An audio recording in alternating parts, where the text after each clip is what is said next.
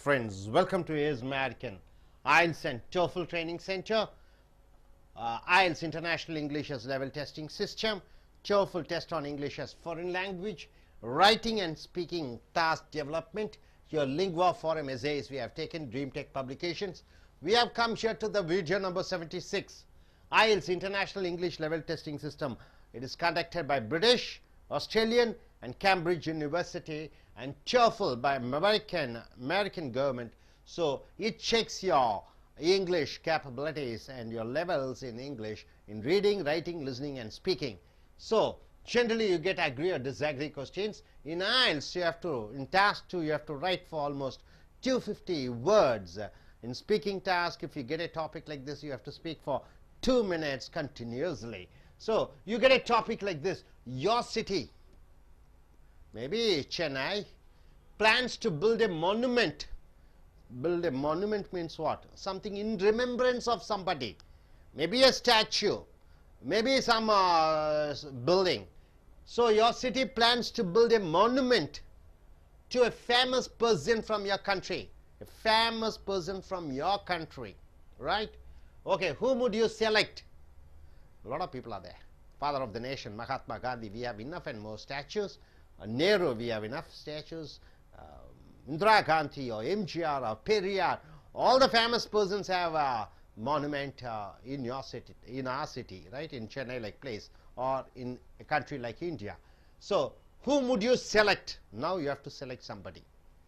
We use specific examples. You have to say the examples and reasons why you have selected this person to erect a monument in name of him.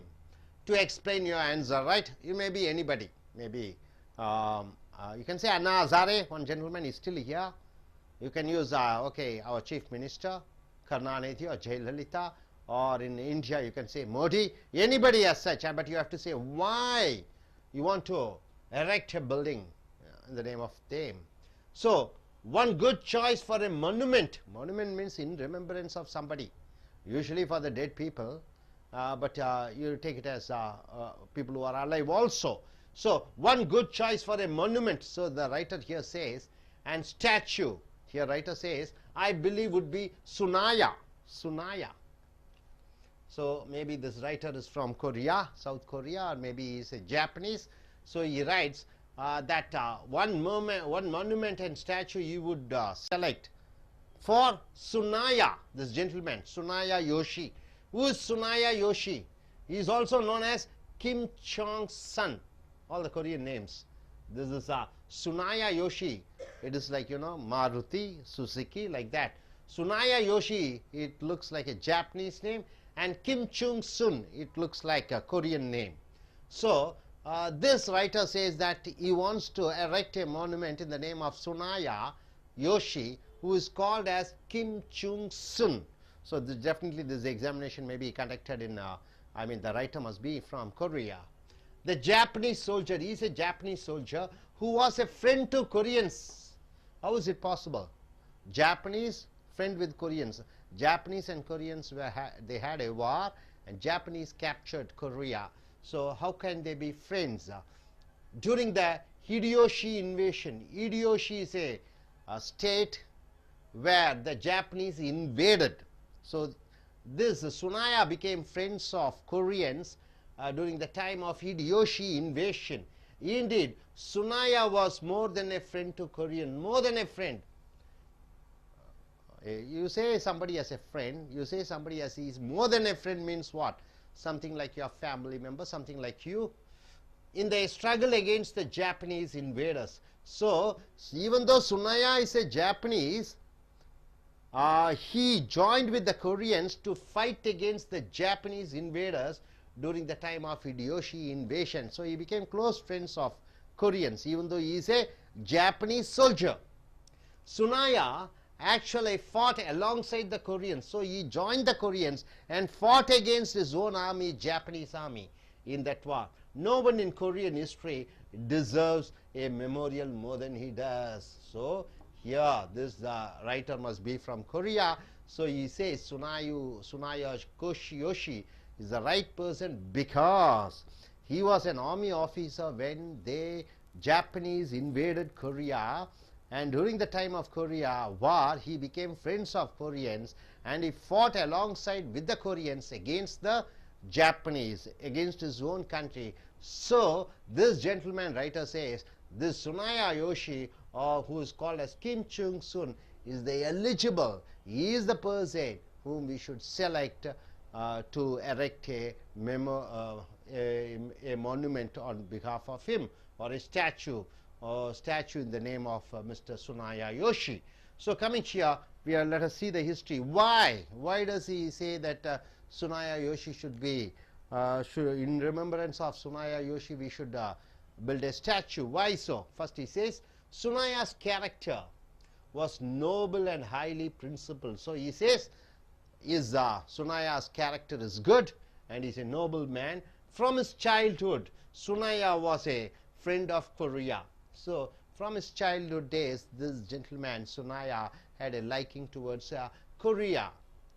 In his early years, he heard about Korea as a peace-loving, highly civilized country.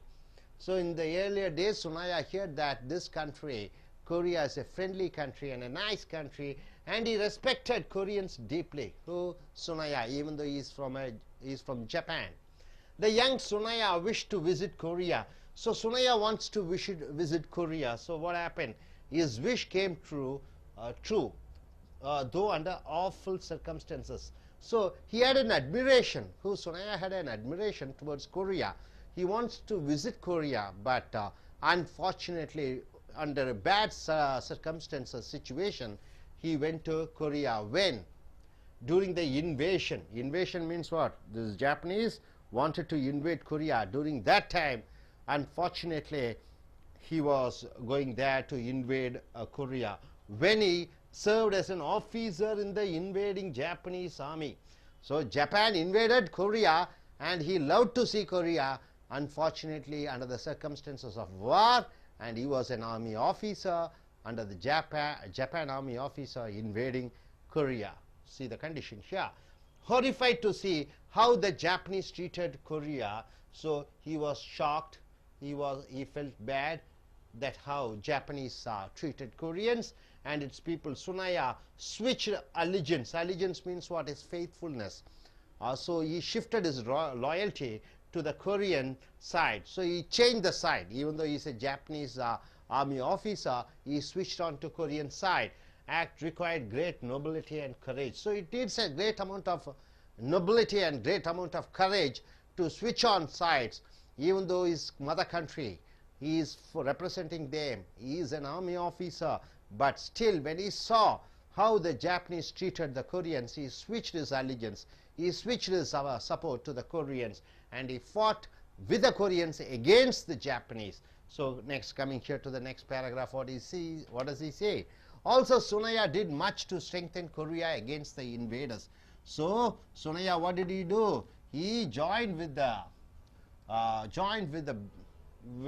Koreans to fight against the Japanese. For example, he made copies of Japanese rifles. So the machinery, the Japanese rifle, the guns. So he made a copy. He told the secrets of how to make the rifles to the Koreans and taught Koreans how to shoot them. So he taught them how to shoot the Japanese. Our king at the time. So this writer definitely must be a Korean. He says our king at the time is King Sunjo.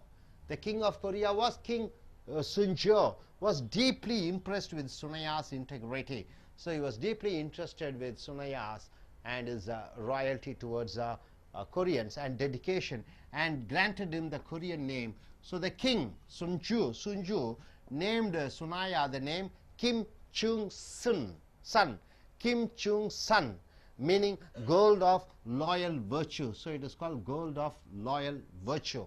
The king also granted him a title of, what is the title he gave the king? Nobility, and made him commander of troops. So he became a general in Korea's army. The king Sunju made him a general for his army along Korea's northern frontier. So northern frontier, he became a military general. So coming here to the final conclusion. So here the writer says, in conclusion, if our ancient king thought so highly of this foreign friend of Korea, So he says that our ancient kings thought so highly about this Korean. Why should we not honor Kim Chung-sun? So he asked, why not? Is there any other better person than Kim Chung-sun? Formerly Sunaya Yoshi, with a monument. If our city has the opportunity to build a statue or a monument to honor a famous person in my country, I will definitely choose Kim Chung-sun. So the writer says he will definitely choose Kim Chung-sun, whose name is Sunaya Yoshi, a Korean, a Japanese. Then he joined with the Korean army. He fought against his own country, Japan. He was made the commander-in-chief.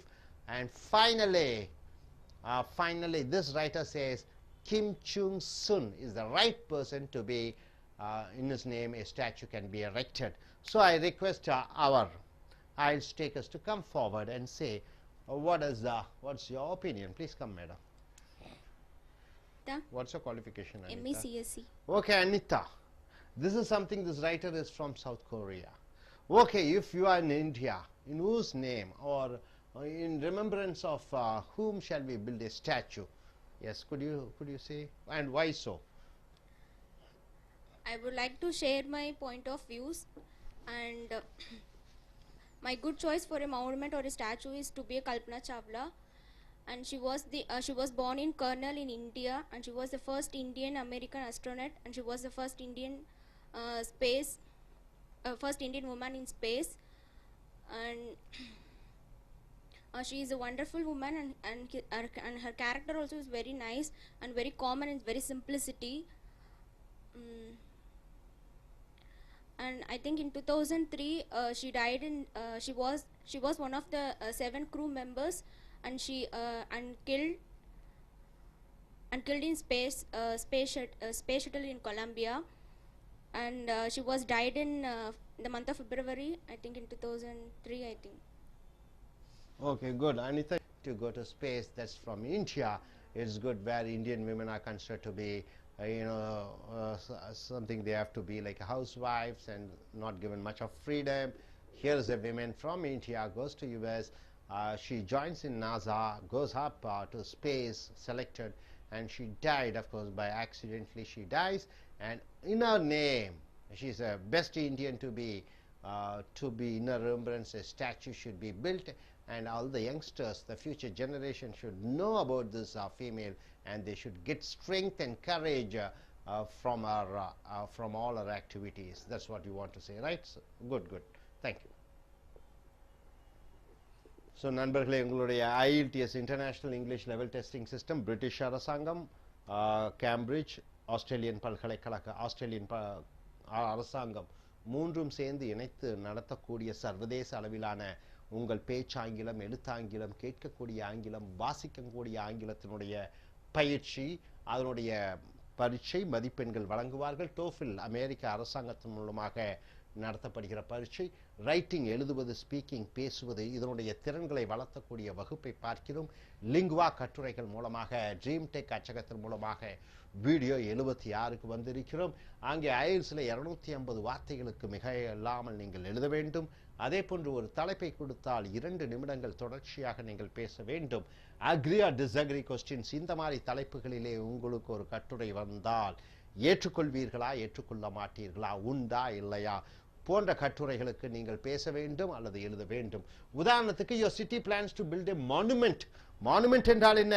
ஒரு நினைவு ஆலயம், to a famous person, புகழ் வாய்ந்த மனிதர்களுக்கு ஒரு கட்டிடம் அல்லது ஒரு சிலை வைக்க வேண்டும். whom would you select? யாரை நீ தேர்ந்தெடுப்பாய்? use specific examples and reasons to explain your answers. நம்ம நாட்டிலே காந்தி, நேரு, இந்திரா காந்தி, தமிழ்நாட்டிலே எம்ஜிஆர், பெரியார், ஏகப்பட்டவர்களுக்கு தலைவர்களுக்கு சிலை வைத்திருப்பதை பார்க்கிறோம்.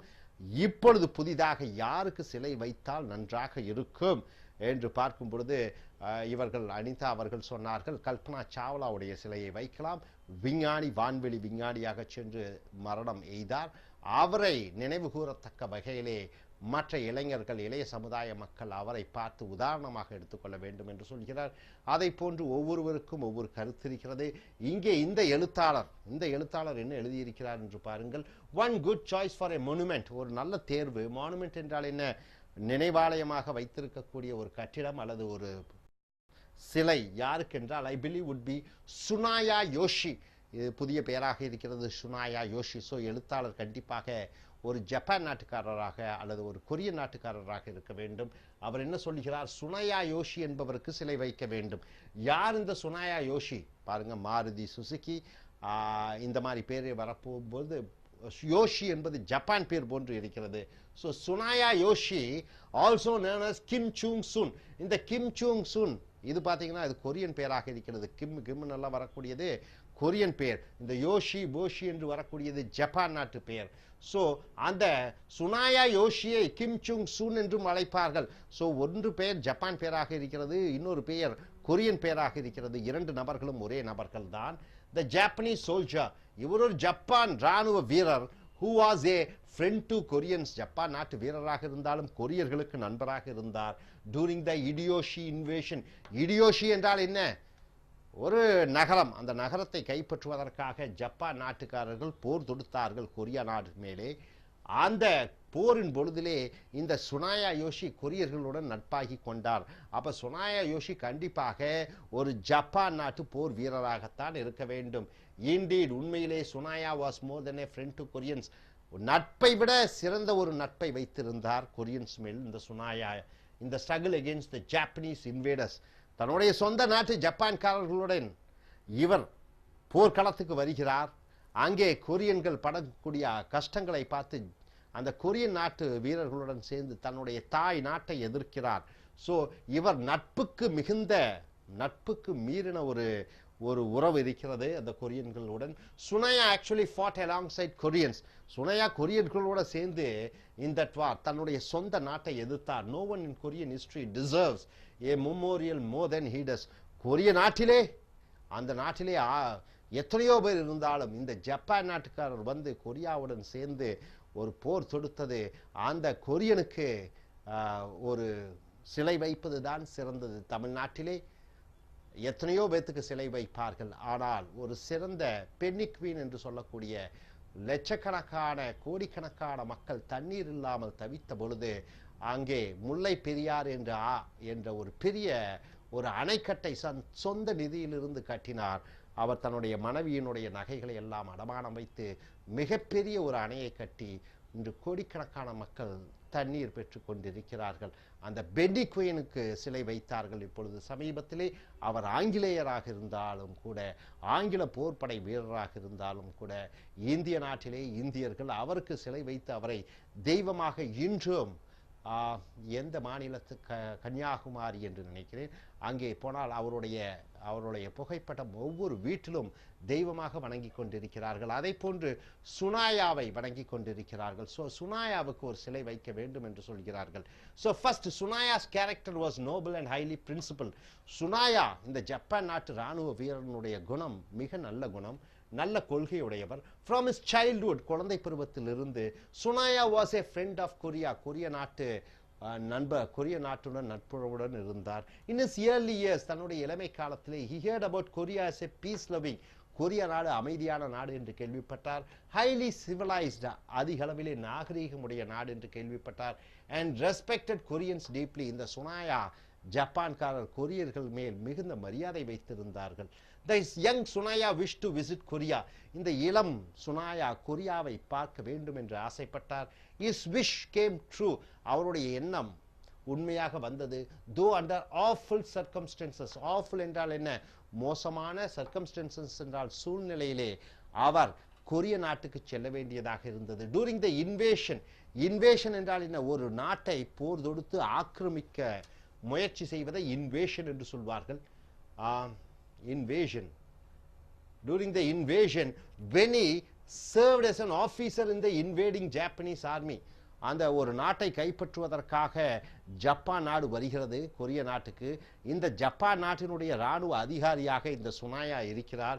Horrified to see how the Japanese treated Korea. Japan நாட்டுக்காரர்கள் கொரியாவை அடிமைப்படுத்தினார்கள், அந்த கொரியர்களை மிக மோசமாக நடத்தினார்கள். அதை பார்த்து சங்கடப்பட்டார் சுனாயா and its people. சுனாயா switched allegiance. Allegiance என்றால் என்ன? தன்னுடைய நேர்மையை மாற்றிக்கொண்டார். தன்னுடைய முழு அதிகாரத்தையும் பலத்தையும் கொரிய நாட்டு பக்கம் அவர் சேர்ந்து கொண்டார். to the Korean side. that act required great nobility and courage. அந்த ஒரு செயல்பாடு சுனாயாவுக்கு மிகப்பெரிய தைரியமும் ஆற்றலும் இருந்தாக வேண்டும். ஸோ அடுத்ததாக பார்க்கும் பொழுது also Sunaya did much to strengthen Korean against the invaders. Japan நாட்டு இராணுவ வீரராக இருந்தாலும் கூட கொரிய நாட்டுக்காரர்களுடன் சேர்ந்து தன்னுடைய தாய் நாட்டுக்கு எதிராக எப்படி சண்டையிட வேண்டும் என்று கொரியர்களுக்கு சொல்லிக் கொடுத்தார். For example he made copies of Japanese rifles. Japan நாட்டு துப்பாக்கியை போன்று வரைபடமாக வரைந்து and taught Koreans, கொரியர்களுக்கு கற்பித்துக் கொடுத்தார். how to shoot them, எப்படி ஜப்பான் நாட்டுக்காரர்களை சுட வேண்டும் என்று கொரியர்களுக்கு கற்றுக் கொடுத்தார். அவர் கிங், அப்ப இந்த எழுத்தாளர் கண்டிப்பாக அவர் கிங் என்று சொல்லும் பொழுது அவர் கொரிய நாட்டுக்காரராகத்தான் இருக்க வேண்டும். அவர் king at the time king Sunchu, அந்த காலகட்டத்தின் பொழுது அந்த கொரிய நாட்டினுடைய ராஜாவாக சுஞ்சு என்பவர் இருந்தார். was deeply impressed என்றால் என்ன, மன மகிழ்வு அடைந்தார். with சுனையாஸ் integrity என்றால் என்ன, நேர்மை, கண்ணியம், கடமை, கட்டுப்பாடு. இதை சுனாயாவினுடைய இந்த நல்ல குணங்களை பார்த்து and dedication, அர்ப்பணிப்பையும் பார்த்து and granted him, அவருக்கு வழங்கினார் the Korean name, கொரியா நாட்டினுடைய பெயர் கிம் சுங் சுன். சுனாயாவுக்கு கிம் சுங் சுன் என்ற பெயர் வழங்கப்பட்டது. மீனிங், அதனுடைய அர்த்தம் என்ன என்று பார்த்தீர்கள் என்றால் gold of loyal virtue. Virtue என்றால் என்ன, நேர்மை. லாயல் என்றால் என்ன, ரொம்ப அதி நேர்மை. கோல்ட், தங்கம். நேர்மைக்கு இவர் தங்கம் என்ற ஒரு பட்டத்தை வழங்கினார். So king Sunchu also granted him, king Sunchu மேலும் வழங்கினார் டைட்டில் ஆஃப் நொபிலிட்டி. நொபிலிட்டி என்றால் என்ன, மேன்மையானவன் என்ற ஒரு பட்டத்தை வழங்கினார். அண்ட் மேட் him, சுனாயாவை என்னவாக சுஞ்சு ஒரு அதிகாரத்தை கொடுத்தார். கமாண்டர், தளபதியாக. ட்ரூப்ஸ், இராணுவ வீரர்களுக்கு தளபதியாக அவரை நியமித்தார். Along Koreans northern frontier. Northern என்றால் வட பிரதேசத்தில் இருக்கக்கூடிய கொரிய நாட்டினுடைய இராணுவ தளபதியாக இந்த சுஞ்சு, சுனாயா என்று சொல்லக்கூடிய ஜப்பான் நாட்டுக்காரர், அவருடைய பெயர் கிம் சுங் சுன் என்று இந்த சுஞ்சு மாற்றினார். இறுதியாக இன் கன்க்ளூஷன், முடிவுரையாக, if our ancient king thought so highly of this foreign friend of Korea, அப்ப இந்த எழுத்தாளர் மறுபடியும் அவர் ஏன்ஷியன் கிங் என்று சொல்லும் பொழுது கண்டிப்பாக அவர் கொரியராக இருக்க வேண்டும். ஸோ எங்களுடைய நாட்டு ராஜா இந்த வெளிநாட்டு நபர் சுனாயா மேல் அவ்வளவு மதிப்பும் மரியாதையும் வைத்திருக்கும் பொழுது why should we not honor him, king Sung Sun? ஏன் சுனாயா என்கிற கிம் சுங் சுன்னுக்கு நாம் மரியாதை கொடுக்கக்கூடாது? Formally Sunaya Yoshi with a monument. Monument என்றால் என்ன, நினைவாலயம். if our city has the opportunity, நம்ம ஒரு மாநகரத்திற்கு, நம் நகரத்திற்கு ஒரு வாய்ப்பு கிடைக்கும் பொழுது ஒரு சிலை வைக்க வேண்டும் என்றால், ஆர் மானுமெண்ட், ஒரு நினைவாலயம் வைக்க வேண்டும் என்றால், to honor a famous person in my country, என்னுடைய நாட்டிலே புகழ் வாய்ந்த ஒரு மனிதனை அவன் ஞாபக சின்னமாக ஏதோ ஒன்று கட்ட வேண்டும் என்றால், I will definitely, நான் உறுதியாக தேர்ந்தெடுப்பேன் கிம் சுங் சுன் என்று சொல்லக்கூடிய சுனாயாவை தான் தேர்ந்தெடுப்பேன். ஸோ நண்பர்களே, ஸோ IELTS and TOEFL சர்வதேச உதாரணங்கள், இன்டர்நேஷனல் எக்ஸாம்பிள்ஸ் தான் ரொம்ப முக்கியமானது. இனி அடுத்து வரக்கூடிய வீடியோக்களில் நாம் மற்ற தலைப்புகளில் நாம் பல கட்டுரைகளை பார்ப்போம். Thank you very much. Dear friends, welcome to AIS American IELTS and TOEFL Training Center. Now you have come here for International English Level Testing System. It is British, Australian and Cambridge oriented examination conducted to check your English in reading, writing, listening and speaking. So in TOEFL, Test on English as Foreign Language, it is American based examination. It checks your same reading, writing, listening and speaking, and they give a score according to your performance. So now we have come here for writing and speaking development skills. It is from Lingua Essays, Forum Essays. We have taken these essays. DreamTech Publications, the video number 77. So in IELTS, if you get it in task 2, you may be asked to write for nearly 250 words. Maybe you get a topic, then you are supposed to speak for nearly 2 minutes continuously. Now the topic here is agree or disagree questions. So what type of questions? Whether you agree or whether you disagree. So according to your judgment, do you agree or do you don't agree with that topic? If you agree, then you have to say why, reasons, examples, with introduction and a conclusion in your writing part and in speaking part also. So coming here, what's the topic here? People have different opinions.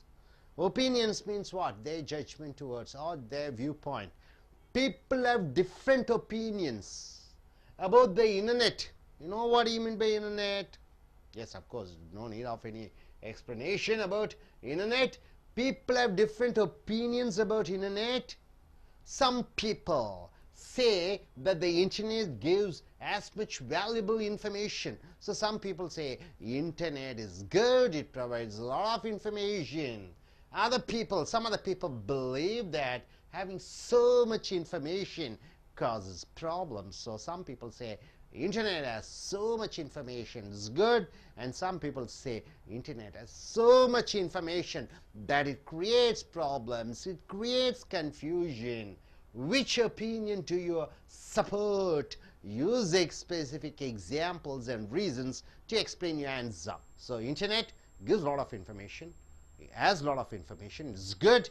Internet has a lot of information which causes a lot of problems and confusion. So which do you agree with? Quite interesting topic, isn't it? Yeah. So the writer over here, it is not my opinion, it is the writer's opinion. Of course, each one of your IELTS takers can tell your opinion, whether you for or against. Now coming here he says the internet, it seems, can provide information on almost anything within seconds. Is it true? You go to Google, you press certain things, whatever you want, within seconds you get information, any information around the world, anything at your desktop. Using a search engine is necessary. One can find information on subjects from all to zoology to so much information is available on the internet, from art to zoology.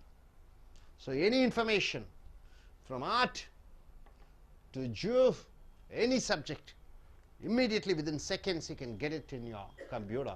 So much information is available on the internet that one risks getting swamped. What do you mean by swamped? Overcrowding. In a flood of news, overcrowd, swamped, a lot of information. You want to go in for selecting about line or something about the history of line and information you want to get, so you get crowded with information. So much of information pouring. Opinion and hard data, you get a lot of data. So there's no question then that access so much information can cause problems. Of course, the lot of information, it creates problems. This is what the writer says. So internet has a lot of information, it creates problem. Internet has a lot of information, it's quite good. So here the writer goes in for saying that internet has a lot of information, but it creates problem, it causes confusion.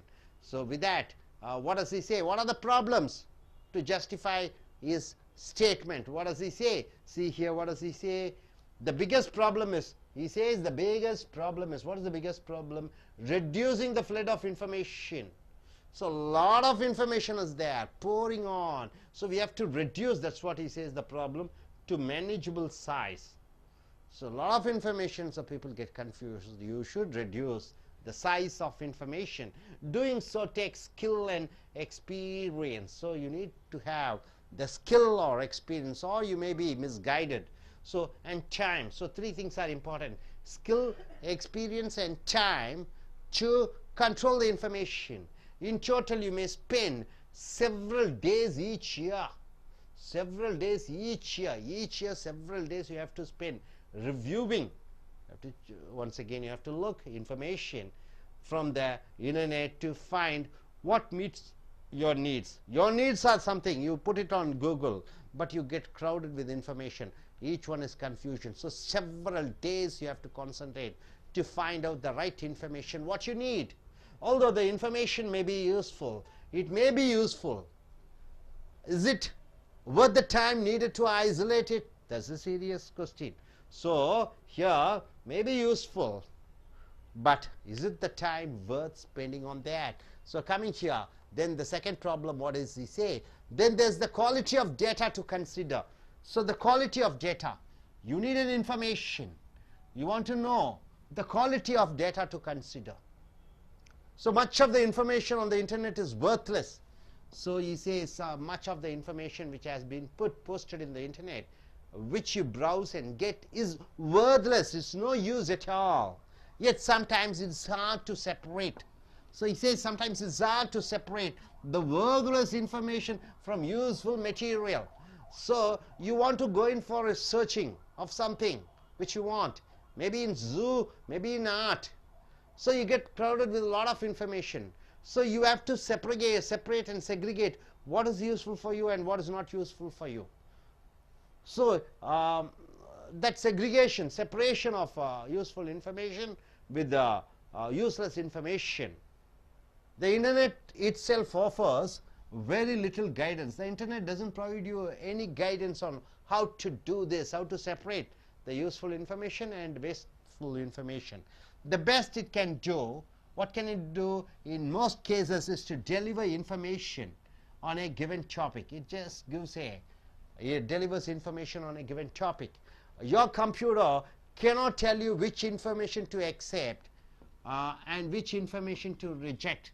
So in internet it just provides the information, but it doesn't say what type of information you have to reject and what type of information you have to accept. The computer doesn't say. That's your job. So you have to separate it, and it can take a lot of time and effort. So this is the one point he goes in for, saying that of course internet has a lot of information which can provide, but it causes problems, it creates confusion. So you have to separate what is good information and what is irrelevant information which is not going to be any useful for you. So you have to separate, and separation of that information takes time, and the computer doesn't say to you, the internet doesn't say to you, it just delivers the information whatever it is posted on the topic. Some information may be false, some may be wrong, some may be misguided, some may be misinterpreted. So it is your duty to separate and segregate it. So here finally he comes to a conclusion by stating that, to sum up, thanks to the internet, he says, yes, fine, we have plenty of information through internet. The trouble is, he says, thanks to the internet, he has goodies to internet, but also he says the problem is we often have too much information. Okay, a lot of information which can be as undesirable, it is not necessary, as too little. Too little is also too bad, too much also is too bad. Too little information is too bad, too much information is also too bad. So we are not in the middle path. That's what he says. That's why I don't want to rely on the internet too much. So the writer says he doesn't want to rely on internet too much because it gives wrong information, it causes problem, it takes time to separate the good information and wrong information. So my dear friends, once again, read the topic properly. Internet, of course, is a boom. Is it, it gives a lot of information. So these information, does it create confusion for the seeker, or is it good for the all these a lot of information? Is it good or is it bad? This is what the topic is. I request the IELTS taker, yes, Miss Aditha, why don't you come forward and tell you what exact qualification? Master in Computer Science. Okay, Master in Computer Science. You're going abroad. You're taking IELTS examination. So what's your opinion about this topic? And where do you stand? I would prefer for internet. Internet is a very useful thing, and we can get lot of information through the internet, and we can browse, we can surf all the informations. We all love laptop and iPods, so the main reason behind that laptop is the internet. So we are spending much more time behind the internet, so we can get more informations, and these are the advantages. And we can chat with our friends also, and we can around the world we can chat, and we can watch the videos, and we can do anything, we can do as much we can, and we can do our research projects also, we can do through the internet. So we can get more information through the internet, and these are the advantages we can say. And disadvantages is also there, but we should be very alert for using internet. Thank you. To get information, right? So when you go in for collecting certain data, certain information, the topic says that you get a lot of information. This lot of information which you get is good, but some people say this lot of information causes problems, causes confusions in the minds of people. So this is what's your opinion? That's what the question is all about. So it's good information, bad information, both is there, but we should separate and we should use it proper in way. Okay, that separation takes time. That separation takes mind confusion for the seeker, because already he doesn't know what it is exactly. So when he is trying, the internet is not saying this is bad information or right information. It is the seeker, it is the finder, it is the browser who have to understand and separate and take what is good and what is bad for him. So anyway, that's the topic. Okay, good. Okay, நண்பர்களே, உங்களுடைய IELTS International English Level Testing System, TOEFL Test on English as Foreign Language ஒரு British பரீட்சை, American பரீட்சை, உங்களுடைய ஆங்கில புலனா ஆங்கில அறிவு, பேசக்கூடியது, எழுதக்கூடியது, கேட்கக்கூடியது, வாசிக்கக்கூடிய திறன்களை சோதிக்கக்கூடிய ஒரு பரீட்சை. ரைட்டிங் அண்ட் ஸ்பீக்கிங், எழுதுவது மற்றும் பேசுவது, இந்த ஸ்கில்ஸ் திறன்களை வளர்த்தக்கூடிய பரீட்சை. லிங்குவா ஃபாரம் என்ற கட்டுரைகள் மூலமாக ட்ரீம் டெக் அச்சகம் பப்ளிகேஷன் மூலமாக வீடியோ நம்பர் 77க்கு வந்திருக்கிறோம். அக்ரி ஆர் டிஸ்அக்ரி கொஸ்டின்ஸ் ஏற்றுக்கொள்கிறாயா, ஏற்றுக்கொள்ள மாட்டாயா? ஸோ இந்த ஐஎல்ஸில் பார்த்தீங்கன்னா எழுதும் பொழுது 250 வார்த்தைகளுக்கு குறைவில்லாமல் எழுத வேண்டும். அதே போன்று பேசும் பொழுதும் 2 நிமிடங்களுக்கு குறைவில்லாமல் சரளமாக நீங்கள் பேச வேண்டும். So agree or disagree questions ஏற்றுக்கொள்கிறாயா, ஏற்றுக்கொள்ள மாட்டாயா என்கிற தலைப்பிலே இந்த மாதிரி ஒரு தலைப்பு வருகிறது. People have different opinions about the internet. Internet, இணையதளத்தை பற்றி மக்களுக்கு பலவிதமான கருத்துக்கள் இருக்கிறது. Some people say that the internet gives us as much valuable information. சில மனிதர்கள் சொல்கிறார்கள், இந்த இணையதளத்தின் மூலமாக பல தகவல்களை நாம் பெறுகிறோம். Other people believe, மற்றைய மக்கள் என்ன நினைக்கிறார்கள், that having so much information causes problem. நிறைய தகவல்கள் வரும் பொழுது அது பிரச்சனைகளை உருவாக்குகிறது. ஸோ இணையதளத்தின் மூலமாக நிறைய தகவல்கள் வருகிறது, நல்லது. இணையதளத்தின் மூலமாக நிறைய தகவல்கள் வருகிறது, அது தீமையை உண்டாக்குகிறது என்று ஒரு சிலர் சொல்கிறார்கள். Which opinion do you support? இதில் எந்த கருத்தை நீ ஆதரிக்கிறாய்? Use specific examples, குறிப்பிட்ட உதாரணங்கள், and reasons, விளக்கங்கள், to explain your answer. உன்னுடைய பதிலை விளக்கத்துடன் நீ விளக்க வேண்டும். அதாவது இன்டர்நெட், இணையதளம் பல தகவல்களை கொடுக்கிறது, அது ஆக்கப்பூர்வமாக உபயோகமாக இருக்கிறது. இணையதளம் பல தகவலை கொடுக்கிறது, அது மக்களை குழப்புகிறது என்று 2 தலைப்பிலே பேச வேண்டும். ஸோ இங்கே இந்த எழுத்தாளர் என்ன சொல்லுகிறார், என்ன எடுத்துக்கொள்கிறார் என்றால், இணையதளத்தின் மூலமாக மக்கள் குழம்புகிறார்கள் என்கிற தலைப்பின் சார்பாக அவர் எழுதுகிறார். உதாரணத்துக்கு த இன்டர்நெட் பாருங்க, அவர் என்ன எழுதியிருக்கிறார். இணையதளம், இட் சீம்ஸ், அது தோன்றுகிறது, கேன் ப்ரொவைட் இன்ஃபர்மேஷன், தகவலை கொடுக்கலாம், on almost anything, எந்த தலைப்பின் கீழ் வேண்டுமென்றாலும், within seconds, நொடி பொழுதுகளிலே, using a search engine, தேடும் அந்த என்ஜின் மூலமாக, அதாவது இந்த கூகுள், யாஹூ என்று one can find information, ஒருவர் தகவல்களை பெற முடியும், on subjects from art to zoology, அப்ப கலை முதற்கொண்டு மனிதவியல் படிப்பு வரைக்கும் எந்த படிப்பை பற்றி வேண்டுமானாலும் தகவல்களை பெறலாம். So much information is available on the internet. அவ்வளவு தகவல்களை இணையதளத்தில் இருக்கிறது. That one risk getting swamped, ஒருவருக்கு ஆபத்து வருகிறது. swamped என்றால் என்ன?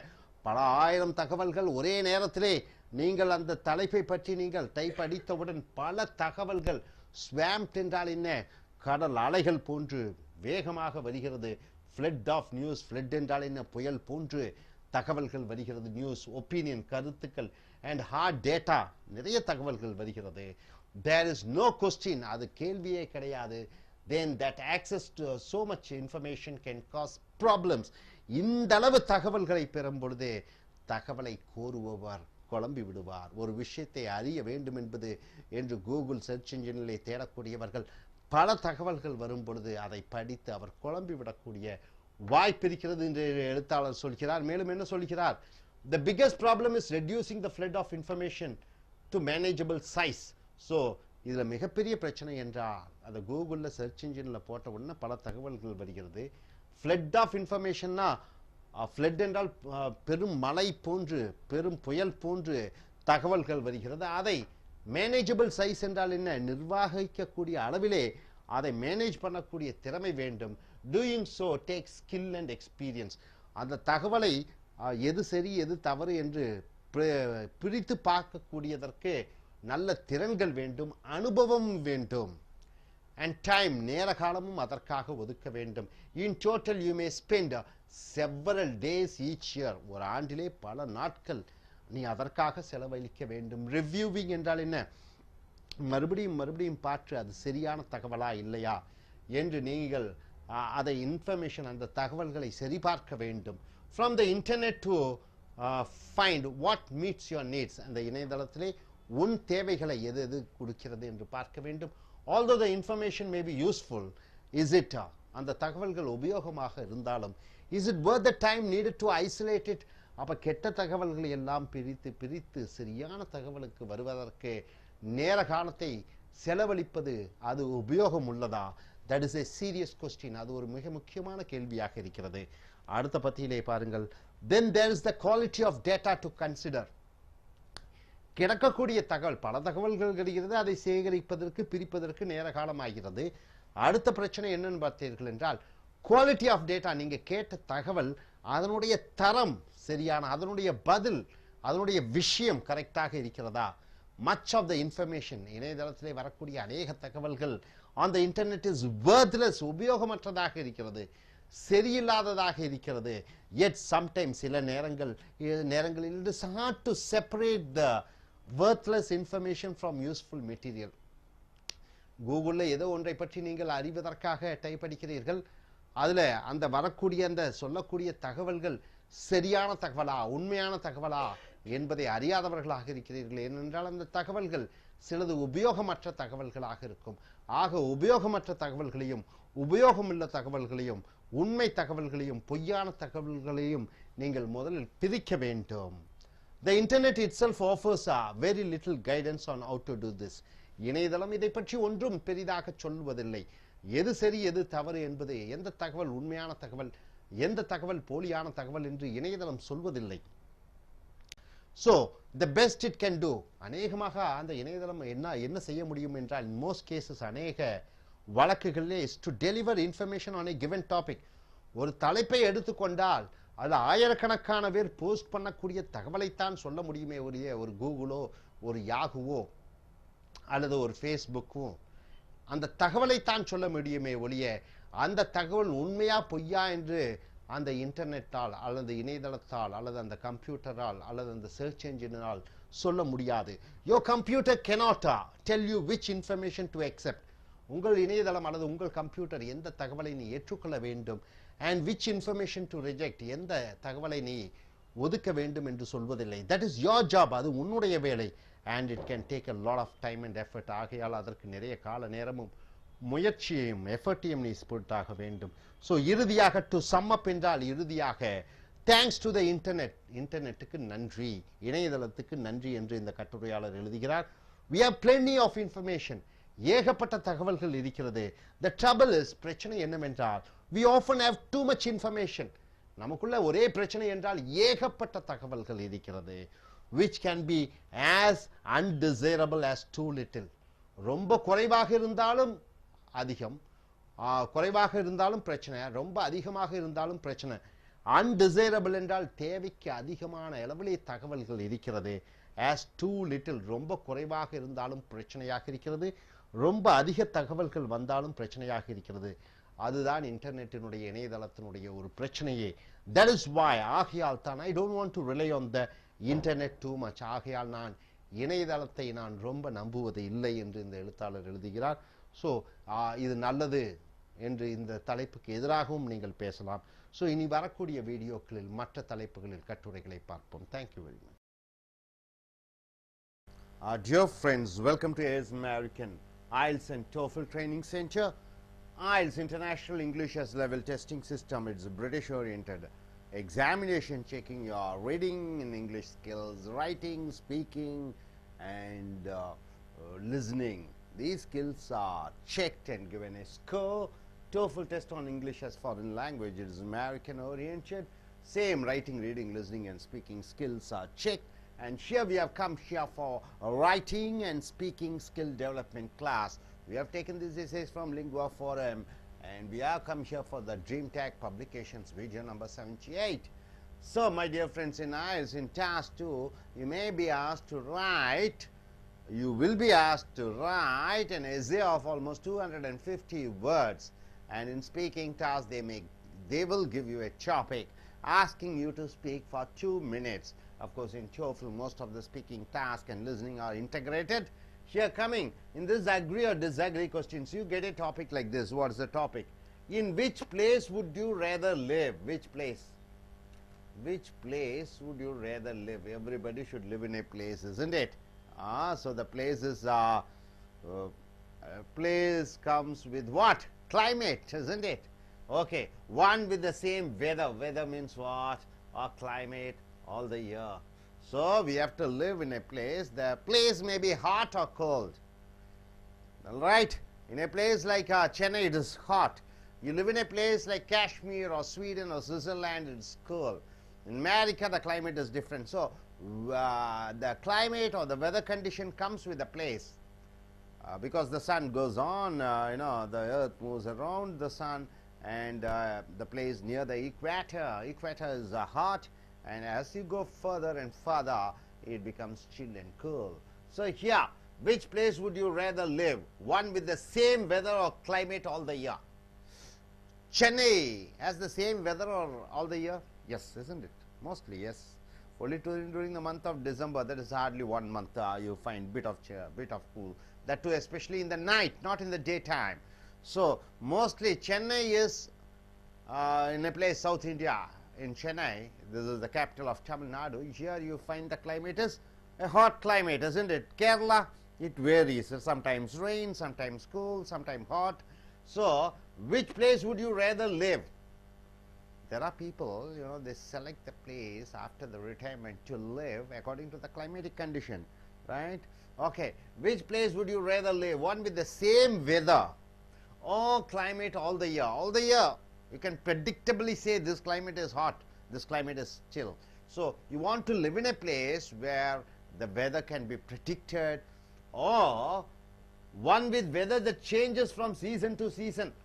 Okay, from season to season, or winter season, summer season, autumn season, and spring season, according to that it changes, the weather changes. You cannot predict when it will rain, when it will be cool, when the hot sun shines. So unpredictable weather condition. Which place do you like to live? Use specific examples and reasons to explain your answer. It's a wonderful topic, isn't it?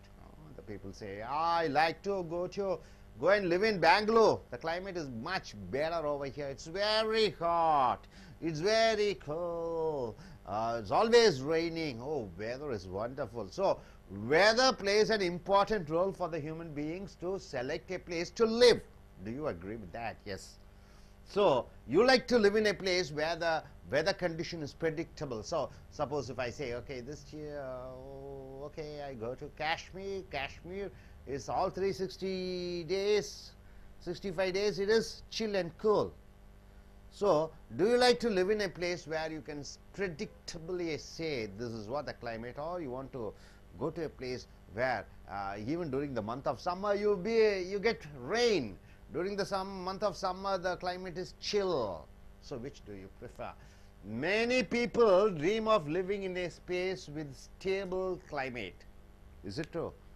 So many people love to live in a space with a stable climate. Means what? The climate is stable. 100% you can say, yes, this is going to be a hot place, this is going to be a cool place. They dislike changes in weather. A human being dislike changes in weather and would like to live where the weather is predictable, always the same. Isn't it so? Is it so? Okay, this climate is like that. So, see, if it's unpredictable, how can I start my business over there? Suppose if I want to start an oil factory, I need sun's rays to dry my product. After that, maybe coconut, okay, coconut oil. For that I need sun, and groundnut oil I need sun. Always if it is raining, rain comes and all those things. If it is unpredictable, I cannot do business.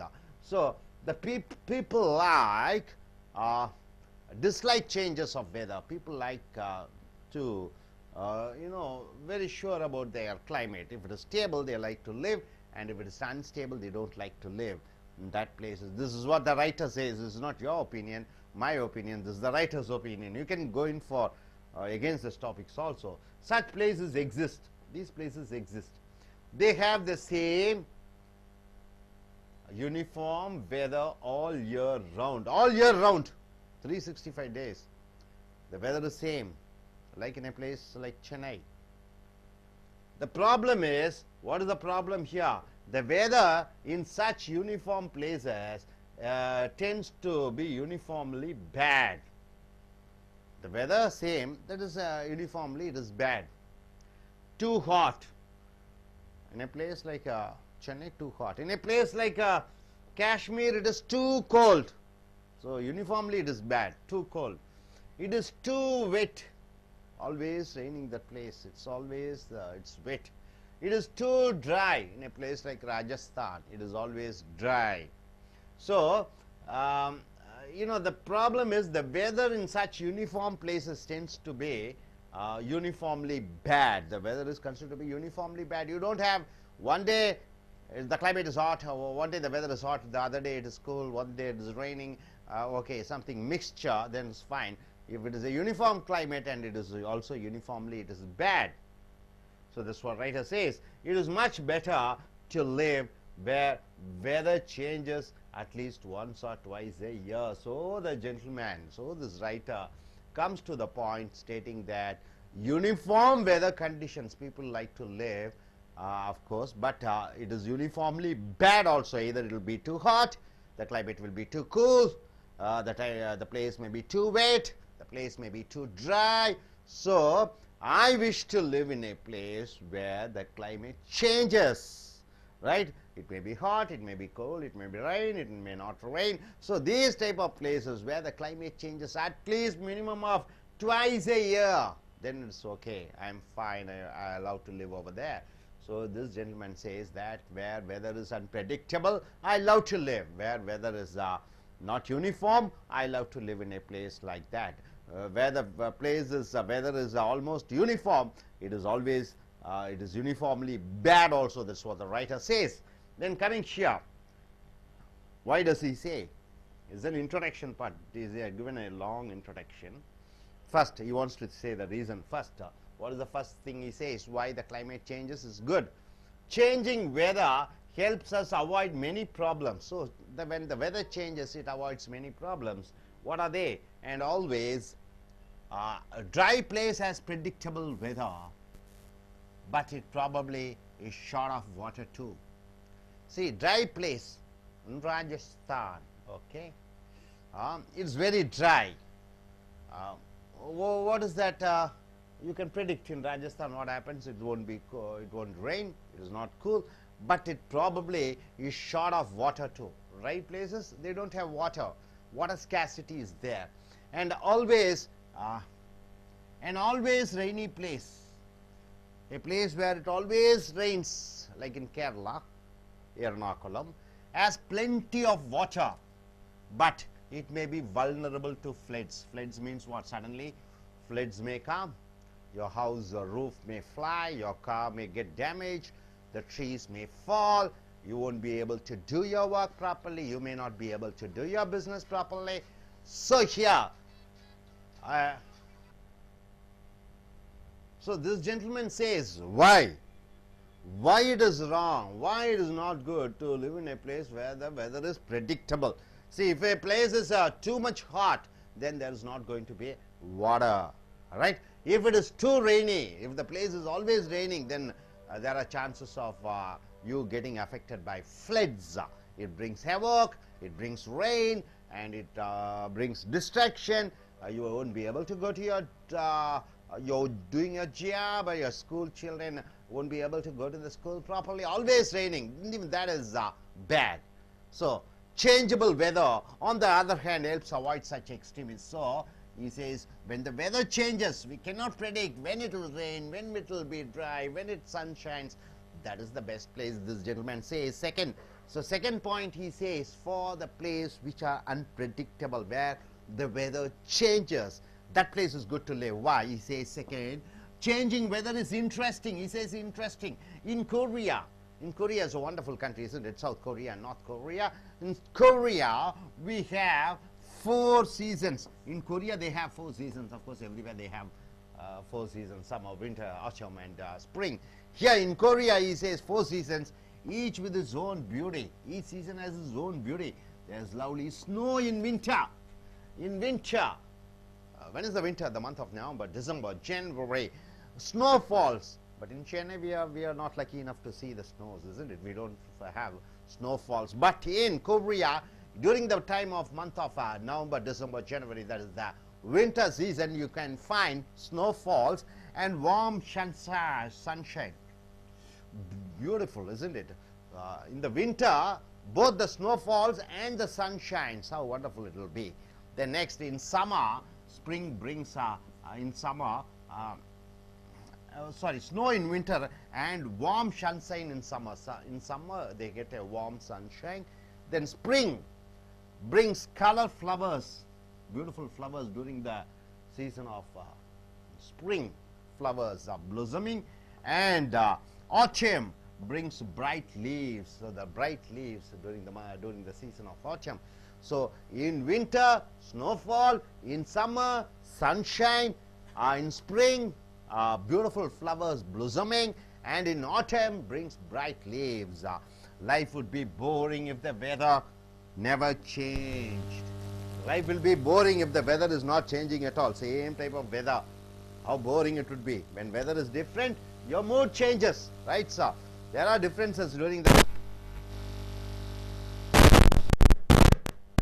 See, when the weather is very hot, you become so tiring.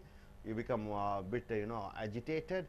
But during the time of chillness or cool, you find so soft. So the weather also, according to the weather, your mood also changes, right, sir? So he says the weather should be changeable. So finally, he comes to a conclusion. To conclude, some climates are more comfortable than others. He says some climates are more comfortable than others. There is no reason to live in a hot desert. Not necessary to live in a hot desert when more moderate climates are available. See, in the desert it's very hot. There are more moderate climates, in the sense not too much of hot or not too much of cold. Likewise, why put up with constantly rainy climates? Why do you want to live in a place where it's always rains? And others have greater variety, when a lot of greater variety of places are there. The more the variety, the better. More the variety means what? The climate keeps on changing, fluctuating. Rain, cools, hot, and all those things keeps on changing. That is why it is best to live where the weather changes often. So this gentleman says, rather than predictable weather, the places where we live in a predictable weather situation, it is better to live in a place where the weather is unpredictable.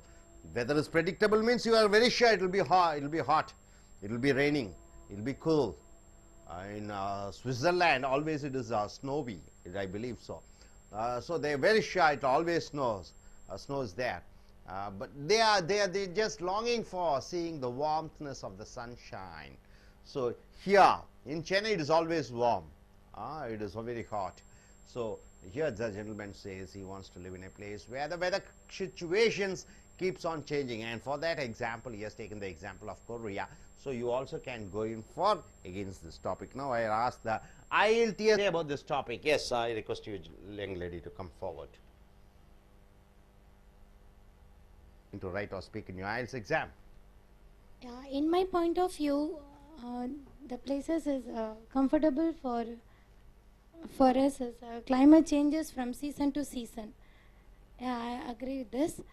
And see, some cultivations are there. Some crops grown in winter season only, some crops grown in summer season, or some crops sown in winter season, harvest in summer seasons.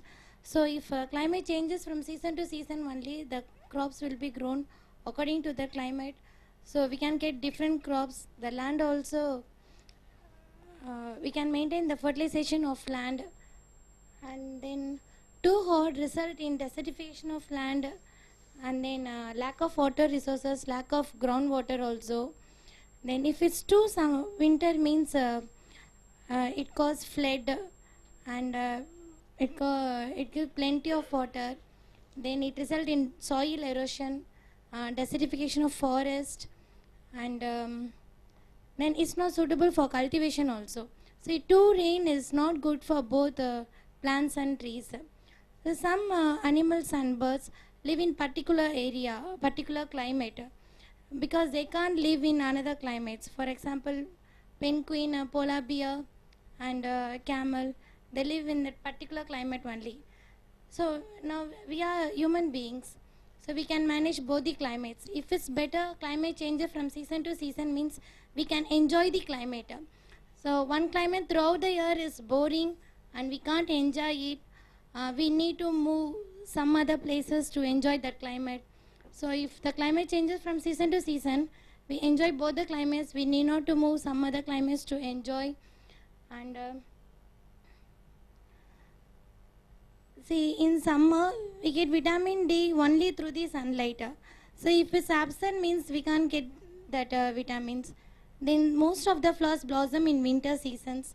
Then most of the living beings live happily in winter seasons. So both the seasons is comfortable if it changes from season to seasons. Thank you. Okay. This is Sendil here. I've done my engineering and now I'm planning to write I.E.L.T.S. During the first week of November. This is about I.E.L.T.S. Speaking test, where the participants are required to speak for 2 minutes after giving a specific topic. If you look at the topic here, the topic is, in which place would you rather live? One with the same weather or climate all the year, or one with the weather that changes from season to season? Use specific examples and reasons to explain your answer. With respect to this question, if you ask me, I would choose a place where the weather changes from season to season, rather than a place where the weather is still all throughout the year. The primary reason being that I, being an outdoor person, would like to experience all the different types of weathers that come across all the 4 different seasons that we call as the spring, the autumn, winter, and the summer. Having been in Chennai for quite a long time, we know that most of the time, all through the year, it is hot.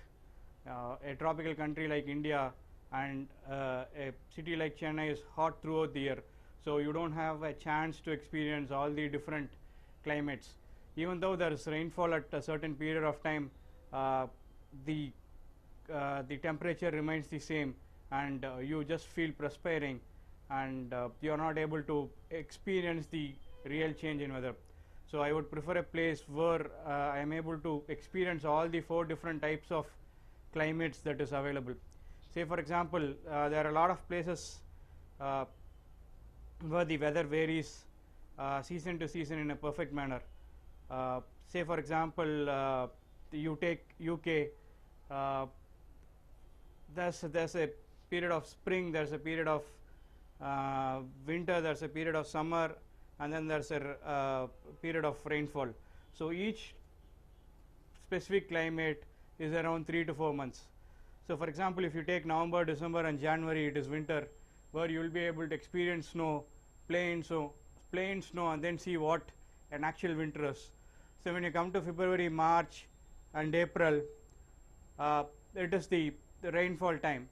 So you get rain, you experience rain, and then you are able to spend your time in the outdoors enjoying the rain. And then after April, if you come to May, June and July, that's your summer, where you experience the hot climate, where your sun rises at early 5 in the morning and then sun sets around 10 or 10:30 in the night. So you have a longer day, and you will be able to spend outdoors and then experience the climate a lot. And then the next 3 months will be your autumn, where that is going to be the onset of your winter. So you try to become aware that your winter is going to come in, and then you try to prepare yourself so that you are able to stay inside your house for a long period of time. So by doing this in a country like this, for example, you are able to experience all the different types of weathers. So you experience how a country would be in summer where it is hot, and then as soon as you go out and do some exercise you start sweating it, and you also experience how rainfall is, you also experience how a spring weather is, and you also experience how a winter is where there is snow, and you are able to enjoy that as well. So basically for those reasons I think it is better to experience the country or live in a country where the weather changes predictably from time to time, rather than a country where the weather is constant throughout the year. Thank you. Very good evening. This is Purushothaman here, and I'm here to say, and my topic is, in which place would you like to live?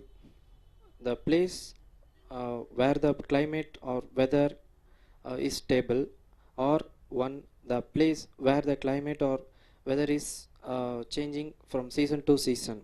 I like to live in a place where the season is changing from season to season, because I need to experience all the seasons, because in each and every seasons it takes some durations, 3 to 4 months. In rainy seasons we can experience the rain, we can enjoy in the outdoors. Then in a cold seasons we can enjoy in same as like in rainy seasons we can enjoy a cold season also. So as like these two, the other seasons also we have some experience, so we must need to experience all these 4 seasons. I'm in Chennai. Here is very stable seasons, are too hot all around the year. First of all, the changing weather helps to avoid many problems. Two dry seasons, it leads to scarcity of water, which is a major problem to lead a day-to-day life, because water is a must to lead a life. Then second thing, very wet seasons. In a rainy seasons we find plenty of waters. It may be vulnerable to floods. Then so changing weather on the other hand, it helps to avoid such extremes. Then yes, sir. So climate changes is must to everyone. So I like to live in a place where the climate changes from season to seasons oftenly, at least once or twice in a year. Yes, thank. Good evening. My name is Anu. I finished my MBA Finance. I'm going to plan Canada. I'm going to write my I.E.L.T.S exam. I agree the topic of changing the season to season, because nowadays people are living in a same place itself. They're liking this season stably, but this is not a proper way or a proper season to live in this place. People want to many of the people are liking different types of climates, like very hot, cool, very wet or dry. We want to enjoy the climate. Really, the climate is very amazing. Of season to season we can able to enjoy the period of that season changing. Many of the people are living in other places, in very cool places, very hot places like desert, very cool places like Ooty, Kodaikanal, dry places and wet places also. For example, I went for Kodaikanal for recently. I have spent 4 days there. I really enjoyed very well. There is some of the tourist, a lot of tourist spots in there in Kodaikanal. For enjoying everyone, a lot of the foreigners also came to spend their time for tourism, where they also enjoy the climate of the changing. At morning the climate was started as a sunrise. There was started a hot climate. After some of the time itself, it started raining. After in night period, it's very cool places in cool place in Kodaikanal. We can't able to guess the climate and season, which season is this.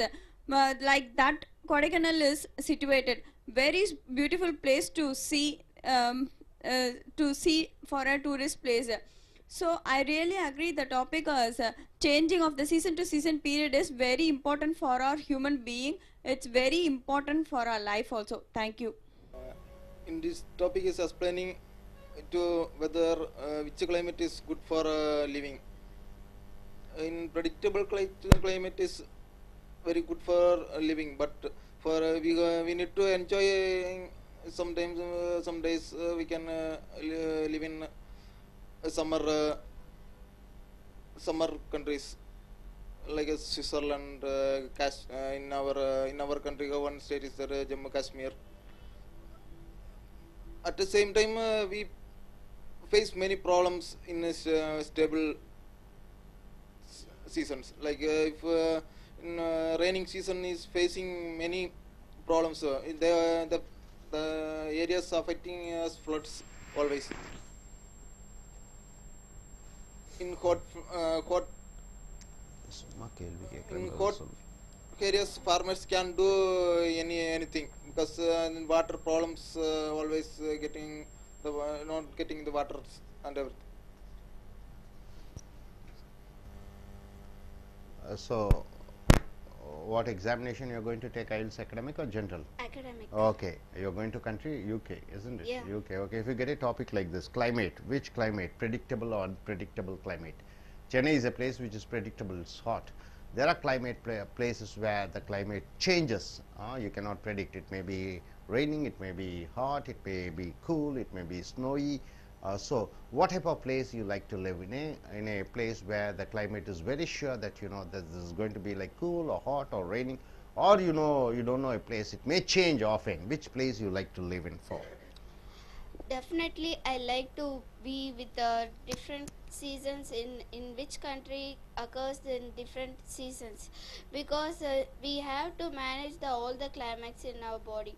So many things, so many energies, vitamins or occurs in our body. So we have to prefer only the different seasons in country, because if you live in some cold places, it has some your body will be freezely, and you cannot do anything, you cannot manage while you going to the sunlight, near the sunlight and everything. The sunlight is occurs, there's so many carbon dioxide and hydrogen, so that you can live in the world. So I preferred only the every season should be is must in our country. So and then I prefer, and one more thing I'm going to tell about the human beings and animals, everything. Yeah, animals also cannot live in only the cold places, because it has some capabilities. Each and every animals and each and every insects are also have some capabilities. If it is a penguin, it should be uh, living in cold places and inside the waters, so that I preferred only the every season. So if any animals want to live in cold places, means you can go there and live in some places. Day by day, for example, in America,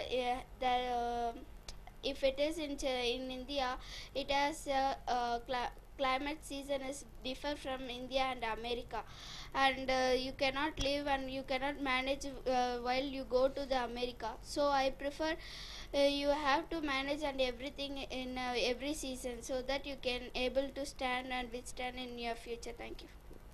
So, let us go in for a Tamil version. நண்பர்களே, எங்களுடைய IELTS international English level testing system British அரசாங்கத்தின் மூலமாக நடத்தப்படுகிற உங்களுடைய ஆங்கில எழுத்து, பேச்சு, கேட்கக்கூடிய, வாசிக்கக்கூடிய திறன்களை சோதிக்கக்கூடியது TOEFL test on English as foreign language அமெரிக்க அரசாங்கத்தின் மூலமாக நடத்தப்படுகிற இந்த பரீட்சை. இதுவும் எழுதுவது, கேட்பது, வாசிப்பது, பேசுவது, இங்கே ரைட்டிங் அண்ட் ஸ்பீக்கிங், எழுதுவது மற்றும் பேசக்கூடிய திறன்களை வளர்க்கக்கூடிய பயிற்சி.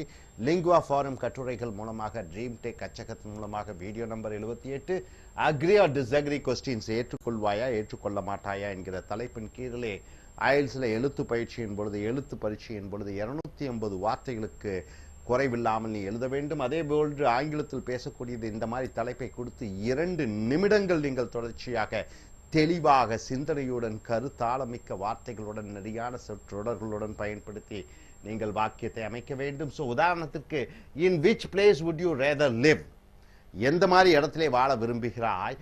One with the same weather. Same weather என்றால் என்ன? வெதர்னா உண்டா இல்லையா, WHETHER. இங்கே வெதர் என்றால் சீதோஷ்ண நிலைமை. தினமும் காலையிலிருந்து இரவு வரைக்கும் மாறிக்கொண்டிருக்கக்கூடிய சீதோஷ்ண நிலைமையை வெதரும். கிளைமேட் என்றால் என்ன? ஒரு 3 மாதம் 4 மாதம் இந்த கோடை மழை காலங்கள், அந்த காலத்தை குறிப்பிடுவது கிளைமேட்டும். கால சீதோஷ்ண நிலைமை, அன்றாடும் சீதோஷ்ண நிலைமையை குறிப்பிடுவது வெதர் என்று சொல்கிறோம். All the year. அப்ப காலை முதல் இரவு வரை, வாரம் முழுக்க, மாதம் முழுக்க, வருடம் முழுக்க இப்படித்தான் அந்த சீதோஷ்ண நிலைமை இருக்கும், இப்படித்தான் அதனுடைய கிளைமேட் இருக்கும் என்று அறிந்து என்று தெரிந்த ஒரு இடத்தில் வாழ விரும்புகிறாயா, அல்லது when one with weather that changes from season to season. Season என்றால் என்ன? சம்மராக இருக்கும். சம்மர் என்றால் அதிக வெப்பம் இருக்கக்கூடிய அந்த நேரத்தில் மழையும் பெய்யும், மழை காலத்திலே வெயிலும் அடிக்கும், பனிக்காலத்திலே வெயிலும் அடிக்கும். ஸோ இந்த மாதிரி அந்த சீதோஷ்ண நிலைமை மாறிக்கொண்டிருக்கக்கூடிய ஒரு இடத்தில் வாழ விரும்புகிறாயா? எந்த இடத்தில் வாழ விரும்புகிறாய் அந்த இடத்தை குறிப்பிடும் பொழுது வித் எக்ஸாம்பிள்ஸ், உதாரணங்களோடும் விளக்கங்களோடும் நீ பதில் சொல்ல வேண்டும். ஸோ இங்கே ரொம்ப சிம்பிள். இப்போ சென்னை போன்ற இடத்துல ஹாட்டான ஏரியா, இங்கே வாழ விரும்புகிறாயா? இல்லை காஷ்மீரில் பார்த்தீங்கன்னா முழுமையாக கூலாக இருக்கும், எப்போவுமே சுவிட்சர்லாந்து எப்போவுமே பனிகள் நிறைந்த இடமாக இருக்கும், அங்கே வெயிலை காண்பது அபூர்வம். அந்த மாதிரி அதுவும் ஒரு மாதிரி ஒரே மாதிரி கிளைமேட் உள்ள இடம். ஸோ இந்த 2 எல்லைகளுக்கு நடுவிலே எந்த நேரத்தில் மழை வரும், எந்த நேரத்தில் வெயில் அடிக்கும், எப்பொழுது குளிர் அடிக்கும் என்று தெரியாத ஒரு மாறுபட்ட கிளைமேட் சீதோஷ்ண நிலைமையுடைய இடத்திலே வாழ விரும்புகிறாயா? ஸோ இங்கே பார்த்தீங்கன்னா இங்கே முதல் பத்தியிலே many people dream of living in a space with stable climate. Stable என்றால் என்ன? அநேக மக்கள் எல்லாம் விரும்புறது என்னன்னா ஸ்டேபிளாக இருக்கணும் கிளைமேட் ஓரளவு நம்பலாம். அப்படி இருந்ததுன்னா அதுக்கு தகுந்தபடி, அந்த இடத்திற்கு தகுந்தபடி அவர்கள் தொழில் ஆரம்பிப்பார்கள், அந்த இடத்திற்கு தகுந்தபடி தங்களுடைய குழந்தைகளை வைத்துக் கொள்வார்கள். So they dislike changes in weather and would like to live where the weather is predictable. அநேக மக்கள் predictable என்றால் என்ன? கண்டிப்பாக சொல்லலாம் மழை பெய்யாது, இந்த மாதிரி ஒரு ப்ரெடிக்ட் பண்ணி சொல்லக்கூடிய ஒரு இடத்துல தான் வாழ விரும்புகிறார்கள். ஸோ எந்த நேரத்தில் மழை வரும் வெயில் வரும்னா இந்த மாதிரி இடத்துல எப்படி நாம் கிரிக்கெட் போட்டியை நடத்த முடியும், எப்படி நாம் சினிமாவுக்கு செல்ல முடியும்? ஸோ பல குழப்பங்கள் இருக்கிறது. ஸோ மக்கள் எதை விரும்புகிறார்கள்? சீதோஷ்ண நிலைமையை எப்படி இருக்கும் என்று உறுதியாக தெரிந்த இடத்தில் வாழ விரும்புகிறார்கள். Always the same such places exist. அந்த மாதிரி இடங்கள் இருக்கிறது. they have the same, அதே மாதிரி uniform weather all year round. வருடம் முழுக்க ராஜஸ்தானில் பார்த்தீங்கன்னா, அல்லது துபாயில் பார்த்தீர்கள் என்றால், கட்டாரில் பார்த்தீர்கள் என்றால் ஒரு சீதோஷ்ண நிலைமையை உறுதியாக சொல்லலாம், வருடம் முழுக்க அப்படித்தான் இருக்கும். ஒரு காஷ்மீரை எடுத்துக்கொள்வோம், ஒரு கொடைக்கானலை எடுத்துக்கொள்வோம், ஒரு வேற என்ன இடத்துல சொல்லலாம், பல இடங்கள் சொல்லலாம். ஆனால் ஜப்பான் போன்ற ஊர்களிலே எந்த நேரத்திலே பூகம்பம் வரும், எந்த நேரத்தில் மழை வரும் என்று தெரியாத ஒரு சூழ்நிலைகள், அந்த சீதோஷ்ண நிலைமை மாறிக்கொண்டிருக்கக்கூடிய நாடான ஜப்பான் உதாரணம். So இங்கே the problem is the weather in such uniform places tends to be uniformly bad. அந்த யூனிஃபார்ம் வெதர் என்று சொன்னால் இந்த சென்னை போன்று அதிக சூடாக இருக்கக்கூடிய இடம். ஸோ இங்கே என்ன பிரச்சனை என்று பார்க்கும் பொழுது, ஒன்று ராஜஸ்தான் போன்ற இடங்கள்ல ரொம்ப சூடாக இருக்கும், டூ கோல்டு. இந்த சுவிட்சர்லாந்து போன்ற ஊர்ல ரொம்ப குளிர்ச்சியாக இருக்கும், டூ வெட். கேரளா போன்ற இடத்துல அடிக்கடி மழை பெய்து மண்ணெல்லாம் ஈரப்பதமாக இருக்கும், எப்பொழுதும் வெட்டாக ஈரப்பதமாக இருக்கும், டூ ட்ரை. ரொம்ப காய்ந்து போன ஒரு இடமாக இருக்கும், மழையே பெய்யாமல். உதாரணத்திற்கு ராமநாதபுரம் மாவட்டம் என்று சொல்வார்கள், திருநெல்வேலி மாவட்டம் என்று சொல்வார்கள், மழையே பெய்யாது, ஏதோ ஒரு மாதம் பெய்யும். ஸோ இந்த மாதிரி இடத்துல யூனிஃபார்ம் வெதர் இருக்கக்கூடிய, அதாவது சரியாக அந்த சீதோஷ்ண நிலைமை இருக்கக்கூடிய இடத்துல சரியான சீதோஷ்ண நிலைமை மோசமாகவும் இருக்கும். For several reasons it is much better to live. So இந்த எழுத்தாளர் சொல்கிறார் இது சிறந்ததாக இருக்கும் வாழ, where weather changes at least once or twice a year. ஒரு வருடத்திற்கு மழையும் பெய்யும், வெயிலும் அடிக்கும், குளிரும் இருக்கும், ஜூடாகவும் இருக்கும். இப்படி மாறி மாறி இருக்கக்கூடிய இடங்கள் வாழ்வதுதான் சிறந்தது என்று இந்த எழுத்தாளர் சொல்கிறார். ஸோ அடுத்ததாக அதற்கு காரணங்கள், விளக்கங்களை சொல்கிறார். First, changing weather helps us avoid many problems. இந்த சீதோஷ நிலைமை மாறுவதனால் காரணத்தினாலே நமக்குள் இருக்கக்கூடிய பல பிரச்சனைகள் மறைந்து விடுகிறது. And always dry place has predictable weather. Dry place என்றால் என்ன? ராஜஸ்தான் போன்ற இடத்துல உங்களுக்கு கண்டிப்பாக தெரியும் எப்படி இருக்கும் சீதோஷ்ண நிலைமை என்று. உதாரணத்திற்கே நீங்கள் எந்த ஊரில், ஸ்வீடன் எடுத்துக்கோங்க, சுவிட்சர்லாந்து எடுத்துக்கோங்க. சுவிட்சர்லாண்டில் எப்படி இருக்கும் நீங்கள் உறுதியாக சொல்ல முடியும். But it probably is short of water too. இங்கே பாருங்கள், ராஜஸ்தானில் நல்ல சூடாக இருக்கிறது. அங்கே என்ன இருக்கும்? ரொம்ப மழையே பெய்யாது, தண்ணீர் பற்றாக்குறை இருக்கும். அதே போல் and always rainy place has plenty of water. கேரளாவிலே அதிக அளவிலே தண்ணி இருக்கிறது, மழை பெய்கிறது, அதிக அளவு தண்ணி இருக்கிறது. But it may be vulnerable to floods. Floods என்றால் என்ன? புயல் அடிக்கலாம், பெருமழை பெய்து உங்கள் வீட்டிலே தண்ணீர் புகலாம், காரை அடிக்கலாம்.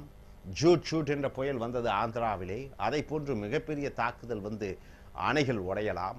ஆபத்துகள் நிறைந்ததாக இருக்கிறது. Changeable weather on the other hand helps avoid such extremes. இந்த சேஞ்சபிள் என்றால் என்ன?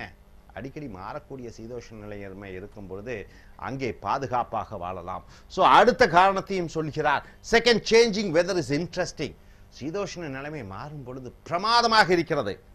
இன்றைக்கு கடுமையான மழை, நாளைக்கு கடுமையான வெயில், அதுக்கு அடுத்த நாள் கடுமையான மழை பெய்கிறது, அதற்கடுத்த நாள் கடுமையான ஒரு குளிர்ச்சியாக இருக்கிறது. ஸோ இந்த சேஞ்சிங் வெதர் இஸ் இன்ட்ரெஸ்டிங், ஆர்வமாக இருக்கிறது. இன் கொரியா நாடு அருமையான நாடு. We have four seasons, 4 காலங்களாக இருக்கிறது. Each with its own beauty. ஒவ்வொரு காலங்களும் அதனுடைய அழகை காண்பிக்கிறது. There is lovely snow in winter. Winter என்றால் என்ன? பனிக்காலத்திலே பனிகள் கொட்டுகிறது. சென்னையிலே பனி கொட்டி நாம் பார்ப்பதில்லை, ஊட்டியில் கூட பார்ப்பதில்லை, காஷ்மீரில் இது கொடைக்கானல் கூட பார்க்க முடியாது. ஆனால் கொரியாவிலே பனி காலத்திலே, மழை காலத்து, அந்த வின்டர் சீசன்ல பனி கொட்டும். Warm sunshine in summer. வெயில் காலத்திலே, கோடை காலத்திலே வெயில் அடிக்கும். Spring brings colour flowers. Spring என்றால் என்ன? வசந்த காலத்திலே மலர்கள் பூத்து குலுங்கும். And autumn bring leaves, bright leaves. அப்ப இலையுதிர் காலம், இளவேநீர் காலம். இந்த காலத்திலே செடிகள் புதிதாக இலை உதிர்ந்து புதிய இலைகள் வர ஆரம்பிக்கும். Life would be boring if the weather is never changed. அந்த சீதோஷ நிலைமை மாறாமல் எப்பொழுதும் ஒரே மாதிரி இருந்து விட்டால் வாழ்க்கை அலுப்படைந்து விடும். குளிராக இருக்கும்போது மனநிலை சந்தோஷமாக இருக்கிறது, ரொம்ப சூடாக இருக்கும் பொழுது மனநிலை கோபத்துடன் இருக்கிறது. பனி பெய்யும் பொழுது மனது குழந்தை போன்று துள்ளி விளையாடுகிறது. ஸோ வாழ்க்கை இந்த சீதோஷ நிலைமை மாறும் பொழுது இன்பகரமாக, மகிழ்ச்சிகரமாக, குழந்தைத்தனமாக மாறுகிறது. ஒரே மாதிரி இருக்கக்கூடிய கிளைமேட்டில் வரும் பொழுது வாழ்க்கை அழுத்து விடுகிறது. ஸோ இறுதியாக இது என்ன சொல்கிறார்? டு கன்க்ளூட், முடிவுரையாக, some climates are more comfortable than others. சில சீதோஷ்ண நிலைமை ரொம்ப அருமையாக இருக்கிறது. கிளைமேட் எப்படி இருக்கிறது? கிளைமேட் நன்றாக இருக்கிறது, ரொம்ப சூடாக இருக்கிறது அப்படின்னு சொல்லிட்டே இருப்பாங்க. எப்போ யாரை பார்த்தாலும் இந்த சீதோஷ்ண நிலைமையை பற்றி தான் கேட்பார்கள். மழை பெய்கிறதா, மழை பெய்ததா, குளிர் அடிக்கிறதா. ஸோ சில கிளைமேட்டுகள் வந்து சீதோஷ்ண நிலைமை ஒன்றை விட இன்னொன்று சௌகரியமாக இருக்கும். There is no reason to live in a hot desert when more moderate climates are available. பாலைவனத்தில் வாழ வேண்டிய அவசியம் இல்லை. கடுமையான ஜூடு, தண்ணீர் இல்லை, எங்கு போனாலும் மண் புழுதி, அங்கே வாழ வேண்டிய அவசியம் இல்லை. சராசரி கிளைமேட் உள்ள இடங்கள் இருக்கும் பொழுது, likewise why put up with constantly rainy climates? ஏன் 24 மணி நேரமும் மழை பெய்து கொண்டிருக்கக்கூடிய இடங்களிலே வாழ வேண்டும்? when others have greater variety, வெயில் அடிக்கக்கூடிய இடங்களும் இருக்கிறது, நீ ஏன் அங்கே வாழ வேண்டும்? the more variety the better. பல வகையான சீதோஷண நிலைமை இருக்கும் பொழுது அது சிறந்தது. that is why it is best to live where the weather changes often. எங்கெல்லாம் சீதோஷண நிலைமை மாறுகிறதோ அந்த மாதிரி இடங்களிலே வாழ்வது சிறந்தது. hope you are able to understand. Are you clear? Okay, fine. Do you agree with this point? The Climate has a direct relationship with your mood, mentality. So the hotter the climate, the uniform the climate, life gets bored up. When the climate changes, then what happens? You find so life interesting. So with this, we shall go in for the next topic. Yes, sir. Dear friends, welcome to AILTS American IELTS and TOEFL Training Center. IELTS International English as Level Testing System conducted by British Government, Australian Government and Cambridge University. TOEFL test on English as Foreign Language conducted by American Government, checking on 4 skills: your reading in English, writing in English, listening in English and speaking in English. Now we have come here to writing and speaking task development. So it is from Lingua Forum Essays, DreamTech Publications, video number 79.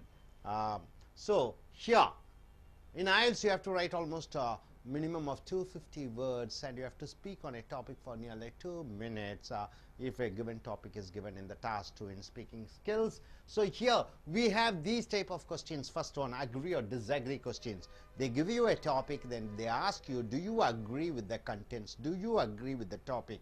Or do you disagree with the topic? If you say you are agreeing with the topic, then you have to say give the reasons and examples for why you agree with the topic. And if you disagree, same thing which you have to do. Now coming here to the question here, there are many ways to relieve a stress. What do you mean by stress, sir? Lavanya, what do you mean by stress? Pressure. What do you mean by pressure? Stress. When you want something and if you don't get it, then you feel a sense of emotion, getting frustration or irritation or some negative emotions. That is called stress. When you want her to act like what you want, and if she doesn't do that, then you get stress, right? When you want to finish your work within a particular time, if you are unable to finish that work within the stipulated time, you get a feeling, you get an emotion, a negative emotion. It is called stress. That is called stress. Nowadays people are very much acquainted with this so-called feeling or emotion called stress. Job stress, family stress, business stress, work pressure, all those things. So relieve means what? To get away from stress. To get away from stress, there are many ways to get away from stress. In this competitive world, when the world is fast going, you have to keep up with the pace, keep up with the speed of this world. So you get certain amount of pressure. That is called stress. How to relieve the stress? How to get away from the stress? Some people read. Some people read. Some people do exercise to get away from the stress. What do some people do? They do certain exercise, and still others work around their homes. So some people work in their homes. So which and why would you prefer to relieve? Which and what way? Which way or which way would you prefer to relieve stress?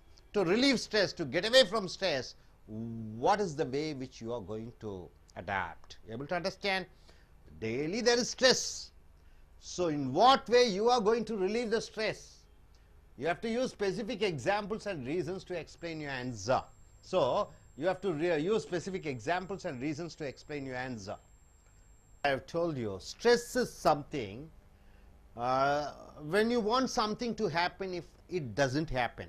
When you want somebody to do as you wish, if they don't do, then you get a negative feeling. It is called stress. Nowadays people say in computer, in software engineers or the people in various business, they say I'm stressed, I'm stressed, I'm stressed. So how do you relieve?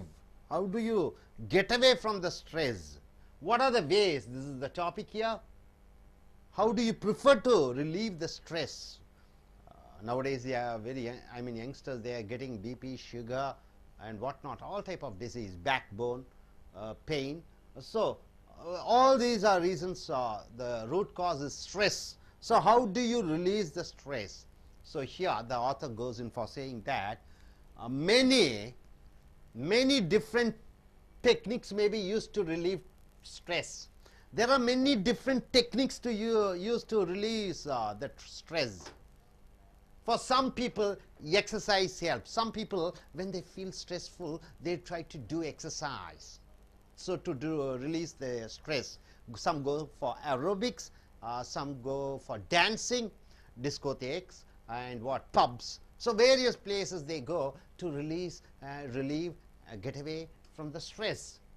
Other people find that music replaces a stressful mood. When you are stressed, you go in for listening to music, Rahman or whatever the music musician is. You hear that music songs with a more relaxed state of mind. It brings a relaxed state of mind. One avenue means what? Way of releasing from stress is, however, is not widely practiced. So this author says there's one way to release the stress in a very simple way. What is it? Is nonetheless. What do you mean by nonetheless? Nonetheless, which is not less important. It is very important. Effective. What is that effective way of releasing the stress? Writing about one's inner discomfort. So the discomfort, the discomfortability, or the uneasiness inside you that causes stress, and to get away, to release this discomfortability, what you have to do, you go in for writing all your problems. When you start writing, your stress and everything goes off. So this gentleman, this writer, chooses one way to release the stresses: writing on your discomforts, writing down your uneasiness, writing down all your problems. That releases your stress. I don't know how many of you agree with this, but each one has their own way of releasing your stress. Some do exercise, he says, some go for dancing, some listen to music, some go for drinking, some do exercise. So what is your ways? And here the writer says it is always good to go for writing your discomfortability. Able to understand, sir? Are you clear? Introduction part. So now we comes to the main part. Why he has chosen writing to release the discomfortability? So here, this is because there's tremendous relief in putting one's anxieties. What do you mean by anxieties, sir? Anxieties. Very important word. See, tomorrow examination result is there. You are a 12th or a BE student. Tomorrow the examination results is there. One's anxieties. What do you mean by anxieties, sir? See, tomorrow your +2 result is coming. You may be wondering whether I'll get a good mark or low mark or high mark. That fear of expecting something, it is called anxiety. Eager is different than anxiety is different. Anxiety is you are expecting in a negative way. That is called anxiety. So to putting in one's anxieties, relief in putting one's anxieties down on paper. On paper you are writing all your anxieties, all your negative thoughts or negative expectations. In many cases, anxiety seems less formidable. Formidable means what? Importance. Less formidable means what? Less importance. So when you start writing, all your anxieties become lesser, less importance. Till then you are expecting all those things in negative and you are giving a lot of importance for that. And once you start writing in paper, it becomes less formidable. Formidable means what? Important, less important. So here, when reduced to a few written words, so all your mental problems you are writing in few written words. What happened? Writing down the source of one's worries. What do you mean by source? The base of one's worries. What is your base? Your base means the reason, the important thing for all your worries also forces on into a mode of thought that may yield a solution. So this may yield means what? Give a solution. Give a solution. So when you start writing all your problems in a paper, it gives a solution. So coming here to the problem. Next, because writing is a formal linear activity. What do you mean by linear? All your engineering students are there. What do you mean by linear? Anybody? Linear activity. Linear. One, if you do, some other thing will result. That is called linear, continual. Linear activity in which one step leads to another and then another. So one, something, it's all connected, linear, connecting and going on. It may encourage the writer to think of successive steps to deal with the difficulty. So the dealing with the difficulty is the problem, how to deal with the problem. So you get a solution by writing on a paper, right? Stress relief, stress buster. What do you mean by buster? You just burst out, release all your anxieties, that is called. So writing all the mental problems, all the anxieties in a paper is a good solution. That's what he says. For example, he says, imagine a man has a trouble with his family. So generally a problem will occur financially or with family, relationship. Mostly a man is happy or man is unhappy because a relation which he has, which he gives much importance, somewhere the problem is there in the relationship. Only then a man becomes stressful, or man or woman becomes what is that, they have some that problems like stress and everything, just because of the relation, not because of money. Money doesn't matter at all. A relationship which he thinks the most important, and then that somewhere the relationship has some problem, a man or a woman becomes stressful and unhappy. So here, for example, imagine a man has a trouble with his family. He writes down the nature of his trouble. So what's the problem with my wife, or what's the problem with my girlfriend, what's the problem with my husband? He or she writes down. Then he thinks of possible means to resolve it. Then he comes to a point, how can I solve it? Maybe a marriage counselor can help. So he goes for a marriage counselor. He writes in the paper. What does he write? So I cannot solve the problem. Maybe somebody else who's expert, who's an expert in this field, like a counselor. Counselor means what? A person who advises, and a person who's good at one thing.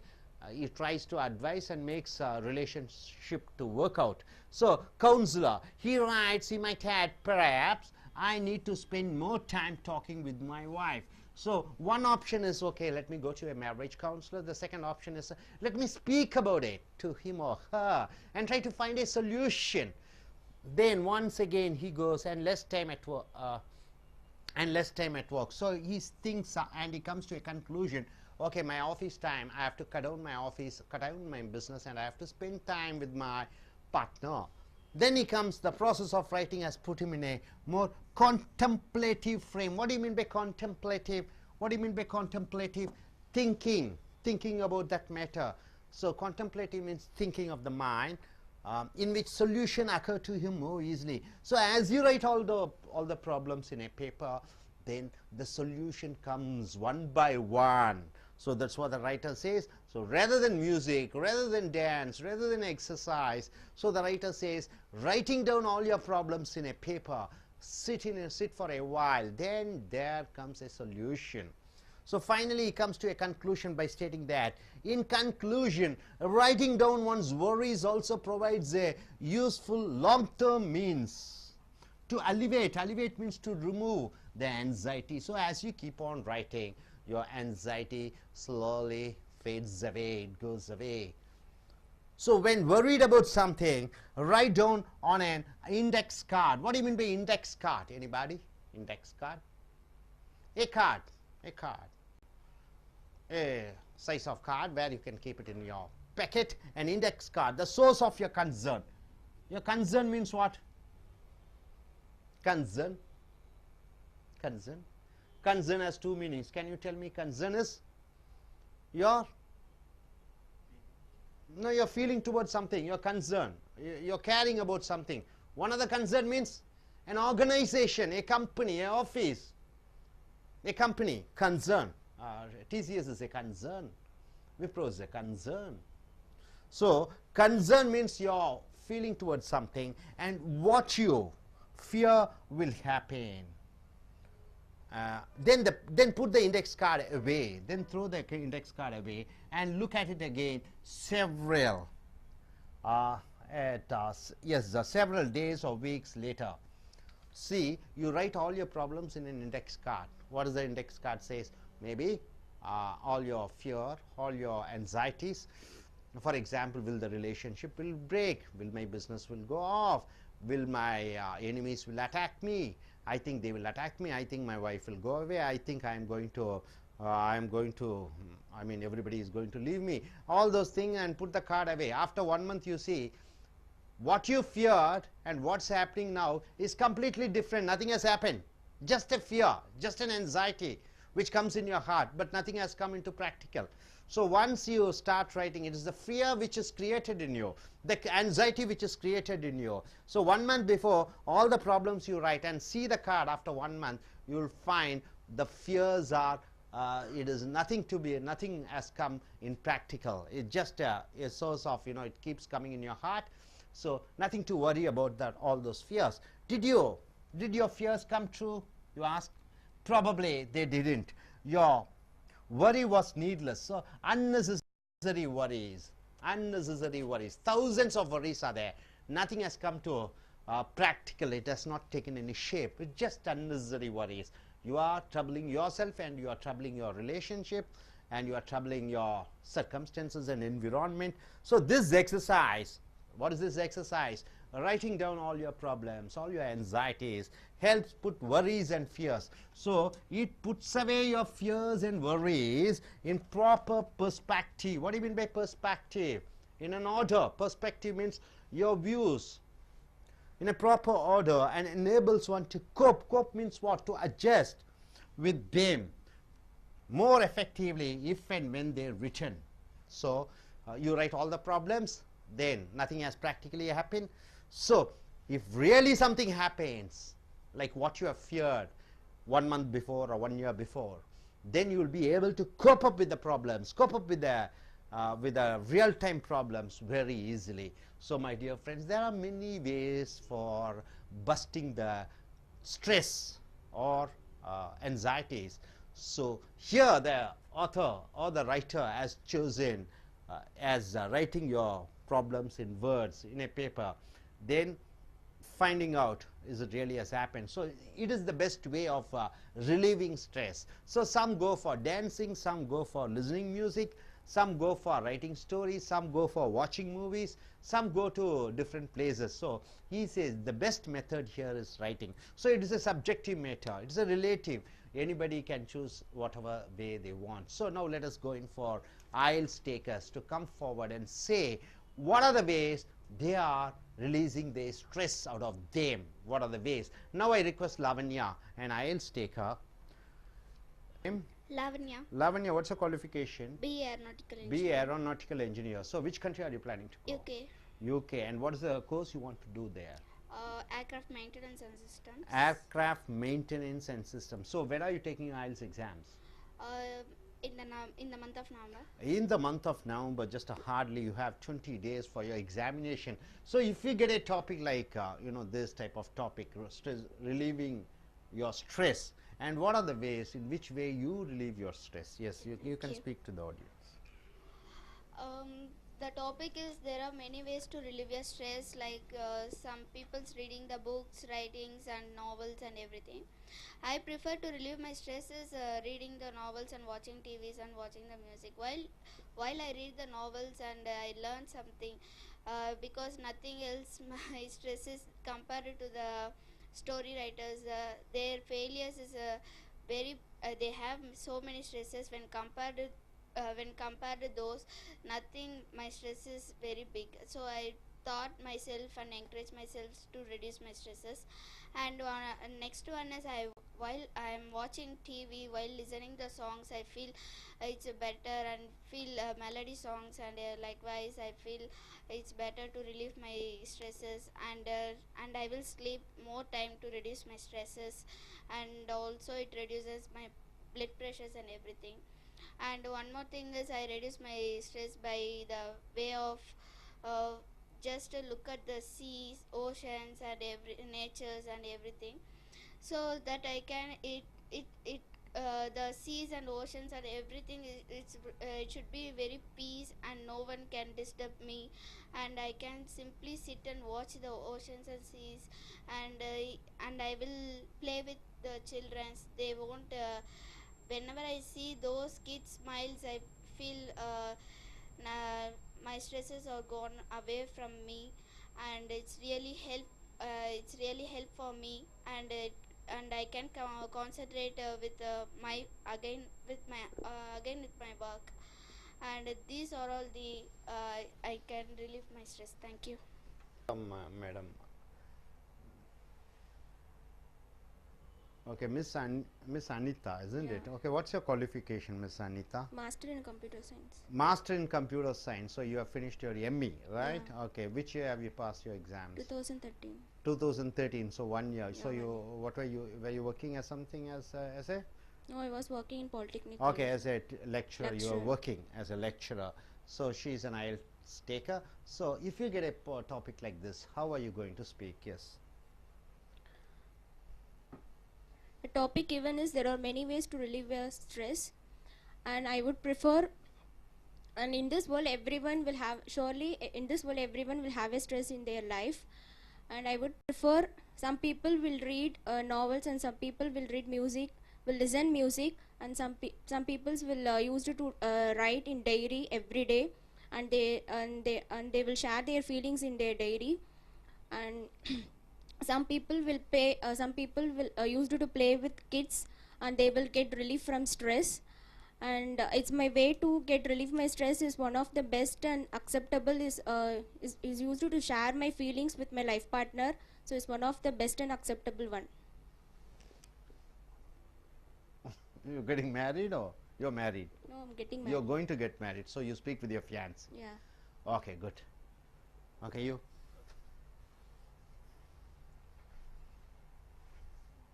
Okay, if you're stressful, what do you do? The topic is topic about this which ways you are going to release your stress. Yeah. So I prefer to release the stress like many ways, like playing the games, going out somewhere, going with friends to, and if you really get stressed, you will write this in this topic. Author is said you can write this. You can write this what you have the like incident and uneasiness, whatever your fear and you can write this write like diaries and all. After that nothing will happen. So you can realize the things. If you don't really release the stress, so you can go out somewhere and like some abroad or something, so you can release your stress. If you really work very hard in this whole year, so you can really pass that year, so that 1 month you can take some fun. So these are the ways I will enjoy it. Thank you. Dear friends, நண்பர்களே, உங்களுடைய IELTS international English level testing system சர்வதேச அளவிலே உங்களுடைய ஆங்கில திறமைகளை சோதிப்பதற்கான பரீட்சை British அரசாங்கத்தின் மூலமாக நடத்தப்படுகிறது. இதில் எழுதுவது, பேசுவது, ஆங்கிலம் தாய்மொழியாக கொண்டிருக்கக்கூடியவர்கள் பேசக்கூடிய ஆங்கிலத்தை கேட்டு பதிலளிப்பது, அப்புறம் படிப்பது. ஸோ இந்த 4 ஸ்கில்ல 4 திறன்களிலே எவ்வளவு மதிப்பெண் பெறுகிறீர்களோ அதை பொறுத்து சர்வதேச அளவிலே உங்களுக்கு மதிப்பெண் கொடுக்கப்படுகிறது. அதே போன்று TOEFL test on English as foreign language என்று சொல்லக்கூடிய அமெரிக்க அரசாங்கத்தால் நடத்தப்படுகிற சர்வதேச அளவிலே ஆன ஆங்கில எழுதுவது, பேசுவது, கேட்பது, வாசிப்பது பயிற்சி. ரைட்டிங் அண்ட் ஸ்பீக்கிங் ஸ்கில்ஸ், எழுதுவது மற்றும் பேசக்கூடிய திறன்களை வளர்க்கக்கூடிய இந்த வகுப்பு இப்பொழுது லிங்குவா ஃபாரம் என்ற கட்டுரைகள் மூலமாக ட்ரீம் டெக் அச்சகத்தின் மூலமாக வீடியோ நம்பர் 79க்கு வந்திருக்கிறோம். இப்பொழுது டாபிக் பார்த்தீங்கன்னா இந்த மாதிரி தலைப்பு வரும். Agree or disagree questions. ஏற்றுக்கொள்கிறாயா, ஏற்றுக்கொள்ள மாட்டாயா? தலைப்பு என்ன? There are many ways to relieve stress. Stress என்றால் என்ன? மன அழுத்தம். ஏதாவது எதிர்பார்க்கிறாய், கிடைக்க மாட்டேன் என்கிறது. மற்றவர்கள் ஏதோ ஒன்று செய்யணும் என்று எதிர்பார்க்கிறாய், எதிர்பார்ப்பது கிடைப்பதில்லை. அப்பொழுது ஒரு ஒரு ஒரு ஒரு ஒரு எனர்ஜி, கெட்ட ஒரு எண்ணங்கள், கெட்ட ஒரு உணர்வுகள் வருகிறது. அதனுடைய பெயர் ஸ்ட்ரெஸ், மன அழுத்தம். அந்த மன அழுத்தத்தை ரிலீவ், விட்டு விடுவது எப்படி? பல வகைகளிலே மன அழுத்தத்தை விட்டு விடுகிறார்கள். some people read, சில மக்கள் என்ன பண்ணுகிறார்கள், ரொம்ப கோபதாபமாக இருக்கும் பொழுது, மன அழுத்தத்துடன் இருக்கும் பொழுது புஸ்தகங்களை வாசிக்கிறார்கள். others do exercise, சில பேர் மன அழுத்தமாக இருக்கும் பொழுது உடற்பயிற்சி செய்கிறார்கள். still others work around their home, சில பேர் மன அழுத்தத்தை நீக்குவதற்காக அங்கள் வீட்டு வேலைகளை செய்து கொண்டிருக்கிறார்கள். which way would you prefer? நீ எந்த வகையை தேர்ந்தெடுக்கிறாய் உன் மன அழுத்தத்தை விடுவிப்பதற்கு? use specific examples, குறிப்பிட்ட உதாரணங்கள், and reasons, விளக்கங்கள், to explain your answer, உன்னுடைய பதிலை விளக்குவதற்காக சரியான உதாரணங்களும் சரியான காரணங்களையும் சொல்ல வேண்டும். தலைப்பு புரிந்ததா? மன அழுத்தம் வந்துட்டா சில பேர் புஸ்தகம் படிக்கிறாங்க, டான்ஸ் ஆடுகிறார்கள், உடற்பயிற்சி செய்கிறார்கள். நீ என்ன செய்வாய்? இதுதான் தலைப்பு. இந்த மாதிரி தலைப்பு வரும்போது உதாரணத்துக்கு ஒரு எழுத்தாளர் எழுதுகிறார். எப்படி எழுதுகிறார்? மெனி டிஃப்ரெண்ட் டெக்னிக்ஸ், பல வகையான நுட்பங்கள். டெக்னிக்ஸ் என்றால் சில நுட்பங்கள் இருக்கிறது. Maybe use to relieve stress, இந்த மன அழுத்தத்தை விடுவிப்பதற்கு பல வகைகள் இருக்கிறது. ஃபார் சம் பீப்புள், சில மக்களுக்கு எக்ஸசைஸ் ஹெல்ப்ஸ், உடற்பயிற்சி செய்வதன் மூலமாக அவர்கள் மன அழுத்தத்திலிருந்து விடுபடுகிறார்கள். Other people find that music replaces a stressful mood. சில பேர் என்ன செய்கிறார்கள்? இசையை கேட்பதன் மூலமாக தங்களுடைய மன அழுத்தத்திலிருந்து விடுபடுகிறார்கள். With a more relaxed state of mind. அவங்க மனநிலை அப்படி கொஞ்சம் ஓய்வாக, சாந்தமாக, அமைதியாக ஆகிவிடுகிறது. ஒன் அவென்யூ, ஒரு வழி, அவென்யூ என்றால் வழி, ஆஃப் ரிலீஸ் ஃப்ரம் ஸ்ட்ரெஸ், மன அழுத்தத்திலிருந்து விடுபடக்கூடிய ஒரு வழி. however is not widely practiced, அதிகமாக அது நடைமுறைப்படுத்தப்படுவதில்லை. பட் இஸ் nonetheless, இருந்தும், nonetheless என்றால் இருந்தும், எஃபெக்டிவ், ரொம்ப முக்கியமானதாக இருக்கிறது. மன அழுத்தத்திலிருந்து விடுபடுவதற்காக நிறைய பேர் செய்யாத ஒரு புதிய சூத்திரம், ஒரு டெக்னிக், ஒரு ரொம்ப வலிமையான ஒன்று என்னன்னு பார்த்தீர்கள் என்றால், writing about one's inner discomfort. கம்ஃபர்ட்னா என்ன? சௌகரியம். டிஸ்கம்ஃபர்ட்னா அசௌகரியம். ஒருவருடைய மன இன்னர் டிஸ்கம்ஃபர்ட்னா மனதிற்குள் இருக்கக்கூடிய அசௌகரியங்களை எழுத்து மூலமாக எழுதுவது நல்ல சக்தி வாய்ந்தது. மன அழுத்தத்திலிருந்து விடுபடுவதற்கு நல்ல ஒரு டெக்னிக் என்று சொல்கிறார் இந்த எழுத்தாளர். அதற்கான காரணத்தை சொல்கிறார் கீழே. This is because there is tremendous relief. Tremendous என்றால் என்ன? மிக அதிக அளவிலே. relief என்றால் விடுவிப்பு அல்லது ஓய்வு அல்லது அமைதி, நிம்மதி. in putting one's anxieties. anxieties என்றால் என்ன? anxieties என்றால் பயம் கலந்த ஆர்வம். இப்போ உங்களுடைய மகன் ஸ்கூலுக்கு போயிருக்காரு, திரும்பி வரும்போது என்ன அது ஆகிவிடுமோ, ஆபத்து ஆகிவிடுமோ, பரீட்சை எழுதியிருக்கிறீர்கள், பரீட்சைக்கு எதிர்பார்க்கிறீர்கள், உங்களுடைய மதிப்பெண் எவ்வளவு, தோல்வியுற்று விடுவோமா என்ற பயம் கலந்த அந்த எதிர்மறை எதிர்பார்ப்பு, அது ஆன்சைட்டி என்று சொல்கிறோம். அப்போ ட்ரெமெண்டஸ் ரிலீஃப், மிக பெரிய அளவிலே நிம்மதி கிடைக்கிறது. உங்களுடைய கோபதாபங்கள், எரிச்சல்களை, எதிர்பார்ப்புகளை பேப்பரில் எழுதும் பொழுது, ஒரு காகிதத்தில் அந்த பிரச்சனைகளை எல்லாம் எழுதும் பொழுது உங்களுக்கு மனதிலே ஒரு நிம்மதி ஏற்படுகிறது. இன் மெனி கேசஸ், அநேக வழக்குகளிலே anxiety seems less formidable. Formidable என்றால் மிக முக்கியமான. லெஸ் ஃபார்மிடபிள் என்றால் என்ன? குறைந்து முக்கியத்துவம் வாய்ந்து விடுகிறது. உங்கள் பிரச்சனைகள் எல்லாம் ரொம்ப அதிக முக்கியத்துவம் கொடுத்திருக்கிறீர்கள். ஆனால் பேப்பரில் எழுதும் பொழுது, உங்கள் பிரச்சனைகளை ஒரு டைரியிலேயோ அல்லது ஒரு காகிதத்திலேயோ எழுதும் பொழுது, அந்த மிக முக்கியமான பிரச்சனைகள் லெஸ் ஃபார்மிடபிள் என்றால் என்ன? குறைந்த முக்கியத்துவம் வாய்ந்ததாக வருகிறது. when reduced to a few written words, சில எழுத்துக்கள் எழுதுவதன் மூலமாக அந்த பிரச்சனைகள் எல்லாம் ரொம்ப ரொம்ப முக்கியத்துவம் அற்றதாக மாறிவிடுகிறது. Writing down the source of ones worry. Source என்றால் என்ன? மூல காரணம். ஒருவருடைய பிரச்சனைகளினுடைய மூல காரணம் சோர்ஸை எழுதுவதன் மூலமாக also forces on into a mood of thought that may yield a solution. yieldனா வழங்கும், சொல்யூஷன்னா தீர்வு. எழுதுவதன் மூலமாக உங்கள் பிரச்சனைகளுக்கு ஒரு தீர்வு கிடைக்கும். to the problem, because writing is a formal, எழுதுவது என்பது ஒரு முறையானது. Linear activity. லீனியர் ஆக்டிவிட்டி என்றால் என்ன? எழுதும்போது அது தொடர்ச்சியாக ஒன்று வந்து கொண்டே இருக்கிறது. அதான் லீனியர், தொடர்ச்சியாக ஒன்று வந்து கொண்டே இருப்பது. Linear activity in which one steps leads to another. நீ ஒன்று எழுதுகிறாய், அதற்கு தீர்வுக்கு இன்னொன்று எழுதுகிறாய். அப்போ ஒன்றுக்கு ஒன்று என்று மாற்றி மாற்றி செயல்படக்கூடியது தான் லீனியர் ஆக்டிவிட்டி என்று சொல்வார்கள். It may encourage the writer to think of successive steps. எழுதுவதன் மூலமாக அடுத்தது என்ன செய்யலாம் என்று அந்த சிந்தனைகளை அனைத்தும் எழுத்து மூலமாக எழுதும் பொழுது டீல் வித் த டிஃபிகல்டிஸ், அந்த கஷ்டங்களை நீங்கள் சரியாக எதிர்கொள்ள முடிகிறது. அடுத்த பத்தியிலே எழுதுகிறார், இன்னும் காரணம் சொல்கிறார் ஏன் எழுதுவது நல்லது என்று. ஃபார் எக்ஸாம்பிள், உதாரணத்திற்கு, imagine a man has trouble with his family. ஒருவனுக்கு தன்னுடைய குடும்பத்தாருடன் ஏதோ ஒரு பிரச்சனை, தன்னுடைய மனைவி, மகள் மேல் ஏதோ ஒரு பிரச்சனை, அல்லது தன்னுடைய கணவன் மேல் ஒரு மனைவிக்கு பிரச்சனை. he writes down the nature of his trouble. அவர் என்ன எழுதுகிறார்? டைரியில் அவருடைய பிரச்சனைகளை எல்லாம் எழுதி விடுகிறார். then he thinks of possible means to resolve it. resolve என்றால் தீர்வதற்கு. பிரச்சனையை எழுத்து மூலியமாக எழுதிவிட்டார். தனக்கும் தன் மனைவிக்கும் பிரச்சனை. சரி, இது என்ன செய்யலாம் என்பது அடுத்ததில் அந்த தீர்வு வருகிறது. என்ன தீர்வு? Number 1, maybe A marriage counsellor can help. Marriage counsellor என்றால் என்ன? இந்த திருமண பந்தங்களை நேர்படுத்தக்கூடிய, பிரச்சனைகளை தீர்க்கக்கூடிய மனோதத்துவ நிபுணர்கள், அவர்களுடைய உதவியை கோரலாமா என்று ஒரு முதல் பாயிண்ட் எழுதுகிறார். அடுத்தது என்ன எழுதுகிறார்? he might add, மேலும் perhaps I need to spend more time talking with my wife. இரண்டாவது தீர்வு எழுதுகிறார், ஒருவேளை நான் என் மனைவி கூட அதிக நேரம் பேச வேண்டும் இதை பற்றி. and less time at work. மூன்றாவது இன்னொன்று எழுதுகிறார், இனிமேல் வேலை அலுவலகத்திற்கு செல்லக்கூடிய நேரங்களை குறைத்து விட வேண்டும், வீட்டிலே நிறைய நேரங்களை செலவழிக்க வேண்டும். ஸோ ஒரு பிரச்சனை எழுதிவிட்டு அதனுடைய தொடர்ச்சியாக அதனுடைய தீர்வுகளையும் எழுதுகிறார். The process of writing has put him in a more contemplative frame of mind. இந்த எழுதுவதன் மூலமாக, contemplative என்றால் என்ன? நினைக்கக்கூடிய மனது நினைத்து கொண்டே இருக்கிறது. in which solution, அதற்கு தீர்வு என்ன? more easily, எளிதாக அந்த தீர்வு என்ன என்று கண்டுபிடித்து விடுகிறார். ஸோ பிரச்சனைகளை எழுதுவதன் மூலமாக அந்த பிரச்சனைகளுக்கு தீர்வு ஒவ்வொன்றாக வருகிறது. அந்த தீர்வுகளை எது வேண்டுமானாலும் அவர் தேர்ந்தெடுத்துக் கொள்ளலாம். இறுதியாக முடிவுரையாக அவர் என்ன சொல்கிறார்?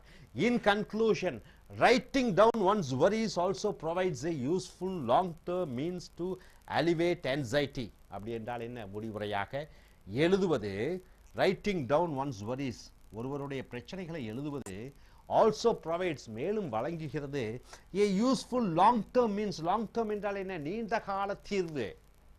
alleviate என்றால் என்ன? அதை விலக்கி விடுவது, அழித்து விடுவது. anxiety என்றால் பயம் கலந்த ஆர்வத்தை நீண்ட காலத்துக்கு அது தள்ளி வைத்து விடுகிறது. when worried about something, write down on an index card. ஏதோ பற்றி கவலைப்படும் பொழுது ஒரு காகிதம் பேக்கெட்டில் வைத்துக் கொள்ளக்கூடிய அந்த காகிதத்தில் உன்னுடைய பிரச்சனைகளை எல்லாம் ஒரு கார்டு என்றால் என்ன? பேக்கெட் அளவு இருக்கக்கூடிய ஒரு அட்டை, அந்த அட்டையிலே எழுதி வைத்துக்கொள். the source of your concern, உன்னுடைய கன்சர்ன் என்றால் அக்கறை, கன்சர்ன் என்றால் நிறுவனம் என்று 2 அர்த்தங்கள் இருக்கிறது. உன்னுடைய அக்கறைகளை பற்றி, உன்னுடைய கவலைகளை பற்றி, உன்னுடைய வேதனைகளை பற்றி அந்த கார்டிலே எழுதி வைத்துக்கொள்.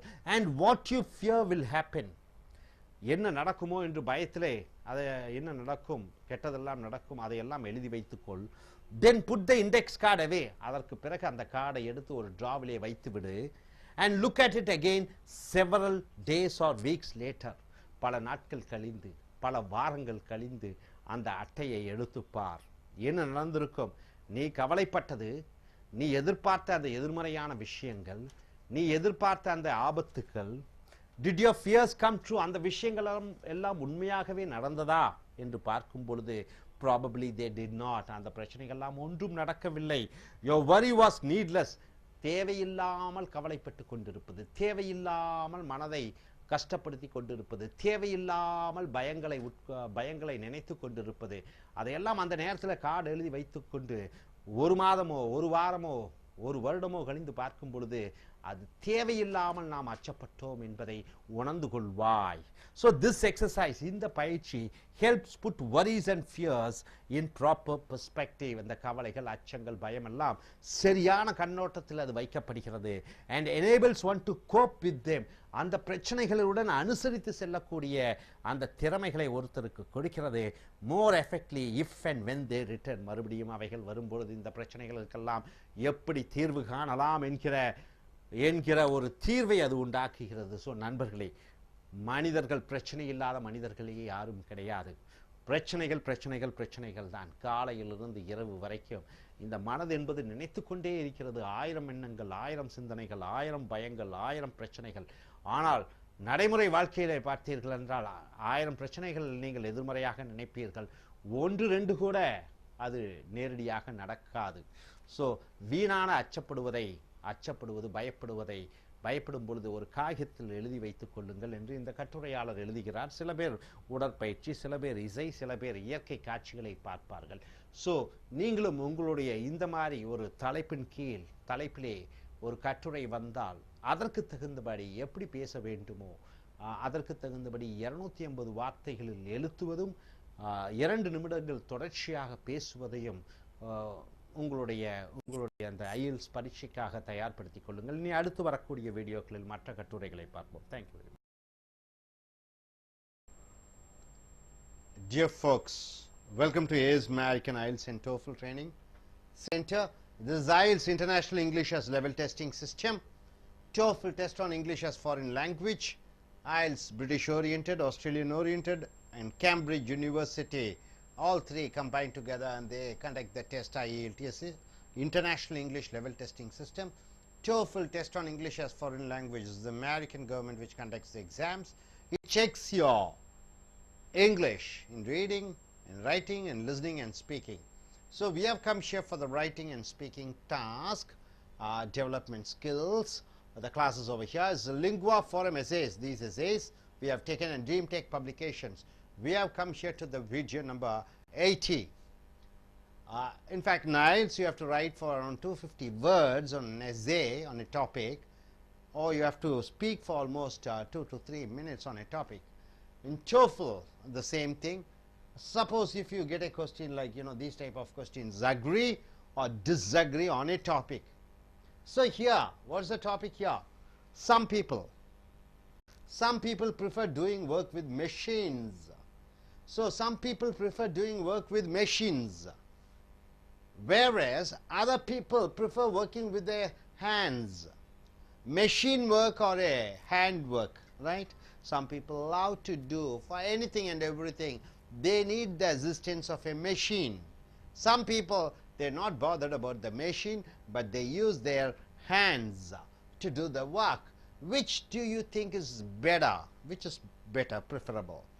Use specific examples and reasons to explain your answer. So suppose if you say, yes, I prefer doing my work with machines, then you have to say, why so? What's the reason? Is there any examples? You start with the introduction and end with a conclusion. Suppose if you say, no, it is always I love and I prefer to work in my hands rather than getting the assistance of a machine, then you have to say the reasons and examples. So coming here, let us see what the author is, what the author is trying to say, or what the writer is trying to say, for which topic, which topic or which part he goes in for. So here he says, handwork can be enjoyable. Handwork can be enjoyable. So obviously when he says that handwork can be enjoyable, is enjoyable, he has not used, he has used the word can be enjoyable. So obviously he is going for machine. And indeed handwork is still the only way to perform certain tasks. Certain tasks are still is done and will be done and was done only using hands. Because modern technology, the modern technology makes machines available for so many jobs. For so many jobs, it is the modern machinery is used. Construction, you see, or cleaning the road, or taking the waste from the road. Usually in olden days we see hundreds of employees used to do, but nowadays a machine can do all the work. However, there is no need to spun. To spun, S-P-U-R-N, means what? Just leave it away, just throw it away as something waste, something avoidable. There is no need to avoid them. No need to avoid them means what? No need to avoid the machines. On the contrary means what? Against this, machines make many tasks quicker, more rewarding. Is it so? Right? So yes, sir. Usually olden days people used to pull the logs. Now a machine takes and puts it over there. Earlier days men used to dig well. Nowadays machine just digs and takes the mud and puts it in the lorry and the lorry goes off. So machines are doing a lot of work. It makes the job quicker. It makes it more rewarding in the sense what? The faster the work, the lesser the amount expenses for that, and more enjoyable without necessarily constraining creativity, without stopping the creativity. The machines aid, machines help, machines do the job quicker. So he says, I think from this introduction you come to know that machines are, of course, it is being highly useful, it is being highly necessary. That's what he says. And coming here Why does he say? He starts with the example. For example, he says the word processor. What do you mean by word processor, sir? You are all MEs and BEs in computer science. You must be knowing in word processor means you are getting the aid of the computer to help you out to draft certain things, to write certain things. May not have the romantic appeal of a quill. What do you mean by quill, sir? Or an expensive fountain pen.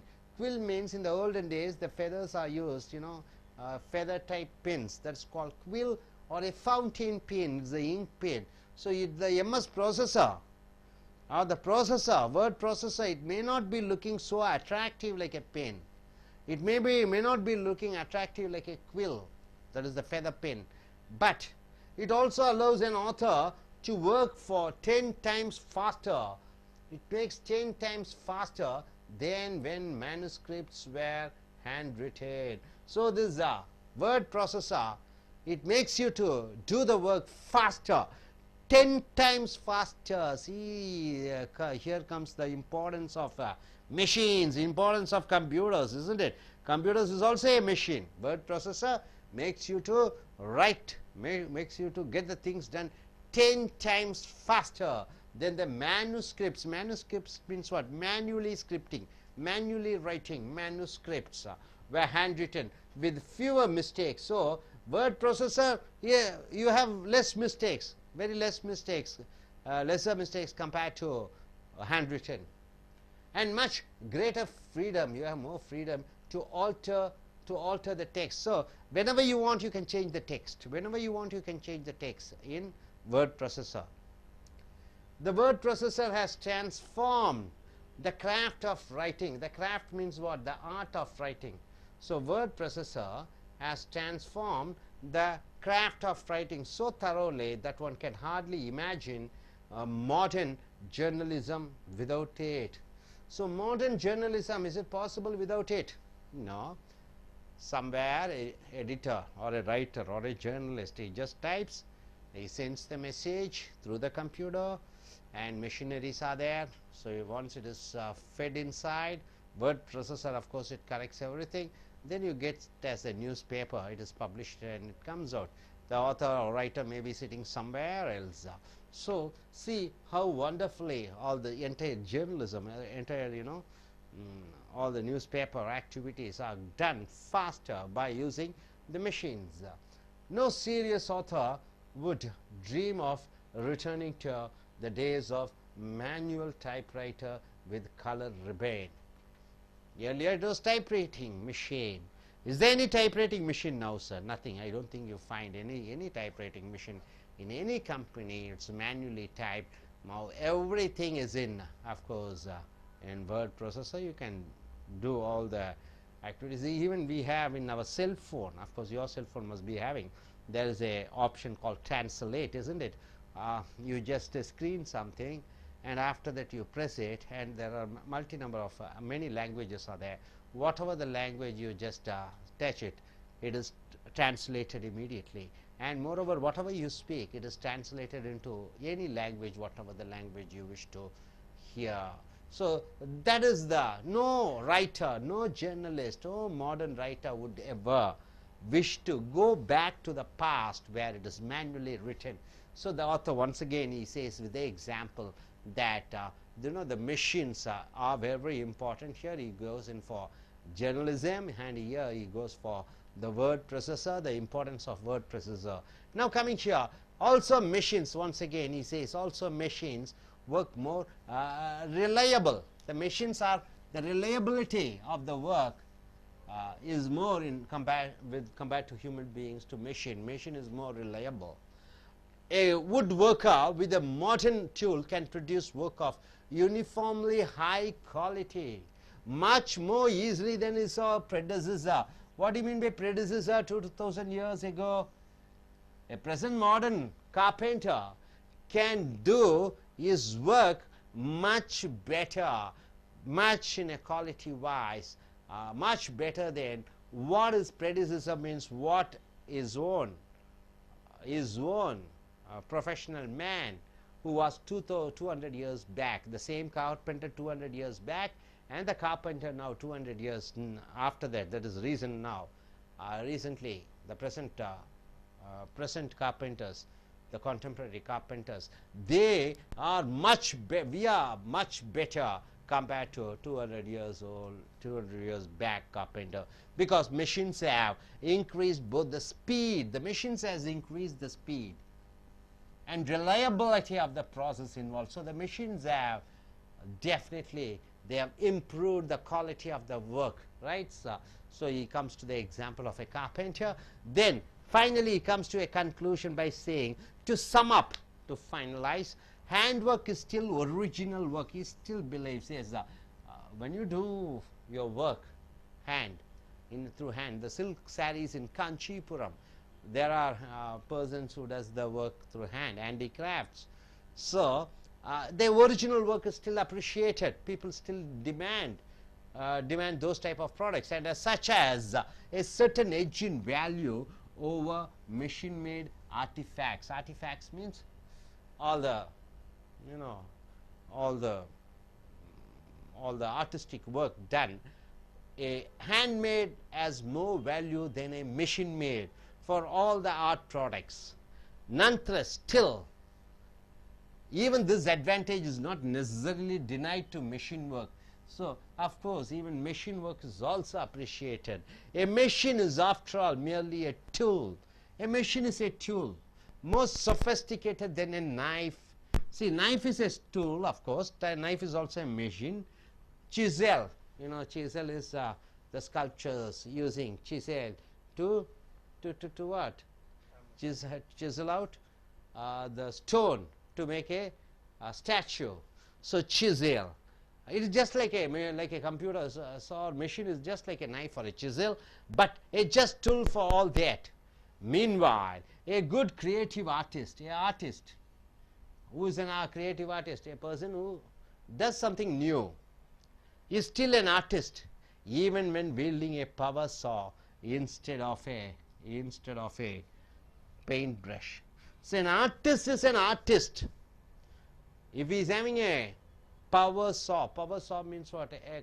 A computerized, or he designs through a computer, he designs through some machines, or if he does it with the paintbrush, still is an artist, and the imagination of a genuine artisan. So true artisan, the imagination of a true artisan can and will emerge from his or her work.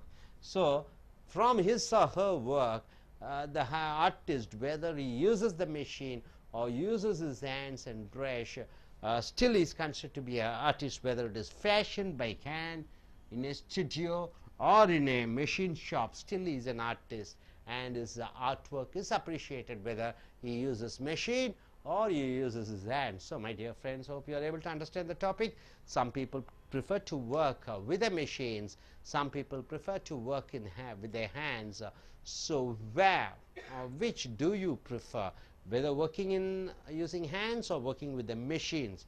Hope you are able to understand. I request the TOEFL I.E.L.T.S. So, what's your name? Lakshmi Narayanan. Lakshmi Narayan. What's your qualification? ME. ME. Lakshmi Narayanan wants to go abroad, and he wants to either work. He wants to go abroad, sir. Yes. You can be a professor or lecturer, because being ME, Master of Engineering, you're going to take IELTS examination. Suppose if you get a question like this, how you're going to present yourself? Yeah, if I get a topic like this, agree or disagree, for some people prefer to do work with machines, or else they will prefer to do work with hands. I prefer to do work with the machines, because the machines will have a clear edge cutting, and we can get other shapes of every products will be edge, and a neat products will be, we can get the result. But in hand also we can get, with the help of hand and machines, we can get the good products. For an example, in agriculture field, in older days they are using by hand only, by using men or human being work only they are doing. Nowadays we are implementing a lot of machines work. In that machines work is machines work and human beings combined work, means that will be good. And another example for hand work is memorable and good thing is olden temples and olden buildings are decorated at the top of that buildings, or very memorable events which are original, and publics and peoples prefer that work handworks. But machine work could be used for computer field and some other growing very blooming field we can use in the machines. And for an example, for wood cutting and some other lot of works we can use it by machines, because wood cutting and all big work, so we can by humans we cannot use that. So machine work is clear cut, and we can get a good product, good output, good result from that. Even though we should not avoid human beings works also, it will be memorable. And for handlooms, for dressing and for saris and all, now still all the peoples are preferring to get that handloom saris by which are made by hands. That will be good. And I prefer machines, even though we have to support for the handworks. Thank you, sir. Education and Master in Computer Science. okay, even you are going abroad, so if you get a topic like this, how you are going to speak? Yeah, I would prefer people working with machines. When people work by hand, many people like to do work by hand, whereas in machines can do several jobs and better than human,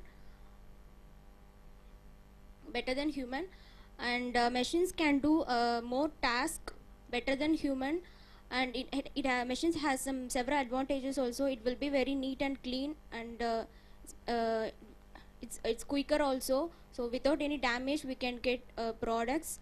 And whereas in hand, when people are working by hand, they may lose their fingers and in parts of body can gun, so without damage they can't do. Whereas in machines it's not like that, it's totally different, so we can save our life also. உங்களுடைய IELTS international English level testing system, TOEFL test on English as foreign language, இது British அரசாங்கத்தால் நடத்தப்படுகிற பரீட்சை.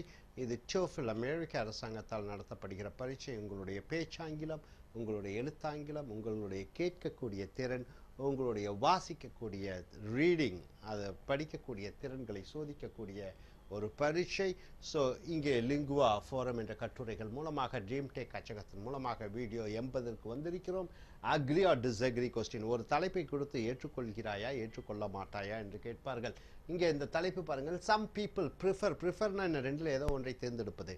சில மக்கள் தேர்ந்தெடுக்கிறார்கள் doing work, தங்களுடைய வேலையை செய்ய வித் மெஷின்ஸ், இயந்திரங்கள் மூலமாக வேலை செய்ய அவர்கள் ஆசைப்படுகிறார்கள். வேரஸ் ஆனால் அதர் பீப்புள், மற்றைய மக்கள், ப்ரிஃபர்னா விரும்புகிறார்கள், ஒர்க்கிங் வித் தேர் ஹேண்ட்ஸ், தங்கள் கைகளையே நம்பி உழைக்கிறார்கள். ஸோ கையை பயன்படுத்தி தங்களுடைய வேலையை செய்வது நல்லதா, அல்லது இயந்திரங்களின் பயன்பாடுகளை உபயோகப்படுத்தி நாம் வேலை செய்வது சிறந்ததா? Which do you think is better? எது இதில் சிறந்தது? யூஸ் ஸ்பெசிஃபிக் எக்ஸாம்பிள்ஸ், குறிப்பிட்ட உதாரணங்களும் அண்ட் ரீசன்ஸ், காரணங்களையும் டு எக்ஸ்பிளைன் யூ ஆன்சர், உன்னுடைய விடைகள் சொல்வதற்காக நீ எழுத வேண்டும் அல்லது சொல்ல வேண்டும். ஸோ இங்கே என்ன கொடுத்திருக்கிறார் இந்த எழுத்தாளர் பாருங்க, hand work can be enjoyable, கையால் வேலை செய்யக்கூடிய, கைகள் மூலமாக செய்யக்கூடிய வேலைகள் என்ஜாயபிள் என்றால் என்ன, அனுபவிக்க தகுந்த வகையிலே இருக்கும். அண்ட் இண்டீட் என்றால் உண்மையில், hand work is still the only way to perform certain task, கைகள் உபயோகித்துத்தான் ஒரு சில டாஸ்க் என்றால் வேலைகளை செய்ய முடியும். பிகாஸ் ஏனென்றால் மாடர்ன் டெக்னாலஜி, நவநாகரிக இந்த டெக்னாலஜி, தொழில்நுட்பம் மேக்ஸ் மிஷின்ஸ் அவைலபிள், இயந்திரங்களை வழங்குகிறது ஃபார் so many ஜாப்ஸ், பல வேலைகளுக்கு. ஹவவர் இருந்தும் there is no need to, தேவையில்லை. டு ஸ்பர்ன் என்றால் என்ன, ஒதுக்கி விடுவது, மெஷின்களை ஒதுக்கி விடுவது. மெஷின்களை ஒரேடியாக ஒதுக்கி விடக்கூடாது.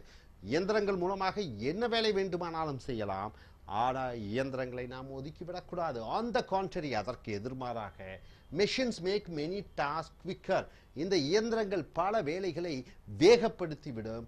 மோர் ரிவார்டிங், பணத்தை மிச்சப்படுத்தும். அண்ட் மோர் என்ஜாயபிள், நம்மை அனுபவிக்க தோன்றும். விதவுட் நெசசரிலி, தேவையில்லாமல். கன்ஸ்ட்ரெய்னிங் கிரியேட்டிவிட்டி என்றால் என்ன, நாம் ஆக்கப்பூர்வமாக செய்யக்கூடிய வேலைகளை கன்ஸ்ட்ரெயின், அது தடுக்காது, நிறுத்தாது. ஸோ அடுத்ததாக பார்க்கும்பொழுது, உதாரணமாக பார்க்கும்போது, ஃபார் எக்ஸாம்பிள், உதாரணமாக த வேர்ட் ப்ராசஸர், இந்த MS word என்று சொல்வார்கள் word processor may not have the romantic appeal of a quill. Quill என்றால் என்ன? சரியான வார்த்தை quill என்றால் ரெக்கை என்று சொல்வோம். quill என்றால் இன்னொன்று சொன்னால் ரெக்கைகள் உள்ள பேனா. அந்த காலத்திலே ரெக்கைகள் உள்ள பேனாவை quill என்று சொல்கிறோம். or expensive fountain pen. Fountain pen என்றால் என்ன? அதாவது இங்கை ஊற்றி எழுதுகிற பென் ஃபவுண்டன் பென். அப்போ இந்த மிஷின்களுக்கு இயந்திரங்களுக்கு இந்த quill இந்த சிறகுகள் வைத்திருக்கக்கூடிய பேனாவோ அல்லது இந்த இங்கு வருகிற பேனாவை போன்று ஒரு அழகு தோற்றம் இல்லாமல் இருக்கலாம். But it also allows an author to work 10 times faster.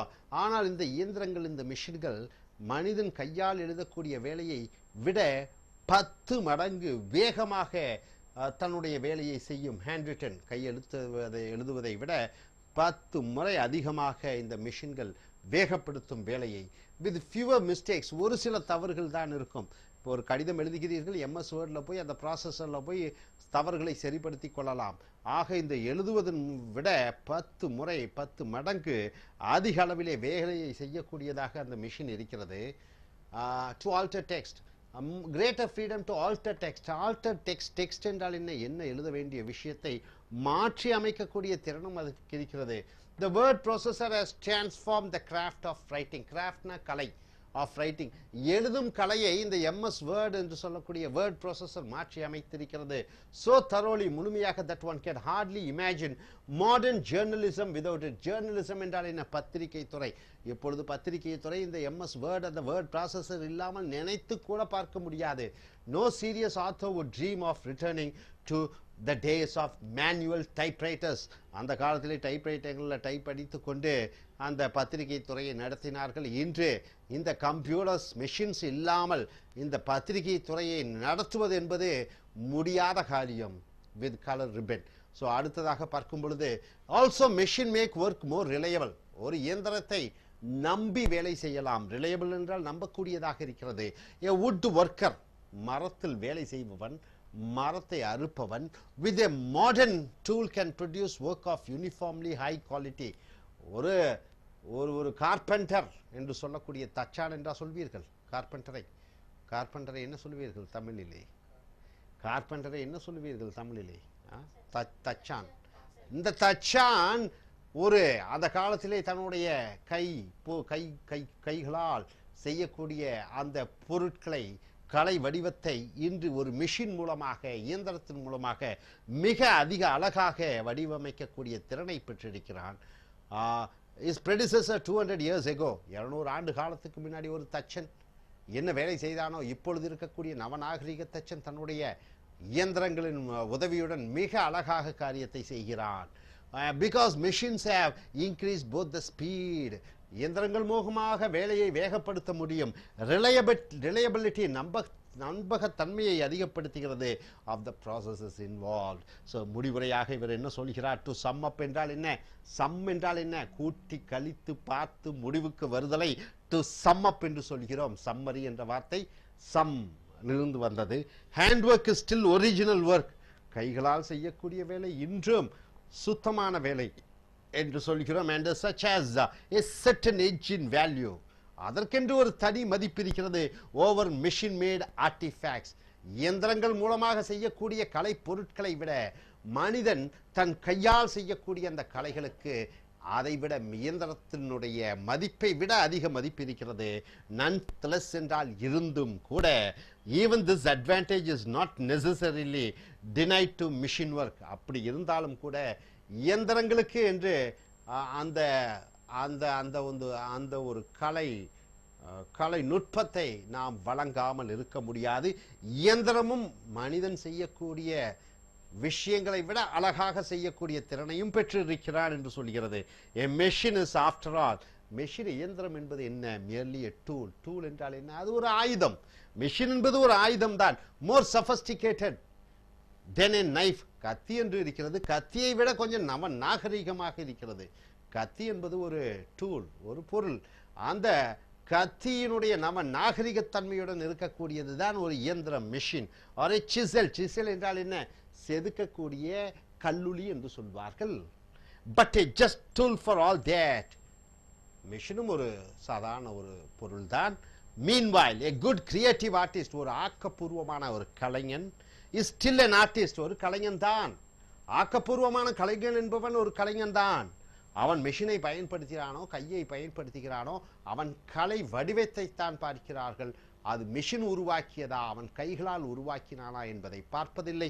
So even when wielding என்றால் என்ன? உபயோகப்படுத்துவது. a power saw என்றால் என்ன? அறுக்கக்கூடிய. instead of a paint brushக்கு பதிலாக ஒரு நாகரிக மிஷின் பயன்படுத்தினாலும் அந்த imagination of a genuine artisan உண்மையான கலைஞன் can and will emerge from his or her work. அந்த உண்மையான கலை வடிவம் இயந்திரத்தை பயன்படுத்துகிறானோ கைகளை பயன்படுத்துகிறானோ அவனுடைய அந்த உற்பத்தியான அவனுடைய அந்த கலை வடிவம் வந்துவிடும். whether it is fashioned by hand கைகளாலோ in a ஸ்டுடியோல தான் அவன் எல்லா வேலையும் பண்ணுவான், or in a machine shop அது குடோனிலே அல்லது ஒரு மிஷின் இயந்திரங்கள் இருக்கக்கூடிய இடத்திலே அவன் தன் வேலையை செய்தானோ அல்லது அவன் அறையிலே செய்தாலும் அது அவனுடைய கலை படைப்பு. ஸோ இங்கே என்ன சொல்லி இருக்கிறார்? இந்த இயந்திரங்கள் மிக முக்கியமானவை, இயந்திரங்கள் தேவை, இயந்திரங்கள் எந்த விதமாகவும் எந்த விதமான முறையிலும் அதை தாழ்மைப்படுத்தக்கூடாது. இயந்திரங்கள் முக்கியமானவை கலை பொருட்களுக்கு. இயந்திரங்களை பயன்படுத்துகிறோமோ இல்லையோ கலைஞன் தான் என்று இந்த எழுத்தாளர் சொல்கிறார். ஸோ இனி அடுத்து வரக்கூடிய வீடியோக்கள் மற்றவைகளை. Dear friends, welcome to AS American IELTS and TOEFL Training Center. IELTS International English as Level Testing System. It is conducted by British, Australian and Cambridge University to check the candidates' reading ability, writing and listening and speaking ability. And TOEFL also the same thing, test on English as foreign language, conducted by American government. It checks your reading, writing and listening and speaking. Here we have come here for writing and speaking skill development, and it is the Lingua Forum Essays, then Dream Tech Publications, video number 81. We have come here. So in IELTS you have a topic, they give a topic to write almost around 250 words, and you have to speak on the topic also in speaking task. Any topic they may ask. Suppose if you get agree or disagreeable questions like whether you agree with the topic or are you going against the topic, what you're going to speak and what you're going to write. See, the topic here is some people, not every people, some people is what's given here. Some people prefer means what? Where do you use the word prefer? When you want to choose one out of two, then you are using the word prefer. Prefer is a verb or an adjective or a noun? Definitely it is a verb, isn't it? Some people prefer to spend most of their time with their friends. So 24 hours are there.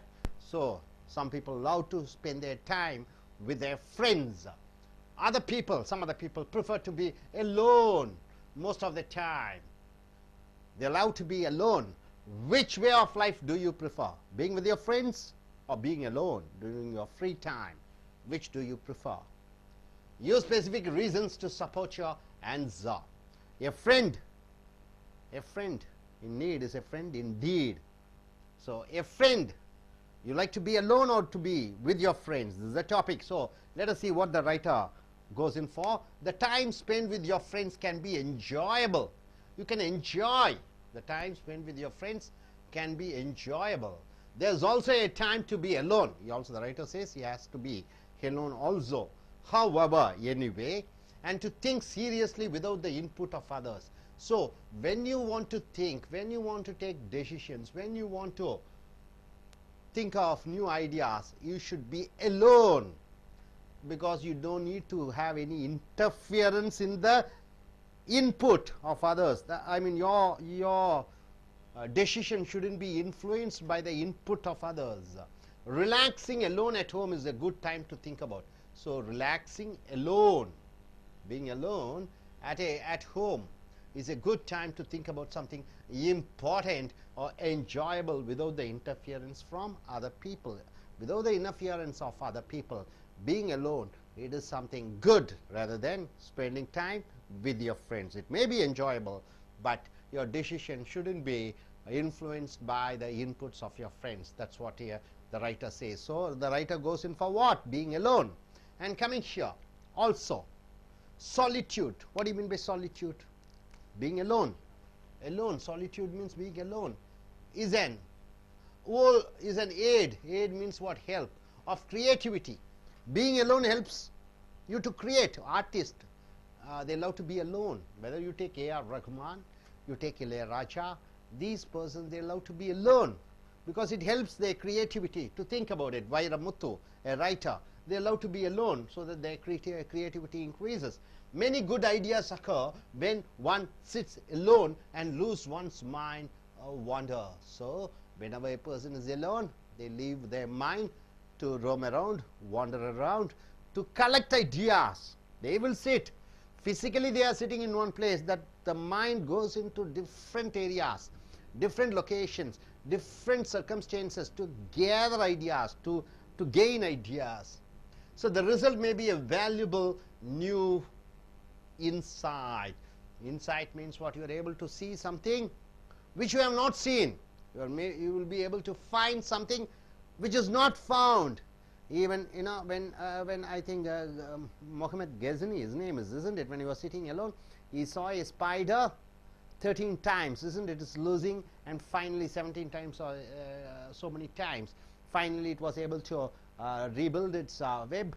So he took it as a lesson, and he was able to fight with India and able to win.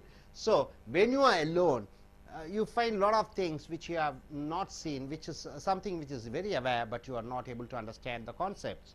So here, the chemist who worked out the structure of the benzene, the chemist, benzene ring. What do you mean by benzene ring, sir? Benzene, it is something which flammable. Immediately it can get fired. For example, had that particular idea while sitting in front of a fireplace. When he was sitting in front of a fireplace, he got the idea of this benzene ring that immediately catches fire. Would that idea have occurred to him if he had been sitting with a friend in a noisy tavern? So will he be able to get this idea of creating this benzene ring when he is with his friends? So as such, moments of creativity, company must be the last thing one desires. So for creative person, at such moments of creativity means, you know, that something which have not been created, and you are the first person to invent something, to create something. So with the friends, it is not possible to create certain things. Consider the story of British poet Samuel Taylor Coleridge. So he is taking the example of the poet, British poet. His name is Samuel Taylor and Coleridge, who composed his famous poem Kubla Khan. So this famous poem is called Kubla Khan. The poet's name is Samuel Taylor Coleridge. From which country he is from? He is from British. In its entirety in his mind, entirety means totally in his mind, and was ready to put the poem on paper. So this gentleman, just see, read the lines carefully. The British poet Samuel Taylor Coleridge, he was writing a poem called Kubla Khan, and totally everything, he got his idea in his mind what to do. So he was almost in a, it is called pre-production, isn't it? Post-production is once it's over. So he was able to pin all the ideas in his paper when he received an unexpected visitor. Suddenly one of his friends comes. The visitor soon departed. The visitor went away. He was about to write down all the new ideas, all the creative ideas in the poem. Suddenly a friend comes. He departed, he went away. But meanwhile, Coleridge had forgotten the portions of the poem. Poem is, poem as such, you know, certain time the poets get an idea to write.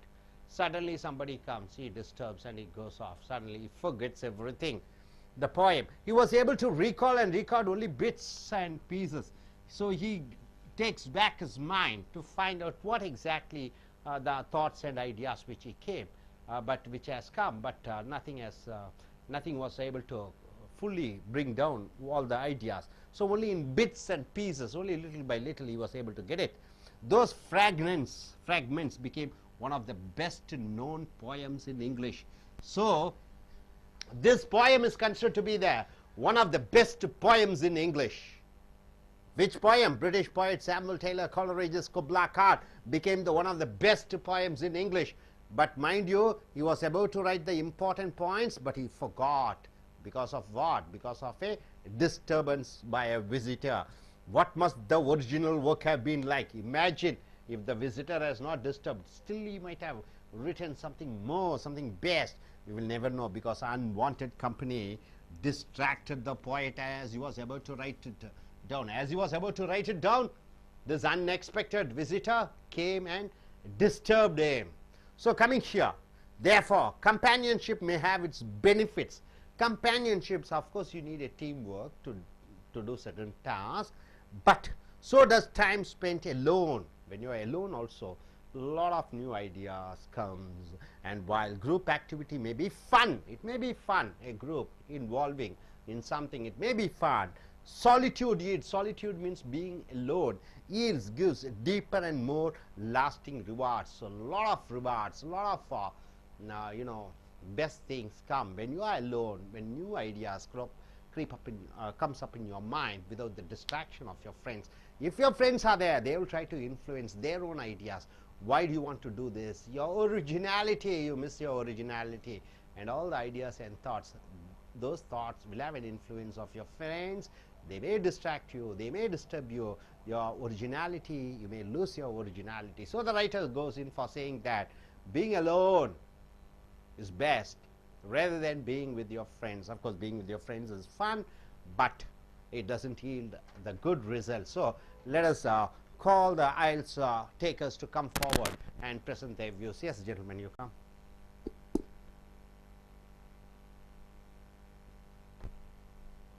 Yes, come, stand here. Could you tell about what exactly you mean to say about this? If you get a question like this, how you are going to speak? Yeah, if I get a questions like this, agree or disagree points, for some people prefer to spend most of the time with their friends, or to be alone. I prefer to be alone because it will be quite interesting for innovating new things, and we can remind a lot of things in our mind, and whichever we studied from a basic schools and high schools and in colleges, that will be remind when you be alone, and that will be implemented in our future works. And a lot of things, a lot of examples for that. For an example, Kubal Kana is a famous poem that was written by Coleridge. At the time of she had got on ideas in her mind, ready to put in a paper. At the time, one of her friend has came. So all those ideas and points has destroyed in her mind. So at the time she cannot remind anything. After that, friends has written back. That means departure from that place. So friends we need for fun, and to give the ideas, and good friends are needed. Even though at the time of your own personality improvement and own things for your whatever you are, you should be alone to get more things from you. Good. Thank you. Tell our viewers what she is for, being alone or being with friends. I would prefer for being with friends. Life is full of enjoyment and grief, so this life will not get again. So I will go for being with friends, and they are the good motivators, and they are the good advices also, which helps me to make our life shine. And Okay, good. In advising, I need originality, that's what the writer says. Good. Now, நண்பர்களே, உங்களுடைய IELTS international English level testing system என்பது சர்வதேச ஆங்கில பேச்சாற்றல், ஆங்கிலத்திலே எழுத்தாற்றல், ஆங்கிலத்திலே கேட்கும் ஆற்றல், ஆங்கிலத்திலே வாசிக்கக்கூடிய ஆற்றலை பரிசோதனை செய்யக்கூடிய ஒரு பரீட்சை. பிரிட்டிஷ் அரசாங்கத்தால், ஆஸ்திரேலியன் அரசாங்கத்தால், கேம்பிரிட்ஜ் பல்கலைக்கழகங்கள் மூன்றும் இணைந்து நடத்தக்கூடிய பரீட்சை. TOEFL அமெரிக்க அரசாங்கத்தின் மூலமாக நடத்தக்கூடிய பரீட்சை. அதுவும் எழுத்து, பேச்சு, கேட்பது, வாசிப்பது, ரைட்டிங் அண்ட் ஸ்பீக்கிங் ஸ்கில்ஸ். இப்பொழுது நீங்கள் வரக்கூடியது எழுதுவது, பேசுவது, இந்த திறன்களை வளர்த்துவது லிங்குவா ஃபாரம் கட்டுரைகள் மூலமாக, ட்ரீம் டெக் அச்சகத்தின் மூலமாக வீடியோ நம்பர் 81க்கு வந்திருக்கிறோம்.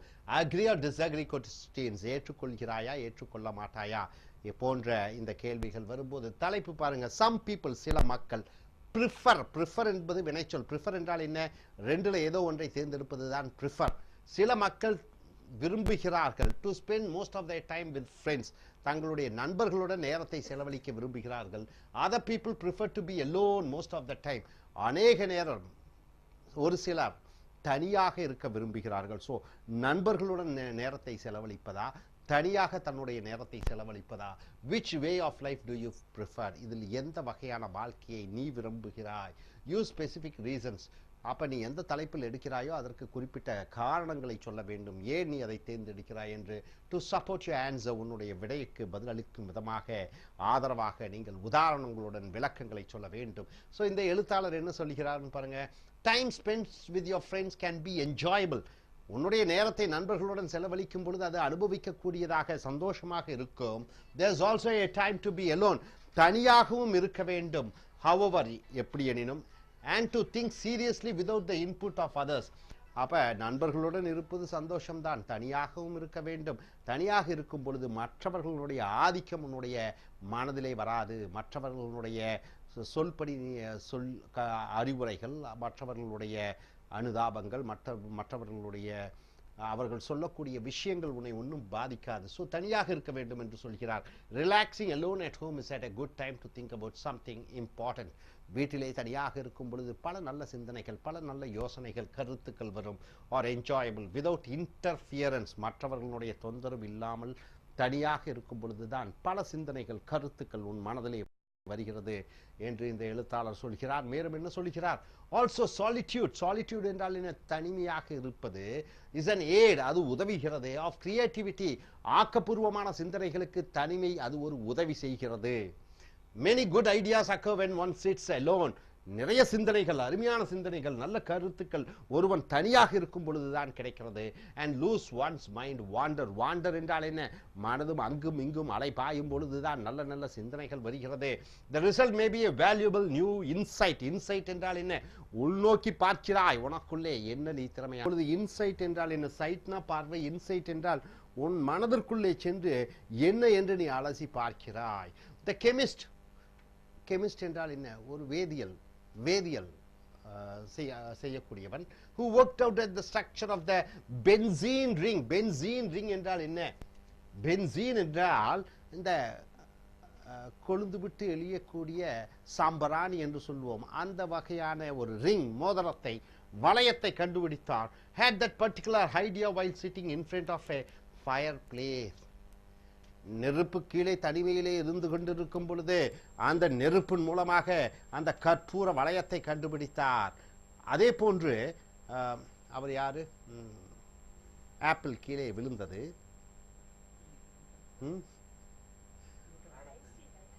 ஐன்ஸ்டீனா? நியூட்டனா? ஐசக் நியூட்டனா? ஐசக் நியூட்டன் தனியாக இருக்கும் பொழுது ஒரு ஆப்பிள் மேலிருந்து கீழே விழுகிறது. இந்த ஆப்பிள் கீழே விழுகும் பொழுது நாம் என்ன செய்வோம்? ஓடி போய் அந்த ஆப்பிளை எடுத்து ருசிப்பதற்கு முயற்சி செய்வோம். இந்த விஞ்ஞானி என்ன செய்தார்? அமைதியாக உட்கார்ந்து கொண்டு, தனியாக உட்கார்ந்து கொண்டு அந்த ஆப்பிள் ஏன் கீழே விழுகிறது, புவி ஈர்ப்பினுடைய தன்மையை அறிந்து கொண்டார். நண்பர்களுடன் இருக்கும் பொழுது அவர்கள் என்ன செய்வார்கள்? கீழே விழுந்த அந்த ஆப்பிளை மட்டுமல்லாமல் மரத்தில் இருக்கக்கூடிய ஆப்பிளையும் திருடி சாப்பிடலாம் என்ற ஒரு கருத்தை சொல்வார்கள். இங்கே விஞ்ஞானம் வளர்ந்தது தனிமையில் இருக்கும் பொழுது. ஸோ இந்த would that idea have occurred in him if he had been sitting with a friends in a noisy tavern? tavern என்றால் என்ன? ஒரு காப்பி கடையிலேயோ ஹோட்டலிலேயோ சத்தம் அதிகமாக வரக்கூடிய ஒரு இடத்திலே உட்கார்ந்து கொண்டு நண்பர்களுடன் அரட்டை அடித்துக் கொண்டிருக்கும் பொழுது இந்த புதிய கருத்துக்கள், ஆக்கப்பூர்வமான சிந்தனைகள் வருமா? at such moments of creativity, இந்த நேரமான அந்த ஆக்கப்பூர்வமான நேர காலத்திலே company must be the last thing one desires. எவனொருத்தன் ஆக்கப்பூர்வமாக, எவனொருத்தன் மிக பிரமாதமாக புதிய புதிய திட்டங்களை செயல்படுத்துகிறானோ அவன் தனிமையிலேயே கண்டிப்பாக இருக்க வேண்டும். ஒன் டிசையர்ஸ் என்றால் என்ன?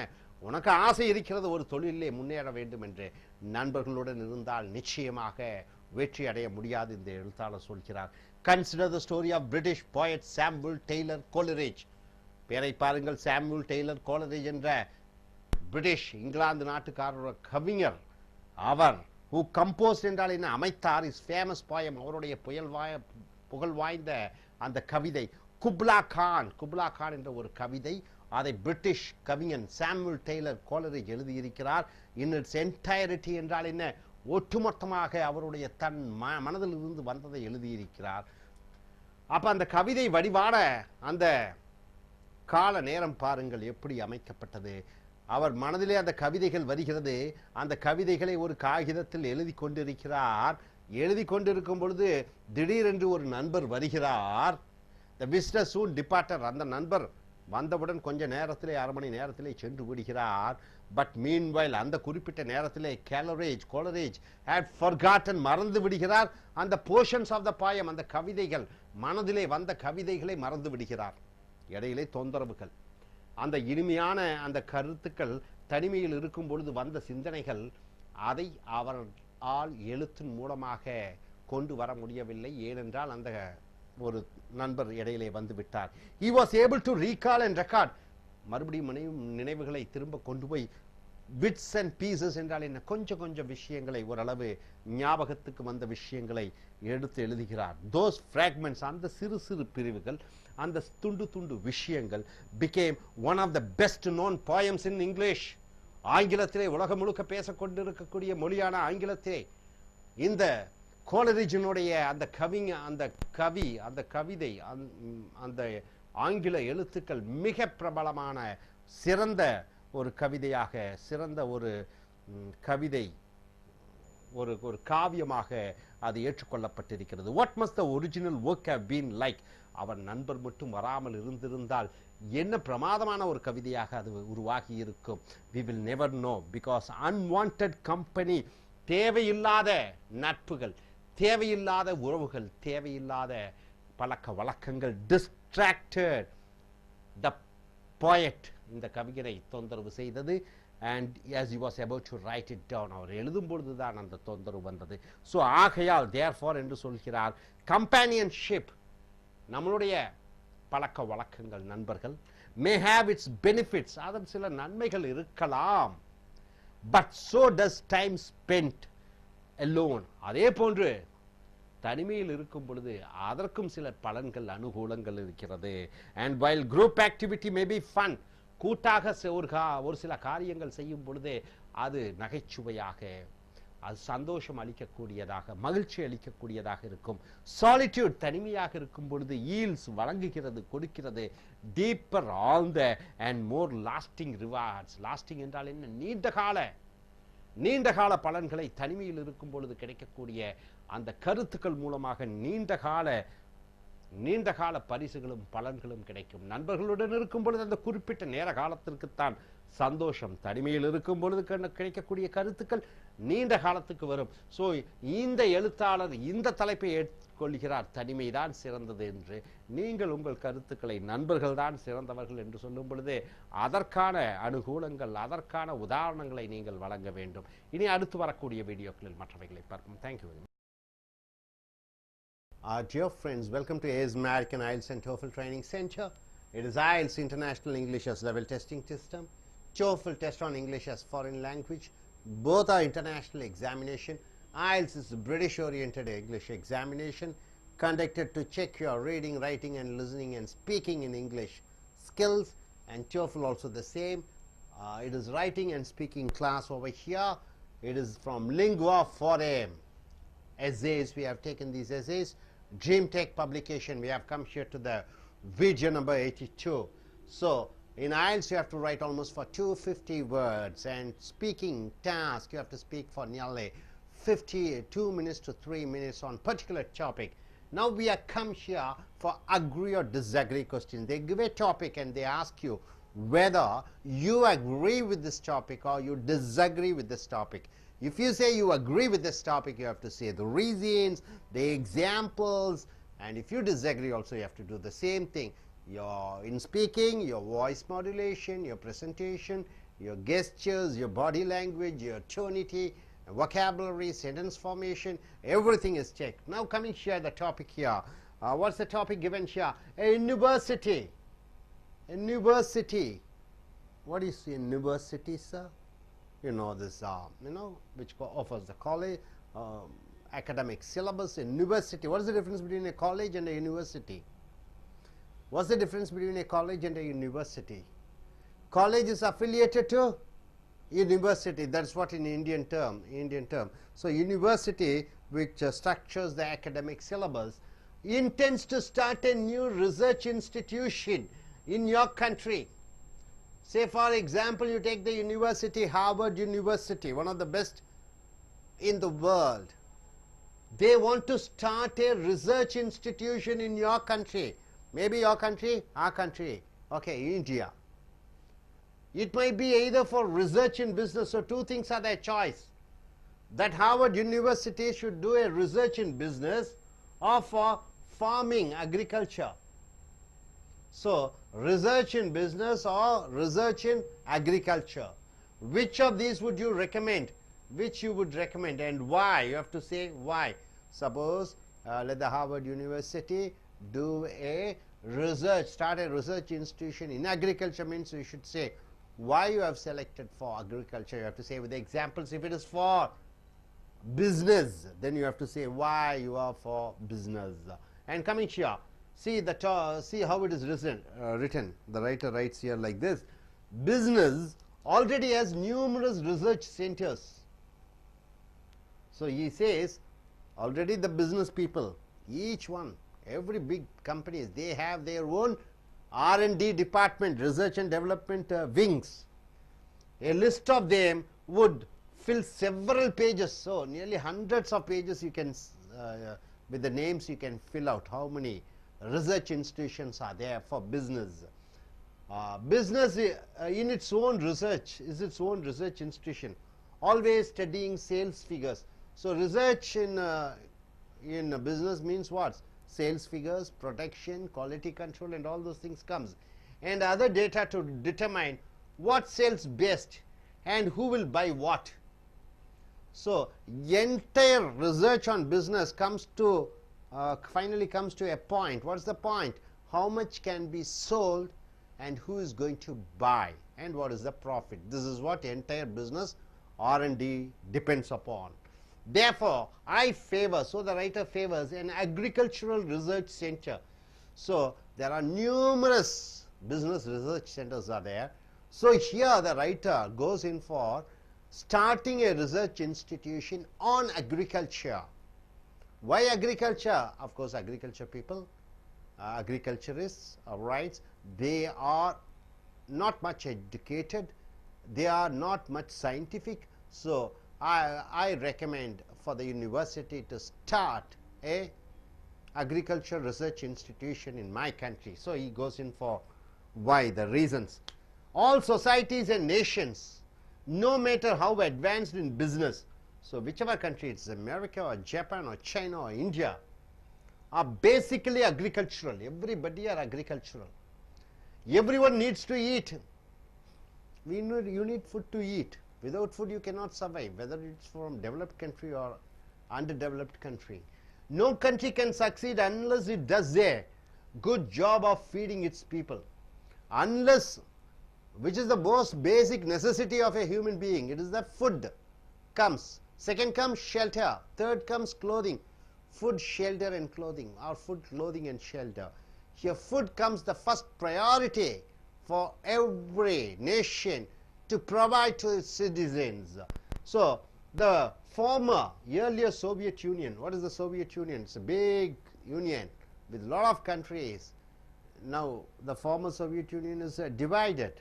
Ukraine is divided. So Azerbaijan, a lot of countries had great trouble with agriculture. So the former Soviet Union had a problem in agriculture. Now the Soviet Union is history. There is a lesson here.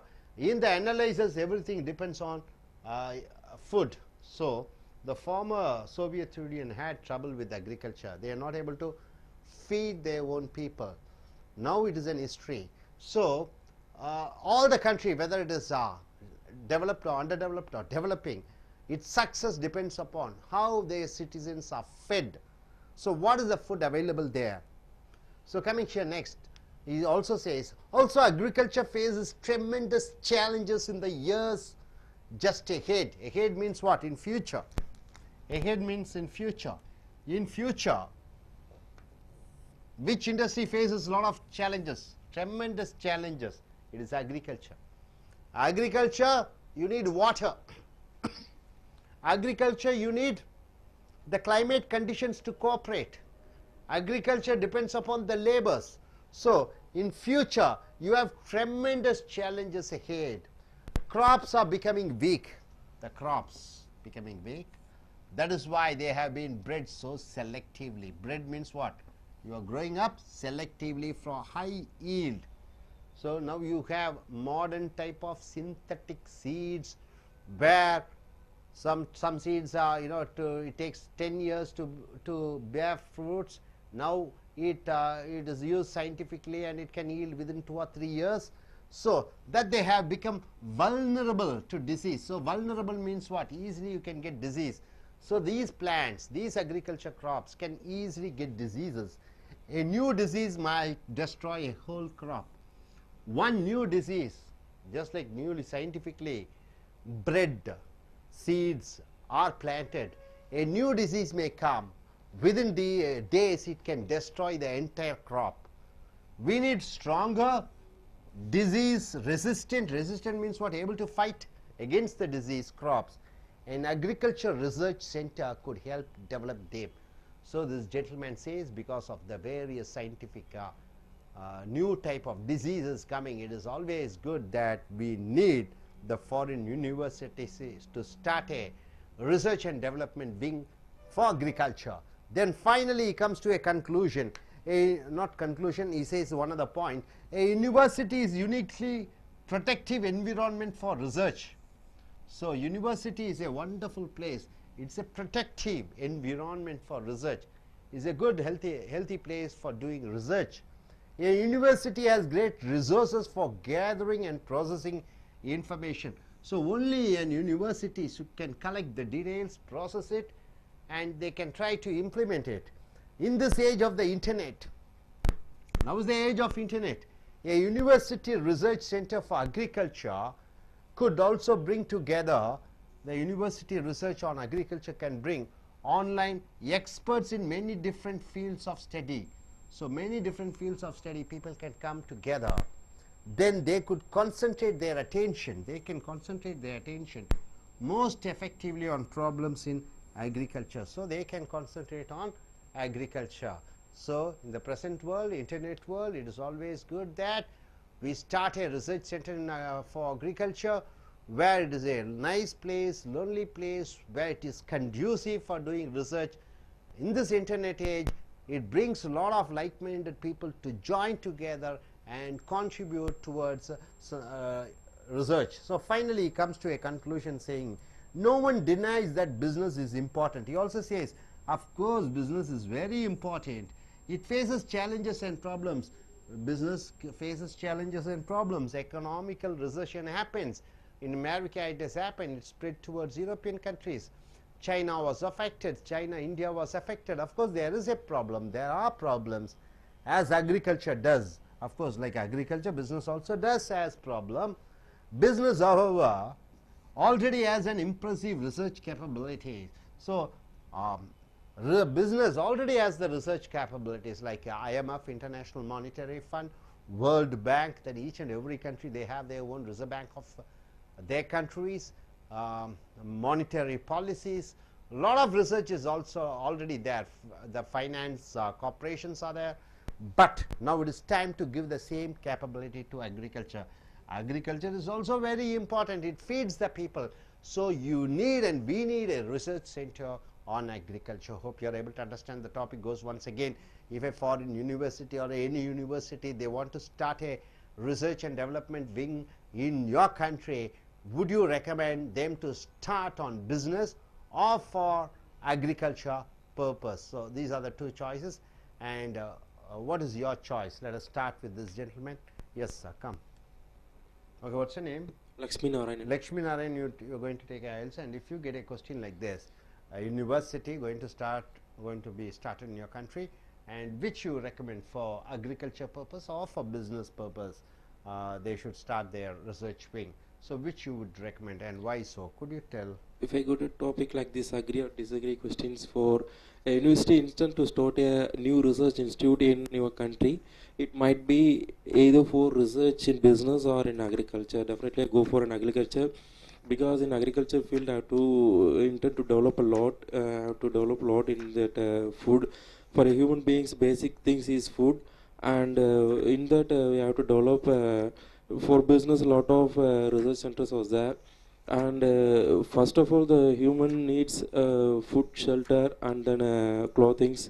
So basic things is food. So we go for an food research centers to start. And in a research university means we can gather a data of lot of datas, and we can put it in a online internet basis, and we can develop by research institute. So far we are need a research institute for agriculture, and for business also need for if you are developing a product like food things, seeds and everything like vegetables means we have to use a business. So there is already existing business for research institute for business. So I'm going for research in agriculture also. Thank you. So if you get a topic like this, Thiago, so when are you writing your exams? On December. General or academic? It's general. Okay, if you get a topic like this, what you're going to speak about? University intends to start a new research institution in your country. Whether it is research in business or research in agriculture, I definitely go with agriculture because there are enough business research institutions in each and every country, not only in India, in all the countries. There are a lot of business institutions. Although there are institutions for agricultural development, but it's still a need for the human being that agriculture is a must, and they need to understand the importance of agriculture because we are having everything apart from the food. What we are lagging in the agricultural products, and also in and also the a nation's development, a nation's prosperous is totally dependent on how much agricultural products it is producing, as well as its export in the agricultural sector. So it's very important that agricultural institutions are being motivated and are being recommended in a nation, and also it will help the students in the country to know about agriculture. And if there is international university starting an agricultural institution, then obviously students would prefer agriculture rather than other professional courses. So agriculture is one of the most important factor which decides the fate of a nation, I can say. And for example, in a nation, if all the nation producing all sort of what do I say, all sort of exports in all sort of products, like exports in IT softwares and automobiles, so many things. But when it comes to when they are lagging in agriculture, then the nation would not be considered as a developed nation, because agriculture is one of the most important factors. Thank you.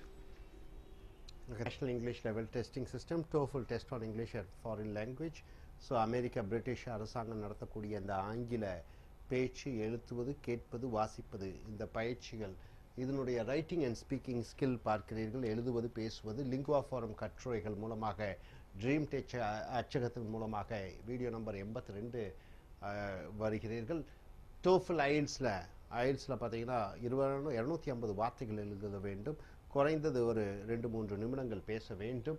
Agri or disagree questions, ஏற்றுக்கொள்வாயா ஏற்றுக்கொள்ள மாட்டாயா என்ற தலைப்பின் கீழ், university என்றால் ஒரு பல்கலைக்கழகம், intense என்றால் விரும்புகிறது, to start a new research institution, ஒரு புதிய ஆய்வு கல்லூரியை ஆரம்பிக்க விரும்புகிறது உன்னுடைய நாட்டிலே. It might be either for research in business, வியாபாரத்தை பற்றி ஆராய்ச்சி செய்யக்கூடிய ஒரு மையமாக இருக்கலாம், ஆர் ஃபார் ஃபார்மிங், விவசாயத்தை பற்றி ஆராய்ச்சி செய்யக்கூடிய ஒரு ஆராய்ச்சி மையமாக இருக்கலாம். Which of these would you recommend, இதில் எதை நீ தேர்ந்தெடுப்பாய், அண்ட் வை, ஏன், provide the specific reasons and for your choice. அப்போ ஒரு வெளிநாட்டு பல்கலைக்கழகம் உன்னுடைய நாட்டிற்கு மேற் ஆராய்ச்சிக்காக, வியாபார ஆராய்ச்சிக்காக ஒரு மையத்தை ஆரம்பிக்கலாம் என்று இருக்கிறார்கள், அல்லது விவசாய ஆராய்ச்சிக்காக ஒரு மையத்தை ஆரம்பிக்கலாம் என்று இருக்கிறார்கள். நீ எதை தேர்ந்தெடுப்பாய், எதை வலியுறுத்துவாய், எந்த ஆராய்ச்சி மையம் வேண்டும், வியாபார ஆராய்ச்சி மையமா அல்லது விவசாய ஆராய்ச்சி மையமா? ஸோ எதை தேர்ந்தெடுத்தாலும் அதற்குரிய விளக்கங்களையும் உதாரணத்துடன் சொல்ல வேண்டும். ஸோ இங்கே எழுத்தாளர் என்ன தேர்ந்தெடுத்திருக்கிறார்? விவசாயத்தை தேர்ந்தெடுத்திருக்கிறார். விவசாய ஆராய்ச்சி மையம் தான் தேவை என்று. ஏனென்றால் அவர் சொல்லுகிற காரணம், business already has numerous research centres. ஒரு வியாபாரத்திற்கு தன்னுடைய வியாபாரத்தை பெருக்குவதற்கு பல 100 ஆயிரக்கணக்கிலே ஆராய்ச்சி மையங்கள் வைத்திருக்கிறார்கள். டாட்டாவுக்கு தனியாக ஆராய்ச்சி மையம், விப்ரோவுக்கு தனியாக ஆராய்ச்சி மையம், இப்படி ஒவ்வொரு நிறுவனமும் ஆராய்ச்சி மையங்கள் வைத்திருக்கிறது. A list of them would fill several pages, பல பக்கங்கள் கொண்டதாக இருக்கிறது ஒவ்வொன்றினுடைய பெயரை எடுத்துக்கொண்டாலும். moreover, மேலும் business is its own research institution always. வியாபார ஆராய்ச்சி மையம் எதை செய்து கொண்டிருக்கும்? அடிக்கடி சேல்ஸ் ஃபிகர்ஸ், எவ்வளவு பொருட்கள் விற்பனையானது, and other data to determine what sells best, எந்த பொருள் சந்தையிலே அதிகமாக விற்கும், அதுதான் இந்த ஆராய்ச்சி மையனுடைய ஆராய்ச்சியாக இருக்கும். And who will buy what, யார் எந்த பொருளை வாங்குவார்கள், இதுதான் அந்த ஆராய்ச்சி மையத்தினுடைய ஆராய்ச்சியாகவும் முடிவாகவும் இருக்கும். therefore, ஆகையால், ஐ ஃபேவர், நான் தேர்ந்தெடுக்கிறேன், அக்ரிகல்ச்சுரல் ரிசர்ச் சென்டர், விவசாய ஆராய்ச்சி மையம் தான் இருக்க வேண்டும் என்று நான் வலியுறுத்துகிறேன் என்று இந்த எழுத்தாளர் சொல்கிறார். மேலும் என்ன சொல்கிறார்? ஆல் சொசைட்டிஸ் அண்ட் நேஷன்ஸ், அனைத்து சமுதாயங்களும் அனைத்து தேசங்களும், no matter how advanced in business, அவர்கள் வியாபாரத்திலே எவ்வளவு தேர்ச்சி பெற்றிருந்தாலும், வளர்ந்த நாடுகள், G7 நாடாக இருக்கட்டும், நேட்டோ நாடுகளாக இருக்கட்டும், ஆப்பிரிக்க நாடுகளாக இருக்கட்டும், ஜப்பான் நாடாக இருக்கட்டும், எந்த தேசமாக இருந்தாலும் ஆர் பேசிக்கலி அக்ரிகல்ச்சர், அடிப்படையிலே அவர்கள் விவசாய நாடுகள். Every one needs to eat, அனைத்து உலக மக்களும் சாப்பிடுவதற்கு ஏதோ ஒன்று வேண்டும். No country can succeed unless it does a good job of feeding its people. Feeding என்றால் உணவு அளிப்பது. எந்த நாடும் சிறந்த நாடாக இருக்காது எதுவரை தன்னுடைய மக்களுக்கு உணவை அளிக்காத வரை. So the former Soviet Union, Russia என்று சொல்வார்கள், அதனுடைய அந்த காலத்திலே had great trouble with agriculture. முன்னொரு முறை சோவியத் ஒருங்கிணைத்த சோவியத்திலே விவசாயத்திலே பெரும் பிரச்சனையாக இருந்தது. தன் மக்களுக்கு அவர்களால் உணவு வழங்க முடியவில்லை.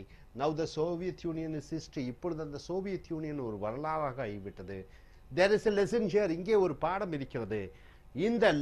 இந்த last analysis everything depends on food. எதை அடிப்படையாக கொண்டாலும் அனைத்தும் இறுதியாக வரக்கூடியது உணவு என்று. ஸோ இறுதியாக அடுத்தது கட்டத்தில் பாருங்க, agriculture faces tremendous challenges in the years just ahead. Ahead என்றால் என்ன? வருங்காலத்திலே விவசாயம் மிகப்பெரிய பிரச்சனைகளை சந்திக்க இருக்கிறது, மிகப்பெரிய சவால்களை சந்திக்க வேண்டி இருக்கிறது. Crops are becoming weak. Crops என்றால் என்ன?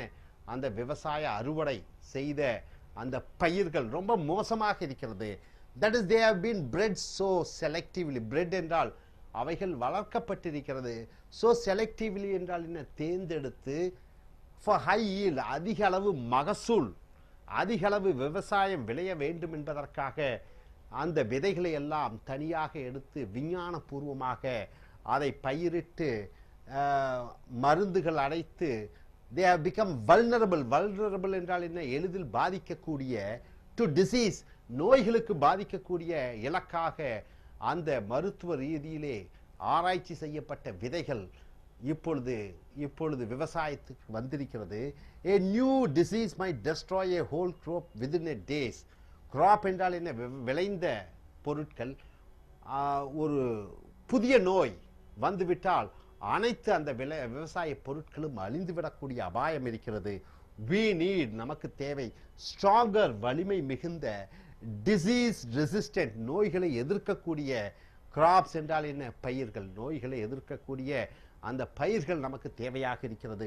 அண்ட் அக்ரிகல்ச்சுரல் ரிசர்ச், ஒரு விவசாய ஆராய்ச்சி மையம் could help develop them. ஒரு விவசாய ஆராய்ச்சி மையம் தான் நமக்கு தேவையாக இருக்கிறது இந்த நோய்களை எதிர்ப்பதற்கு. அடுத்த பத்தியிலே பார்த்தீர்கள் என்றால், ஃபைனலி முடிவாக, a university is a uniquely protective environment for research. ஒரு பல்கலைக்கழகம் என்பது யூனிக்லி என்றால் என்ன? தனித்தன்மை வாய்ந்த, ப்ரொடெக்டிவ் என்றால் என்ன? ஆக்கப்பூர்வமான, என்விரான்மெண்ட்னா சுற்றுப்புற சூழ்நிலை, ஃபார் ரிசர்ச் ஆராய்ச்சி பண்ணுவதற்கு ஒரு பல்கலைக்கழகம் தான் சிறந்தது. a university has great resources. ஒரு பல்கலைக்கழகத்திற்கு நிறைய வசதிகள் இருக்கிறது. for gathering என்றால் தகவல்களை பெற, and processing information தகவல்களை பெற்று அந்த தகவல்களை மேம்படுத்தக்கூடிய திறனை ஒரு பல்கலைக்கழகம் பெற்றிருக்கிறது. in this age of internet, இன்றைய இணையதள காலத்திலே, a university research center, ஒரு ஆராய்ச்சி மையம், விவசாய ஆராய்ச்சி மையம் for agriculture could also bring together, ஒரு ஆராய்ச்சி மையம் விவசாயத்தை பற்றி ஒரு பல்கலைக்கழகம் ஆரம்பிக்கும் பொழுது, online experts in many different fields of study, online மூலமாக, இணையதளத்தின் மூலமாக விவசாயத்திலே நிபுணத்துவம் பெற்றவர்கள் அனைவரும் ஒருங்கிணைப்பார்கள். then they could concentrate their attention most effectively on problems in agriculture. so சிறந்த வல்லுநர்கள் இந்த இணையதளத்தின் மூலமாக வரக்கூடியவர்கள், இவர்கள் அனைவரும் சேர்ந்து அந்த விவசாயத்தினுடைய வளர்ச்சிக்கு, விவசாயத்தினுடைய ஆராய்ச்சிக்கு, நவீன கால அந்த விவசாய பொருட்கள் நோய் தாக்குவதிலிருந்து தடுப்பதற்காக அவர்கள் அனைவரும் சேர்ந்து புதிய பொருட்களை கண்டுபிடிப்பார்கள், புதிய மருந்துகளை கண்டுபிடிப்பார்கள். ஸோ அடுத்ததாக இறுதியாக அவர் என்ன சொல்கிறார்? நோ ஒன் டினைஸ், யாரும் மறுப்பதற்கில்லை, தட் பிஸ்னஸ் இஸ் இம்பார்ட்டன்ட், வியாபாரம் மிக முக்கியம், பணம் இல்லாவிட்டால் ஒன்றும் செய்ய முடியாது. It faces challenges and problems, வியாபாரத்திலே பல பிரச்சனைகளும் குழப்பங்களும் இருக்கிறது. அமெரிக்காவிலே ரிசெஷன் ஏற்பட்டது, உலகம் முழுக்க பாதிப்படைந்தது, வங்கித்துறை அடியோடு நாசமானது, வீட்டு கடன் அந்த பிரச்சனைகளும் பெரும் பிரச்சனை ஏற்பட்டது. அமெரிக்காவே மிக ஒரு நஷ்டமான காலகட்டத்திலே அது பாதிப்படைந்தது. as agriculture does, விவசாயத்தை போன்று, business however, ஆனால் வியாபாரம் எப்படி எனினும், already has an impressive research capacity, ஏற்கனவே வியாபாரிகளுக்கு அல்லது வியாபாரம் செய்யக்கூடியவர்களுக்கு, தொழிற்சாலை வைத்திருக்கக்கூடியவர்களுக்கு ஏற்கனவே அவர்களுக்கு ஆராய்ச்சி மையங்கள் இருக்கிறது. now it is time, இது ஒரு நேரம், to give the same capabilities to agriculture, இதே வசதிகளை இப்பொழுது விவசாயத்திற்கு நாம் கொடுத்தாக வேண்டிய இந்த காலகட்டத்தில் இருக்கிறோம். ஸோ வெளிநாட்டு நிறுவனம் ஒன்று இந்தியாவிற்கு வந்து ஆராய்ச்சி மையத்தை ஏற்படுத்த வேண்டும், ஒன்று வியாபாரத்திலா அல்லது விவசாயத்திலா என்று வரும்பொழுது இந்த எழுத்தாளர் எதை சொல்கிறார்? கண்டிப்பாக அது விவசாயத்திற்குத்தான் இருக்க வேண்டும் என்று சொல்லி அதனுடைய காரணத்தை உதாரணங்களுடன் சொல்கிறார். உங்களுக்கு வியாபாரம் தான் மிக முக்கியம் என்று சொல்லும் பொழுது அந்த வியாபார மையம் தான் ஆரம்பிக்க. American I.E.L.T.S and TOEFL training center is American Center. I.E.L.T.S and TOEFL, International English as Level Testing System, test on English as foreign language, British oriented, American oriented examination to check your reading, writing and listening and speaking skills in English. So here we have come here to for writing and speaking skill development class. These essays were taken from Lingua Forum Essays, is the DreamTech publications, and here we have come here to the video number 83. In I.E.L.T.S task 2, you may get a topic to write about something for almost 250 words, and you have to speak for almost 2 minutes continuously on one particular topic. Here, agree or disagree questions. A topic may be given and you may have to speak for or against the topic with reasons and with examples. Now here, the topic is, which do you think makes a better place to live? Everybody should live. I mean, everybody are living and everybody should have a place to live. So the basic necessities are food, clothing and shelter. When coming under shelter, it is a place to live. Which place do you like to live? A modern apartment. What is the modern apartment nowadays? It is apartment living has become a norm, or a traditional home. What is a traditional home? In our towns and villages, in cities mostly you find apartments. Apartments means what? Almost 30, 20, 30, 40 or depending upon the size of the building, people live in that apartment where it consists of lot of flats, it is called. So do you like to live in a modern apartment, or do you like to live in a traditional home? Traditional home means what? A individual or a separate house where a family lives. So which do you prefer, a modern apartment living or a traditional home? Either you have to choose one, and you have to use specific reasons and examples to support your view. So what this writer has selected, is he going for traditional house or for apartment living? So here he starts with traditional houses traditional houses, they have advantage. Traditional houses have advantages over apartments, such as greater space and perhaps a large yard, a large empty space. But on the whole, I prefer apartment living for several reasons. So this gentleman or this particular writer, he or she has gone for selecting apartment living is best because of various reasons. He says, of course, traditional houses has the place, but still he prefers to live in an apartment. So why he prefers? He is saying the reasons. First, an apartment is easier to keep clean than an entire house. So the first reason he says is the cleanliness. To keep it clean, it is always an apartment is much easier compared to a individual house. One need only to clean perhaps 2 or 3 rooms. So just in an apartment you have a single bedroom, double bedroom or triple bedroom. So few rooms are there to clean, but in a house you have to clean the entire building. Once or twice a week it's enough to clean an apartment. Nothing in the apartment is far from anything else. Everything is close by. All the rooms are close by. So convenience in an apartment is greater than in full-sized house. So convenience of cleaning is much better in an apartment rather than compared to a full house. One can keep track of everything in an apartment easily. So you can keep where you have kept your keys, where you have kept your things, nothing is going to be missed, and since the space is less, everything is adjoined. So he prefers apartment living is best because of cleanliness, for maintenance. Then he comes second point. There is certain added security in living in an apartment. So after maintenance or cleanliness, then he comes to the point of security. There is certain added security in living in an apartment building. The building may have a full-time security. Almost all the apartments, they have security with cameras and with what all the visitors, whoever comes inside the apartment, they have to put the signature and go inside, or at least a person stationed at the front desk. He sits in the front, the watchman or security, whoever it is, to monitor. Monitor means what? To just see who goes inside the apartment and going out, persons entering and leaving the building. Such measures tend to reduce crime. So security is there, so it makes the crime rate to come down, or the crime is zero over here. Moreover, the presence of many neighbors nearby is a deterrent. Deterrent means what? Something a block to crime. So in an apartment you can find nearly 10 family, 20 family or 30 families living. So something happens to the nearby flat, the other person comes to know. So the crime rate is reduced, because a criminal in that situation is likely to be noticed. So who comes and who goes out? The neighbors are there, the watchman is there, the security is there. So the crime is a deterrent for a criminal.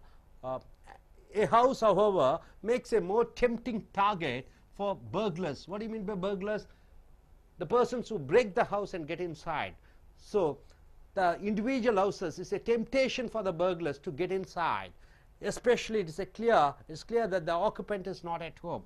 When the occupant is not at home, outside the lock will be hanging, so the burglars will be able to find out whether the inmates are there or not, then he comes inside and robs. So it's an easy target for burglars, that's the individual houses. So finally he comes to a conclusion.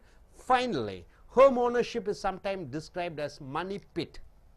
Home ownership, individual houses, is a money pit. What do you mean by money pit? It incurs a lot of expenses to maintain a individual house. That's called money pit.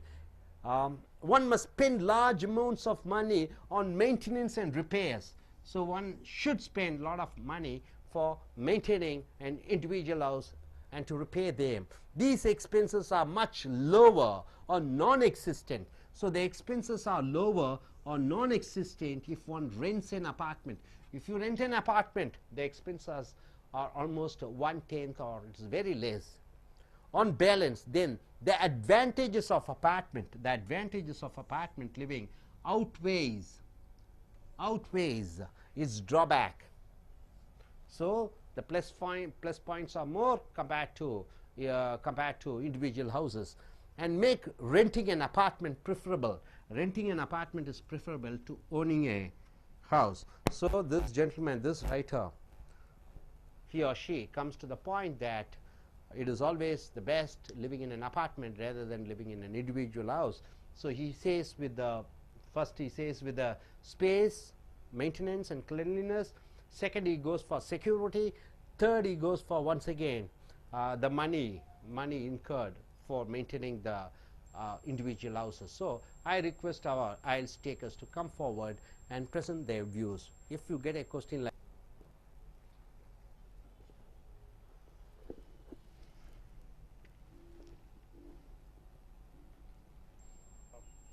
Good evening, everybody. This is Sendil here.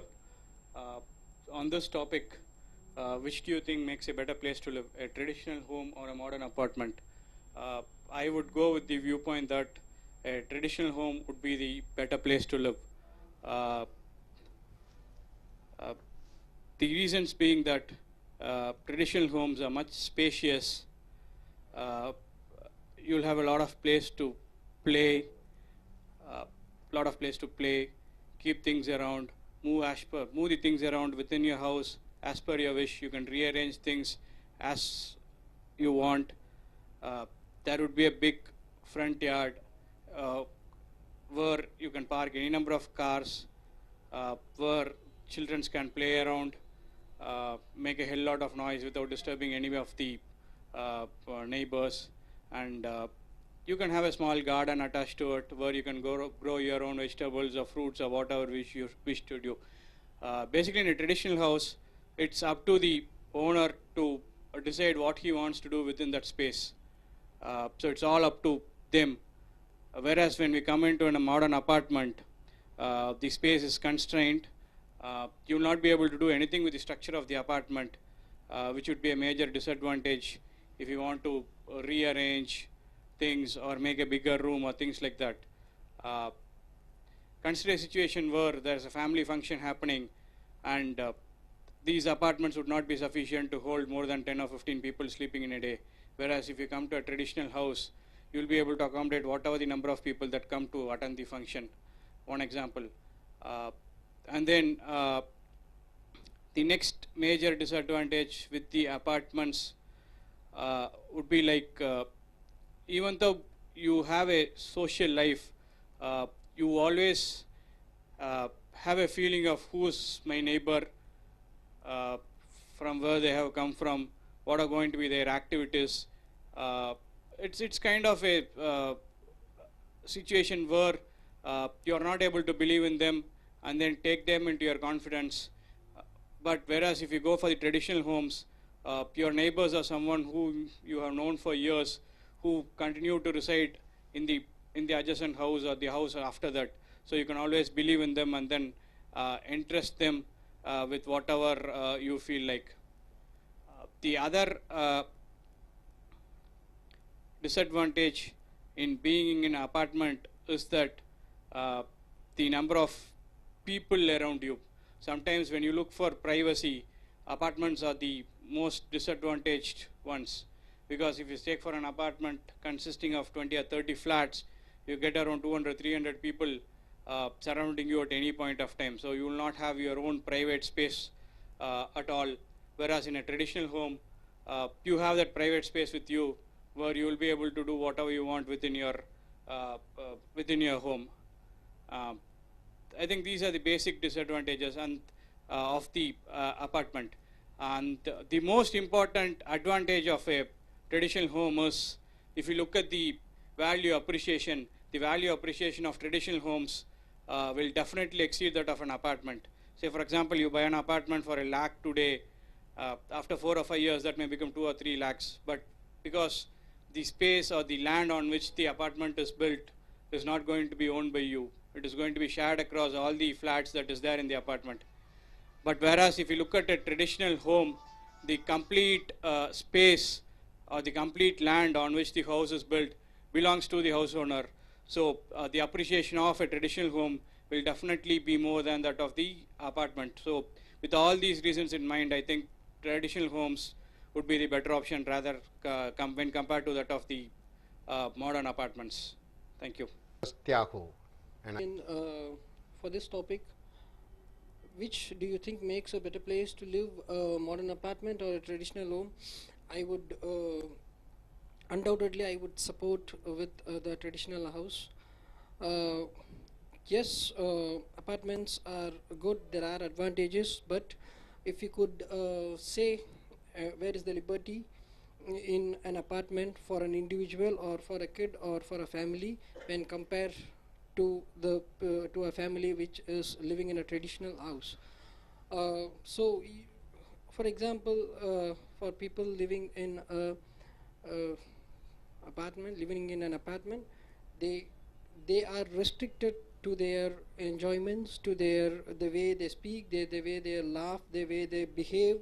Everything is restricted when compared to the people who are living in a traditional house. And at some point of time, each and every family requires some changes in their house to rejig their house, to get a different mindset.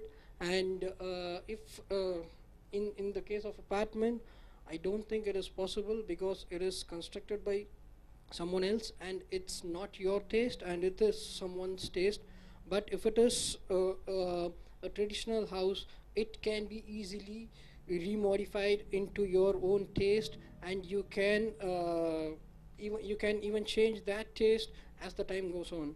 And yes, as per the author, in gated community flats, they are accessed to all the facilities which are around them. That is an advantage. But in gated community apartments, since being one of for example, we are one of 30 family, there are around 30 families and you are one among them, there is likely to be there are chances to be compared with other people, and this might lead to lack of peace in the house. In my point, apartments are just an house, but then traditional houses, we can make it as a home where you will get the peace of mind. So each and every one are, after their hectic schedules in their business, in their workspace, so they need a peace of mind which they used to get it in at their home. I can say that only the traditional houses will give such sort of peace when compared to the gated community apartments. Yeah, good. Okay. If you get a topic like this, what you're going to speak, how you're going to speak? Good evening. I agree the topic to live in a modern apartments. Everyone like we want to live in a traditional home, traditional living. But many of the people are not in a traditional home, because we can buy easily apartments. We can able to buy easily apartments. Small scale business people also can easily buy the apartments. In apartment we can have a lot of facilities and rich modern flats. With nowadays recently there are building like an modern modern facility in the apartments. Um, we can maintain the apartments very easily. We don't want to spend more time, and we don't want to keep maintenance everything and all, because the society will take the society peoples in apartments, they will take the in charge of the maintenance of the apartment. Um in individual home we have some of the disadvantages also. uh, if we stay in an individual home, we when of the person was coming into my home without knowing, we can't able to we can't able to know there a person was come to my home or not at all. But in apartments we can able to know. Nowadays there are attaching a camera inside of the a flat also. On the entrance, the watchman or securities ask, this person was came to your home, can I send to your home? In video itself, in video itself, will respond the answer. This person is I don't know, this person means they will send out. That facility, nowadays they're developing a lot of some things, some new things to the apartments. Every day the security will stand the front of the gate, and we record everything, the bike number, which car came inside and which time went outside, and which person move on this time, which person went outside. They maintaining their proof of record in a written statement. In individual home, we can't able to do this. In individual home, any of the crime will happen means it will really soon itself it will happen, because they are staying alone. The criminals was can able to trace them easily and get into the home easily without anyone's help. In apartments, we cannot able to go inside the flat, because they are attaching the cameras, they're watching everything outside of the home. They're fixing in door also, they're fixing an micro something to watch outside who's standing outside. So apartment is some of the different modern development in our city. So traditional home have some of disadvantages. So I agree the modern of apartment. Thank you. Come forward. Yes. If you get a topic like this, what you're going to speak? First of all, very good evening. I'm Purushothaman here. In topic of agree or disagree question, I got a topic. Which do you think makes a better place to live in a modern apartment or a traditional home? I prefer a modern apartment rather than living in a traditional home, because there is many advantages. Maybe there may be some of disadvantages, but while comparing to advantages, there is some points are making disadvantages. First of all, I need to say that some what are the advantages. First of all, any persons who are entering into the apartments, they will be noticed. If he is he or she is a known persons, they will get inside the house to whom I came to meet, else it will be checked out. Then buying an individual home or traditional home, nowadays it's not a very easy thing, because while comparing to modern apartments, it is very costly. uh, uh, there is a variety of apartments based on the one's financial status. There is the variety of apartments is there. So once he is satisfied with the apartments and its structure and its facilities, he can buy it by their own. So he'll be satisfied for the entire living at their place. Then then there is some of safety measures are there, like securities, then CCTV camera, then playing grounds, then a group of flats are there, so a group of members are there. So our family members will have a chance to keep a friendship with them, not only for our family members, as well to our children's also they have a chance to keep a good friendship with us, because all the members of flat members will be almost equal to our family status, so we get worry uh, to about our family children's, whether they are going to spoil. So there is a chance of worriness is compared to individual house is less. So modern apartments are based on these points. Then finally, as maintenance charges, then as maintenance charges are very less, because all the flat members are sharing the total maintenance, so it is very less while compared to maintain an individual individual house. So that's it. Thank you. TOEFL IELTS என்றால் சர்வதேச ஆங்கில எழுத்து, பேசுறது, வாசிக்கக்கூடியது, கேட்கக்கூடிய ஆங்கில பரீட்சை. இது British அரசாங்கத்தின் மூலமாக நடத்தப்படுகிறது. TOEFL அமெரிக்கன் அரசாங்கத்தின் மூலமாக நடத்தப்படுகிறக்கூடிய இந்த பரீட்சை, ஆங்கில பரீட்சைகள். இது ரைட்டிங் அண்ட் ஸ்பீக்கிங், எழுதுவது மற்றும் பேசுவது திறன்களை வளர்க்கக்கூடிய வகுப்பு. லிங்குவா கட்டுரைகள் மூலமாக ஜீம்டெக் அச்சகத்தின் மூலமாக வீடியோ 83க்கு வந்திருக்கிறோம். இங்கே IELTSல எழுதும் பொழுது 280 வார்த்தைகளுக்கு குறைவில்லாமல் நீங்கள் எழுத வேண்டும்.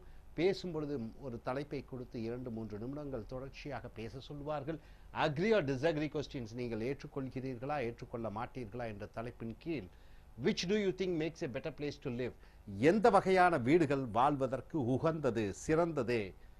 மாடர்ன் அபார்ட்மெண்ட் என்றால் என்ன, அடுக்குமாடி குடியிருப்புகளா, ட்ரெடிஷனல் ஹோம் என்றால் என்ன, தனியாக இருக்கக்கூடிய ஒரு வீடுகளா, இல்லங்களா, எது சிறந்தது. Use specific examples and reasons to explain your answer. அடுக்குமாடி குடியிருப்புகள் சிறந்ததா இல்லது தனியாக இருக்கக்கூடிய தனி வீடுகள் சிறந்ததா வாழ்வதற்கு இந்த காலத்தில் எதை என்று நீங்கள் சொல்ல வேண்டும். ஏதோ ஒன்றை எடுத்து அதற்கான காரணத்தையும் விளக்கங்களையும் நீங்கள் அளிக்க வேண்டும். இங்கே இந்த எழுத்தாளர் என்ன சொல்கிறார், ட்ரெடிஷனல் ஹவுசஸ் என்றால் என்ன, அந்த காலத்திலே பழங்காலம் தொட்டு இன்று வரைக்கும் இருக்கக்கூடிய ஒரு குடும்பம் ஒரு வீடு என்று சொல்லக்கூடிய ஒரு இல்லம், ஒரு வீடு, ஒரு தனி வீடு have advantages over apartments. இந்த அடுக்குமாடி குடியிருப்புகளை விட அதற்கு அனுகூலங்களும் பலன்களும் அதிகமாக இருக்கிறது தனி வீடுகளுக்கு. such as greater space, இந்த தனி வீடுகளுக்கு வாசலும் வீடும் இடமும் அகலமாக இருக்கிறது, பரந்து இருக்கிறது. perhaps a large yard என்றால் என்ன, முன் வாசல் பின் வாசல் என்று சொல்லக்கூடிய அந்த காலியாக இருக்கக்கூடிய இடங்கள் இருக்கிறது. பட் ஆன் த ஹோல், ஆனால் ஒட்டுமொத்தமாக பார்க்கும் பொழுது ஐ ப்ரிஃபர், நான் விரும்புகிறேன் apartment living for several reasons. அது அடுக்குமாடி குடியிருப்புகளில் வாழ்வது தான் தனி வீட்டில் வாழ்வதை விட சிறந்தது என்று நான் நினைக்கிறேன் என்று சொல்லிக்கொண்டு அதற்கான காரணத்தை முதல் பத்தியிலே சொல்கிறார். First, an apartment is easier to keep clean. முதலாவதாக அடுக்குமாடி குடியிருப்பிலே வாழக்கூடியது, அடுக்குமாடி குடியிருப்பிலே குறைந்தது 20, 30, 40 குடும்பங்கள் வாழும். அங்கே அந்த வீட்டை அதை ஃப்ளாட் என்று சொல்வார்கள், அதை சுத்தப்படுத்துவதற்கு எளிமையானது. And then an entire house, ஒரு தனி வீட்டை சுத்தப்படுத்துவதை விட அந்த அடுக்குமாடி குடியிருப்புகளை சுத்தப்படுத்துவது எளிமையானது. One NEET only clean perhaps 2 or 3 rooms. ஒருவர் 2 அல்லது 3 அறைகளை மட்டும் சுத்தப்படுத்தினால் போதும். அடுக்குமாடி குடியிருப்புகளே சிங்கிள் ஃப்ளாட் என்று சொல்வார்கள், டபுள் பெட்ரூம் ஃப்ளாட் என்று சொல்வார்கள், 3 படுக்கை அறை வசதி கொண்ட அந்த அடுக்குமாடி வீடுகள் என்று சொல்வார்கள். ஸோ அந்த 3 அறைகள் அதிகபட்சமாக இருக்கும். அதை சுத்தப்படுத்துவது என்பதே ஒரு சாதாரண விஷயம். Once R twice a week, வாரத்துக்கு 1 முறையோ 2 முறையோ அதை சுத்தப்படுத்தினால் போதும். Nothing in the apartment is for from anything else. அடுக்குமாடி குடியிருப்புகளே அறைகள் பக்கத்தில் இருக்கிறது, சமையல் அறை பக்கத்தில் இருக்கிறது, இங்கிருந்து அங்கே செல்ல வேண்டாம், எல்லாம் உடன் பக்கத்தில் இருக்கிறது. So convenience in an apartment is greater than in full sized house.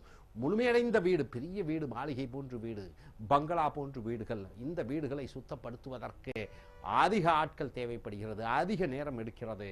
One can keep track of everything in an apartment easily. Apartment 2-3 அறைகள் எந்த பொருளை எங்கே வைத்திருக்கிறோம் என்பதை தெளிவாக தெரிந்து கொள்ள முடியும். ஆனால் தனி வீடுகளிலே இவைகளை பராமரிக்கிறது, பொருட்களை ஞாபகம் வைத்துக் கொள்வது என்பது மிக கடினமான ஒன்று என்று முதல் பத்தியிலே அதன் காரணத்தை சொல்கிறார்.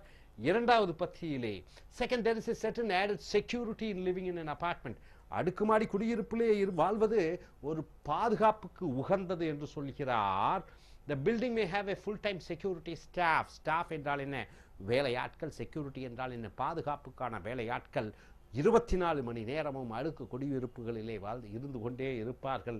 or at least a person, ஒரு நபராவது இருப்பார். Station at the front desk, அந்த அடுக்குமாடி குடியிருப்பிலே முன் வாசலிலே நுழைவு இடத்திலே ஒரு செக்யூரிட்டி அல்லது ஒரு ஆள் இருப்பார் அங்கே. டு மானிட்டர் என்றால் என்ன? கவனித்துக் கொள்ள. persons entering, யாரெல்லாம் உள்ளே வருகிறார்கள், லீவிங் த பில்டிங், யாரெல்லாம் வெளியே செல்கிறார்கள் என்று சிசிடிவி கேமரா பொருத்தப்பட்டிருக்கிறது. சச் மெஷர்ஸ், இந்த இந்த இந்த விஷயங்கள் டென் டு ரெடியூஸ், குறைக்கிறது கிரைம், குற்றத்தை குறைக்கிறது. மோரோவர், அது மேலும் the presence of many neighbours, அடுக்குமாடி குடியிருப்பிலே 10, 20, 30 என்று 40 குடும்பங்கள் ஒன்றாக வாழ்கிறார்கள். தனி வீட்டிலே ஒருவர் தான் வாழ முடியும், ஒரு குடும்பம் தான் வாழ முடியும். நியர்பை இஸ் எ டிட்டரண்ட் என்றால் என்ன? தடையாக இருக்கிறது, ஒரு அரணா, ஒரு ஒரு ஒரு ஒரு இடைமறியாக இருக்கிறது. டு கிரைம், குற்றங்களுக்கு ஒரு தடையாக இருக்கிறது. Because a criminal in that situation is likely to be noticed. எவராவது ஒரு குற்றவாளி வரும்பொழுது அவர் எளிதிலே கவனிக்கப்படுகிறார். அண்ட் ரிப்போர்ட்டட், அவரை பற்றி தகவல் சொல்லப்படுகிறது. ஏ ஹவுஸ், however, ஒரு வீடு பார்க்க போனால் மேக்ஸ் ஏ மோர் டெம்ப்டிங் டார்கெட். டெம்ப்டிங் என்றால் என்ன? ஒருவர் ஆசையை உண்டாக்குகிறது. டார்கெட் என்றால் குறி. ஃபார் பர்க்லர்ஸ் என்றால் என்ன? வீடு புகுந்து கொள்ளையடிக்கக்கூடிய கொள்ளைக்காரர்களை பர்க்லர்ஸ் என்று சொல்வீர்கள். தனியாக இருக்கக்கூடிய வீடுகள் கொள்ளைக்காரர்களின் ஆசையை உருவாக்குகிறது. Especially it is clear that the occupant is not at a home. Occupant என்றால் என்ன? வீட்டிலே இருக்கக்கூடியவர்கள் இல்லத்திலே இல்லாமல் வெளியே இருக்கும் பொழுது அது ஒரு அவர்களுக்கு, இந்த வீடு புகுந்து கொள்ளையடிக்கக்கூடியவர்களுக்கு உணர்வுகளையும் உணர்ச்சிகளையும் தூண்டிவிடுகிறது கொள்ளையடிப்பதற்காக. ஸோ இறுதியாக அவர் முடிவுரையாக வருகிறார். Home ownership is sometime described as money bit.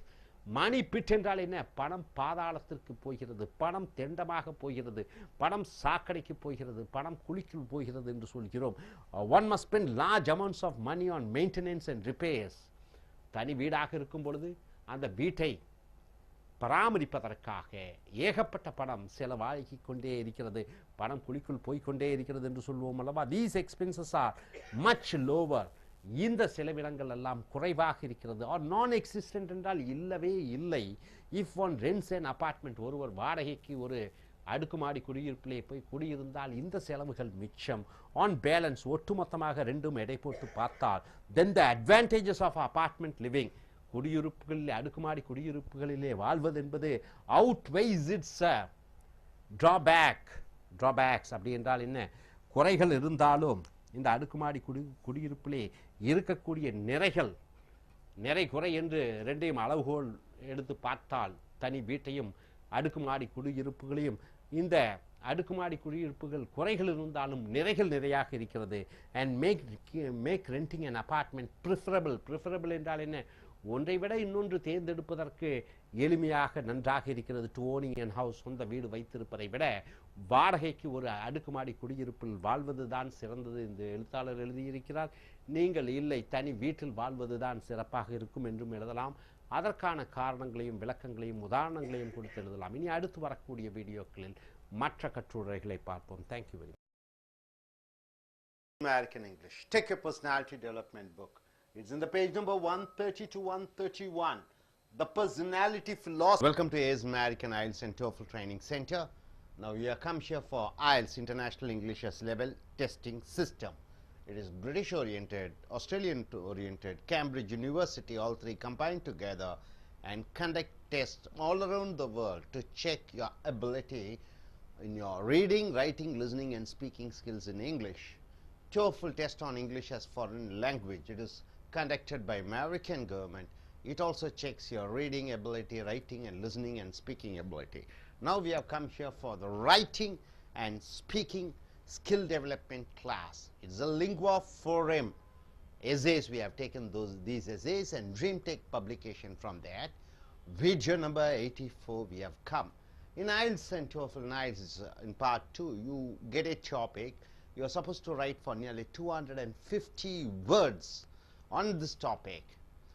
And in speaking task, in part 2, you may get a question where you have to speak for continuously for 2 minutes. A topic here, it may be agree or disagree questions. What is agree or disagree question? Whether you accept what the examiner is given in the who has given the question, or you are going against the question. For example, see the topic here.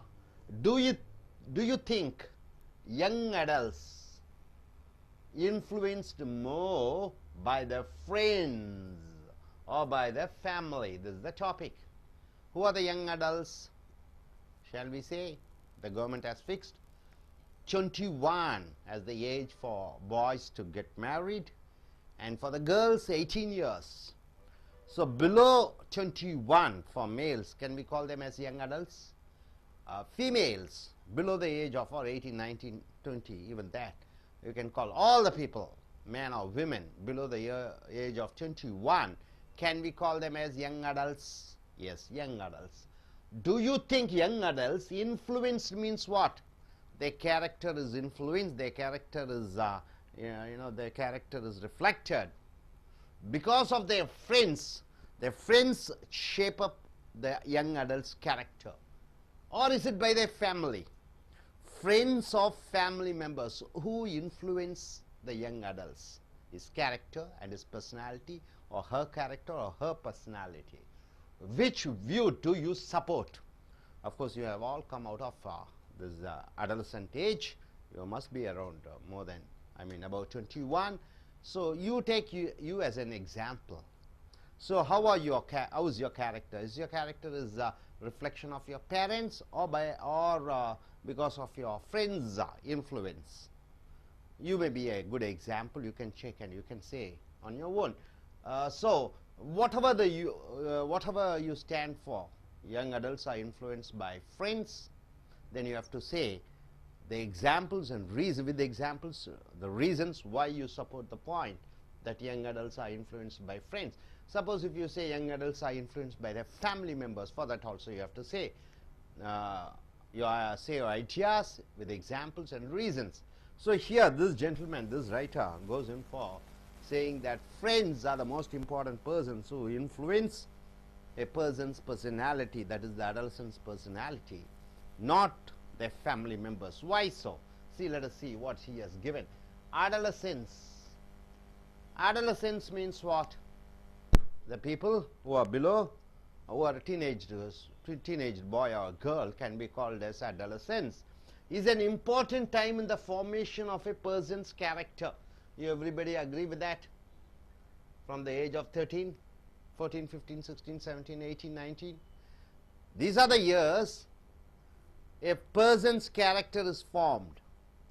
Of course, physically the food takes care, the genes takes care, but the character, the personality is shaped during those years, 13 to 19. Physically also he grows, mentally also he grows. He or she grows. The influence and reactions of a young adult's family will be critical at this time. So here the young adult's family, his father, mother, if they are happy, if they are educated, if they are broad-minded, if they are religious. So all those things influence a child, influence the young man or young girl. Is very critical at this time, it's very important at this time. However, friends are the single most important influence on a young adult. So this gentleman say friends are the single most important influence on a young adult. So even though parents, it is very critical of their influence or their time for the young adults to get influence, or the young adult getting shaped up, his personality getting shaped up, it is the most important factor is the friends. Why so? Because their frequent contact and their role in personality development. So the adolescent is mostly with his friends during his active time. He is with his friends, he plays with them, he goes out with them. He shares his ideas and opinions. So the young person or young adult is influenced much because of his friends. So then one of the reason he says, what is that? Because adolescents spend, that is the teenage boy and girl, spend so much time with their friends. They spend so much time. Time is an important factor. Of course, sleeping time, he comes to the home. But other times, whenever he is active, he is with his friends. The influence of friends is very strong. Young people are busy then with the school, part-time jobs, and just having fun with friends. So having fun with friends, part-time jobs, the time spent by the young man or women with the friends, all these influence the adolescent character. All three of those activities take time away from interaction with the family. So the time in the school, the time with the friends playing sports and games, the time when the adolescent spend his part-time job, he used to spend his time for part-time jobs. These are the three important factors where the interaction between the family members get reduced and replace that time with the interaction with the friends. So all these three of these activities, it is he interacts with his friends, and young people see their friends at school, they see their friends at school, at work, in their free time, at almost all times of the day, from morning to night, they are with their friends, so the friends influence them. Then another important reason, he says, another significant reason for the influence of friends is that young adulthood is about defining one's own personality. So young adulthood, it is the defining of their own personality, what they are, what their wishes are, what their aim and ambition is, what are their hobbies. So this is that time. So the influence of friends plays an important role. When people are children, when they are a child, when he is a child or when the girl is a child, they are controlled by their parents. When they are a child, up to 7th standard or 6th standard or 8th standard, the children are in control of their parents. Becoming your own person is a very difficult process. So for everything and everything you depend upon your parents. Then being your own person, you create your own personality. That process is a difficult one. Process means what? The evolution, the growth from 100% dependency on parents, then you become your own. You have your own personality. That process is the difficult one, according to the writer. In it, the opinion of friends is most important. Here, the friends, their opinion is very important. A young person might try on different characters. A young person, by being with his friends, he tries different things to shape up his personality. He may be meek. Meek means what? Feeling very frightened, not taking any risk, not ready to be on his own. So he may try to have a character to be like a meek. He tries to be funny. He likes to make he like to be create funs. He likes to be cool, he or she likes to be athletic. So much as one would try on different clothes. As you try on different clothes, one day you wear a chudidar, one other day you wear some other dress. So as you keep on trying your different dresses, here the young adult also tries with different characters. One to be calm and quiet, one to be taking risky, one to be funny, one to be athletic. So he tries different things. As a person tries with different clothes, the response someone gets from friends will determine which characters continue or fail by the wayside. So as he keeps trying all these characters, he tries with his friends. What is his friend? If he is funny, what is the friend's reaction? When he is athletic, what is his friend's reaction? When he is serious, when he is angry. So according to the responses, he tries to shape up his character.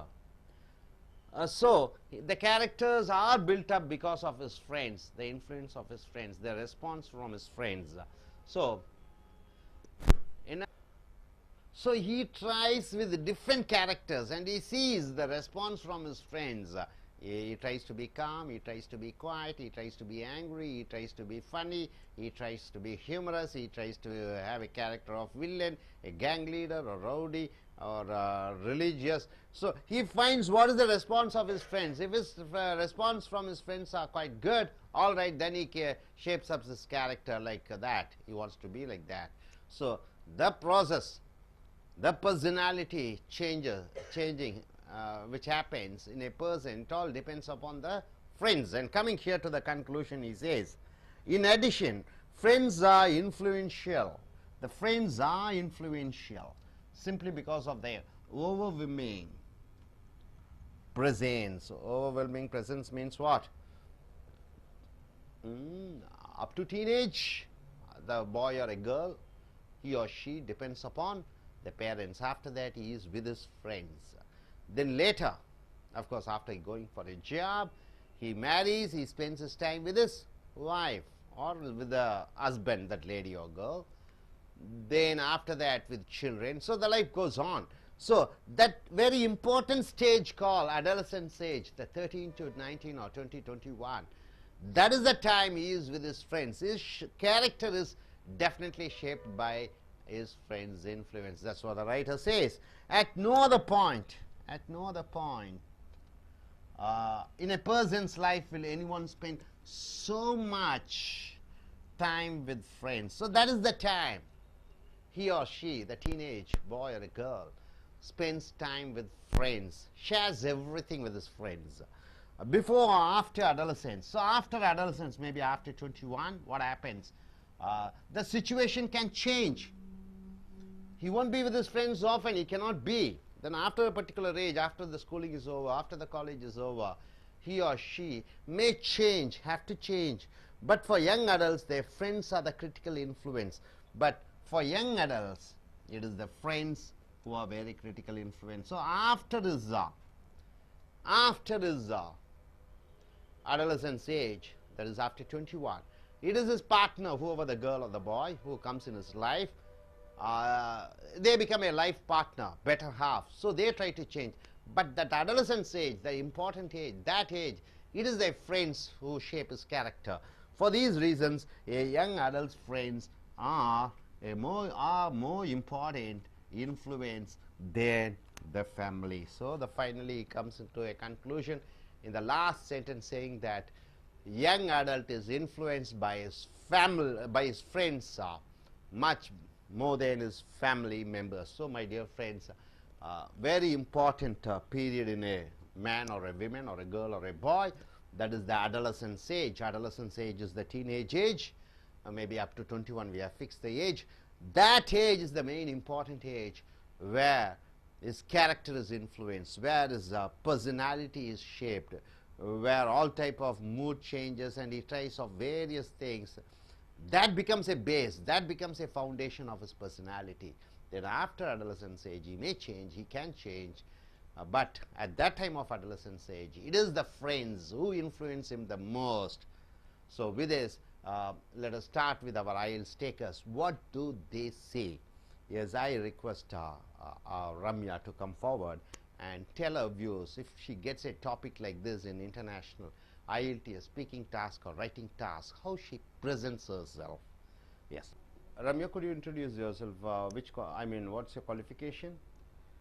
I have done my MBA. MBA you've done. What's your specialization? HR. Okay, your IELTS exam is in the coming month of December. So suppose if you get a topic like this, how you're going to present yourself? If I get a topic like this, I would definitely say that for young adults, they are definitely influenced by their friends and not by their family. Though they spend a lot of time at home, but still they try to be in a gang of friends. So why they want to be in a gang of friends, the main reason is if they are with their friends, they are comfortable and they are not getting advices as they are in a family. So nobody will be there to advise them, but at the same time they'll get an opportunity to enjoy themselves. So that is the main reason they get into a gang and they'll prefer to be with friends. So what happens? So their area of interest will be their own group. So that will definitely influence their character in adolescence. And if you see their family, they'll be having their own, each and every family will be having their own principles and values they'll have to follow. They'll be getting so many advices which adolescent people, they'll never ever like it. So that is the main reason for any person in the adolescent age to be in a group of guys or group of friends. That will definitely have an influence over their character. So depending upon their friendship, if it is good, they'll have a very good character development in themselves. If not, it will be a worse one. So it might be a temporary one also. It can change after a certain period of time, but definitely it has an influence. Yes, Ramya, I have a question to your stand there. Okay, in your young age, how were you influenced? Who influenced most? Is it your friends or family members? I was a very reserved person and had a very few number of friends. So definitely I had an influence of friends, but not to a very great extent. So in your case, it's your family members. Yeah. Shall we say like that? Okay, Yes. good. Okay, thank you. Lavanya to come forward. B aeronautical. Okay, which country you are going to go? UK Okay, UK you are going to go. So when is your exams? in the month of November. You're taking general or academic? Academic, Okay, if you get a topic like this, what you're going to speak? Okay, thank you. In my point of view, young adults influenced by their friends only because they are comfortable with their friends, and also they can enjoy with their friends whatever it is. Their friends are molded with that one person's. Whenever he's scared or he or she's scared while speaking, or while they're going alone, the family will not come with them. And so the friends only, wherever they go, the one person will go, they forward, they behind one person's, their friends only will be there. And most of the friends only share their feelings with each other. They cannot share any few feelings from them heart to with the family, because the family will be worried about the persons, because my son or daughters will be worried because of this feelings. They will feel. So the nowadays youngsters are share their feelings with only with friends. So in case in myself, I too one sec. I too molded by my friends only, because really I'm really scared while I'm speaking the English in front of others, because one of my friend only motivate and molded me to speak. Don't scare, whatever it is, you face it. If it is wrong, don't fear, I will be there with you, so you can speak it. My mom and my sisters and all, nobody supported me and molded me. Only my friend, one of my friend only molded me. And don't fear while you thinking about the boys faces, and don't fear anything. You may face it, you can face it. She only encouraged me, and so that now I'm speaking very well. Thank you. Aha, not family members. Okay, you, why not you come? And suppose if you get a topic like this, what you're going to speak? Yeah, I accept this. Young adult influenced more by their friends only, because they can share their feelings. They feel so comfortable. And then if they are worried or if they are happy, they share with their friends only. Then both the youngsters all the youngsters like the equal age to share their feelings. And in case of family or parents, they are always advising or criticizing, or keep on telling something, do like this, not to do like this. So the youngsters not like that. Youngsters are influenced more by their friends. Thanks. Good. நண்பர்களே, உங்களுடைய IELTS international English level testing system என்று சொல்லக்கூடிய British அரசாங்கம், Cambridge பல்கலைக்கழகம், Australian அரசாங்கம் மூன்று இணைந்தும் நடத்தக்கூடிய சர்வதேச அளவிலான உங்களுடைய பேச்சாங்கிலம், எழுத்தாங்கிலம், வாசிக்கக்கூடிய ஆங்கிலம், கேட்கக்கூடிய ஆங்கிலம், இது சர்வதேச அளவிலே நடக்கக்கூடிய பரீட்சை. இதன் மூலம் உங்களுக்கு மதிப்பெண் வழங்குகிறார்கள். அதே போன்று TOEFL என்று சொல்லக்கூடிய அமெரிக்க அரசாங்கம் நடத்தக்கூடிய அதே வாசிக்கும், கேட்கும், பேசுவது, எழுதுவது ஆங்கிலத்தில். ஸோ ரைட்டிங் அண்ட் ஸ்பீக்கிங், எழுதுவது மற்றும் பேசுவதற்கான பயிற்சி வகுப்பு இது. ஸோ ஸோ லிங்குவா ஃபோரம் என்ற கட்டுரைகள் மூலமாக ட்ரீம் டேக் அச்சகத்தின் வழியாக வீடியோ 84க்கு வந்திருக்கிறோம். அந்த புஸ்தகத்தின் மூலமாக எடுக்கப்பட்டிருக்கக்கூடிய கட்டுரைகள் அக்ரி ஆர் டிஸ்அக்ரிஸ் ஒரு தலைப்பை கொடுப்பார்கள்.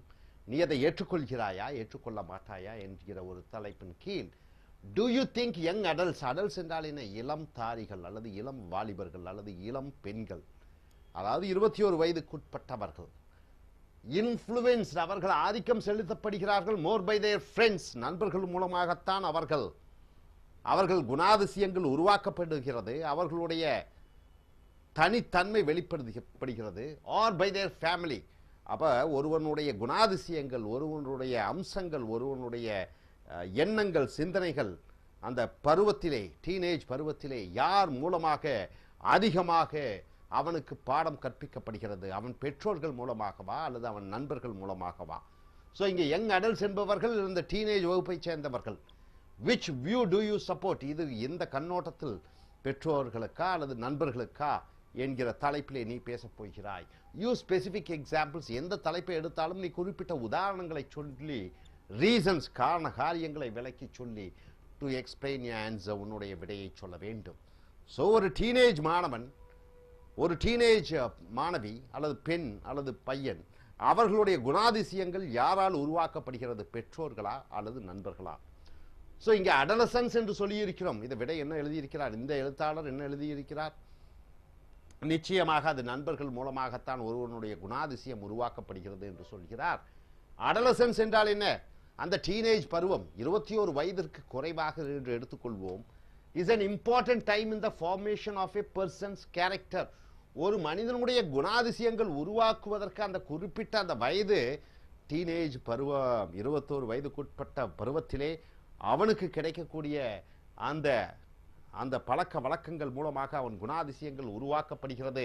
த இன்ஃப்ளூயன்ஸ், ஆதிக்கம், அண்ட் ரியாக்ஷன்ஸ், அதனுடைய பிரதிபலிப்பு of a young adult's family will be critical at this time. கிரிட்டிக்கல்னா மிக மிக முக்கியம். இந்த நேரத்தில் ஒரு டீனேஜ் வயது காலத்திலே அவனுடைய குடும்பத்தாரனுடைய செயல்பாடுகள் அவனுடைய குணாதிசயத்தை உருவாக்கக்கூடியது ரொம்ப முக்கியம்தான். however, எப்படி எனினும் friends R the single most important influence. நண்பர்கள் தான், அதுவும் முக்கியம் குடும்பம், ஆனால் அதைவிட மிக முக்கியம் இந்த நண்பர்கள் தான். அவர்கள் ஆதிக்கம் செலுத்துகிறார்கள் அந்த யங் அடல்ட் என்றால் என்ன, இளம் பையனையோ பெண்ணையோ, because of their frequent contact. Frequent என்றால் என்ன, அடிக்கடி நண்பர்கள் சந்திக்கக்கூடிய காரணத்தினாலே அந்த குணாதிசயங்கள் நண்பர்கள் மூலமாக இந்த மனிதனுக்கு அவன் குணாதிசயங்கள் உருவாக்கப்படுகிறது, இந்த இளம் பெண்ணோ ஆணுக்கோ. And their role in personality development. Personality என்றால் என்ன, வெளித்தோற்றம், உள்தோற்றம், அவனுடைய ஸ்டைல், அவனுடைய உள் ஸ்டைல். ஸோ இரண்டும் உருவாக்கப்படுகிறது. ஸோ அடுத்த பேராகிராஃபில் என்ன கொடுத்துருக்கார் அப்படின்னு பாருங்க. பிகாஸ் அடலசன்ஸ் என்றால் என்ன, அந்த 21 வயதுக்குட்பட்ட பையனோ பெண்ணோ spend so much time with their friends, நண்பர்களோடு அதிக நேரம் செலவழிக்கிறார்கள். the influence of friends is very strong. நண்பர்களுடைய ஆதிக்கம் மிக வலிமையாக இருக்கிறது. young people are busy than with school. அப்ப இளம் பையனும் பெண்களும் ரொம்ப பிஸியாக, ரொம்ப அலுவலாக இருக்கிறார்கள். எப்பொழுது நண்பர்களுடன் பார்ட் டைம் வேலை செய்யும் பொழுது, பள்ளியிலே படிக்கும் பொழுது, கல்லூரியிலே செலவு செய்யும் பொழுது, சினிமா ஒன்றாக பார்க்கும் பொழுது, ஃபன், ஹேவிங் ஃபன், பொருட்காட்சிக்கு, பீச்சுகளுக்கு செல்லும் பொழுது, அனைத்து இடத்திலும் நண்பர்கள் கூட இருக்கிறார்கள். ஸோ நண்பர்கள் தான் அவனுடைய குணாதிசயங்களை உருவாக்குகிறார்கள். ஆல் 3 ஆஃப் தோஸ் ஆக்டிவிட்டீஸ், இந்த 3 செயல்பாடுகள், பள்ளி கல்லூரியில் இருக்கும் பொழுது, வேலை அலுவல் பார்ட் டைம் வேலையாக இருக்கும் பொழுது செய்யக்கூடிய வேலையின் போது நண்பர்கள், அடுத்தது தங்களை மகிழ்விக்கக்கூடிய அந்த நேர காலங்கள், பீச்சுக்கு சினிமாவுக்கு போகும் பொழுது, இந்த 3 நேரங்களிலும் take time away from interaction with the family. குடும்பத்தாருடன் செலவழிக்கக்கூடிய நேரத்தை நண்பர்களுடன் செலவழிக்கிறான். And replace that time with interaction with friends. நண்பர்களுடன் தான் கலந்து விடுகிறான். So young people see their friends at school. இளம் ஆணும் பெண்ணும் தன்னுடைய நண்பர்களை பள்ளியிலே பார்க்கிறார்கள். at work, தாங்கள் செய்யக்கூடிய வேலை இடத்திலே பார்க்கிறார்கள். இந்த ஃப்ரீ டைம், அவர்கள் ஓய்வெடுக்கக்கூடிய நேரத்திலே நண்பர்களுடன் செலவழிக்கிறார்கள். ஆல் டைம்ஸ் ஆஃப் த டே, பகலிலே அனைத்து நேரங்களிலும். இரவில் தூங்க மட்டும்தான் வீட்டுக்கு வருகிறான், உணவு அருந்துவதற்கு மட்டும்தான் வீட்டுக்கு வருகிறான். குளிப்பதற்கு மட்டும் தான் வீட்டில் இருக்கிறான். மற்ற நேரங்களில் அவன் தன்னுடைய நண்பர்களுடன் இருக்கிறான்.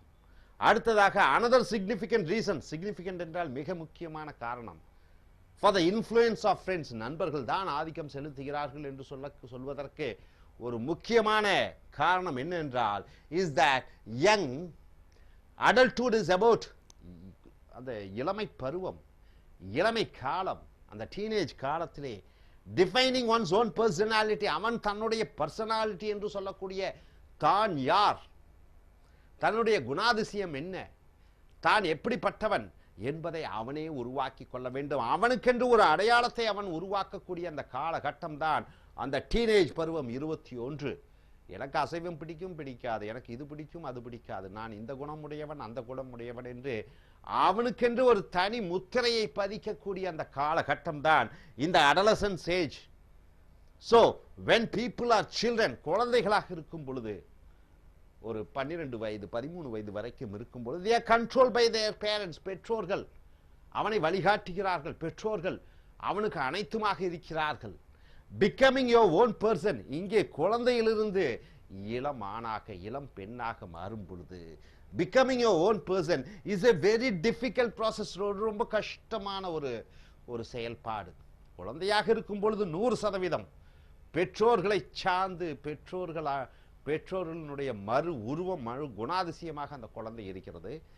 அந்த டீனேஜ் பருவம் வந்தவுடன் அது இளம் ஆண் பெண் ஆகிற வரைக்கும் ஒரு கடினமான ஒரு தொடர் நிகழ்வுகள் மூலமாக அவன் தன்னைத்தானே அடையாளம் கண்டுகொள்ள வேண்டும். தனக்கு இதுதான் விருப்பம், தனக்கு இது விருப்பமில்லை, தான் இப்படிப்பட்டவன் என்று தனக்கு ஒரு அடையாளம் குத்தி கொள்ளக்கூடிய அந்த கஷ்டமான ஒரு காலகட்டம்.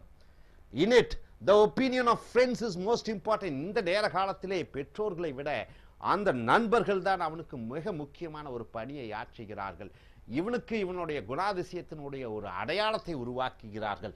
A young person might try on different characters. 13 அந்த 21 வயது வரைக்கும் விதவிதமாக முயற்சி செய்வான். தன்னுடைய குணாதிசயங்கள் மற்றவர்கள் ஏற்றுக்கொள்கிறார்களா என்று பார்ப்பான்.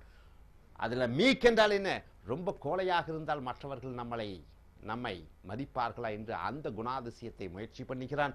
ஃபன்னி, மற்றவர்கள் முன்னாடி நகைச்சுவையாக பேசி அவர்கள் ஏற்றுக்கொள்கிறாரா ஏற்றுக்கொள்ள மாட்டார்களா என்று அந்த குணாதிசயத்தை முயற்சி செய்கிறான். கூல், அமைதியானவன் என்கிற பட்டத்தை பெறுவதற்காக அந்த குணாதிசயத்தை முயற்சி பண்ணுகிறான். ஆத்லெட்டிக், சதா வேலை வேலை என்று வேலை செய்து கொண்டால் மற்றவர்கள் பாராட்டுவார்களா என்று சோதிக்கிறான். சோ இந்த பல குணாதிசயங்களை அவன் சோதித்துக் கொண்டே இருக்கிறான். much as one would try on different clothes, விதவிதமான உடைகளை அணிந்து நன்றாக இருக்கிறதா என்று பார்ப்பது போல தான் கோபக்காரனாக ஒரு குணாதிசயத்தை உருவாக்கி முயற்சி செய்கிறான். சோ ஒவ்வொரு குணாதிசயங்களையும் உடை மாற்றுவது போல மாற்றிக்கொண்டே முயற்சி செய்து கொண்டே இருக்கிறான். மற்றவர்கள் அங்கீகரிக்கிறார்களா, மற்றவர்கள் பாராட்டுகிறார்களா என்று. So the response someone gets from friends, அவனுடைய நண்பர்கள் பிரமாதம், பரவாயில்லை, நீ நன்றாக செய்கிறாய் என்று ஏதோ ஒரு குணாதிசயத்திற்கு அவன் மதிப்பளித்தால் அந்த குணாதிசயத்தை அவன் வைத்துக் கொள்கிறான். will determine which characteristics continue. நண்பன் சொல்றான், உன் குணம் எனக்கு பிடிக்கவில்லை, நீ இது செய்கிறாய் என்று சொல்லும் பொழுது அங்கே 4 நண்பர்கள் இருக்கும்போது நான் 3 பேர் அந்த குணாதிசயங்கள் சரியில்லை, நீ கோழையாக இருக்கிறாய் என்று சொல்லும் பொழுது இவன் அந்த கோழை குணத்தை விட்டு விடுகிறான். சோ நண்பர்கள் பார்த்து அங்கீகரிக்கும் பொழுது அந்த குணாதிசயத்தை வைத்துக் கொள்கிறான். நண்பர்கள் அங்கீகரிக்காத அந்த குணாதிசயங்களை எனக்கு பிடிக்காது என்று அவன் ஒதுக்கி விடுகிறான். சோ நண்பர்கள் மிக முக்கியமாக இருக்கிறார்கள் இந்த நேரத்திலே. பெற்றோர்கள் அப்பா அம்மா ஒருவர் தான், அப்பா ஒன்று அம்மா ஒன்று. இங்கே நண்பர்கள் 10 பேர் 15 பேர் 20 பேர் என்று பல பேரிடம் தன்னுடைய குணாதிசயங்களை சோதிக்கிறான். அடுத்ததாக இறுதியாக இவன் சொல்ல வரக்கூடியது, இன் அடிஷன், மேலும் friends are influential, நண்பர்கள் ரொம்ப ஆதிக்கம் செலுத்துகிறார்கள்.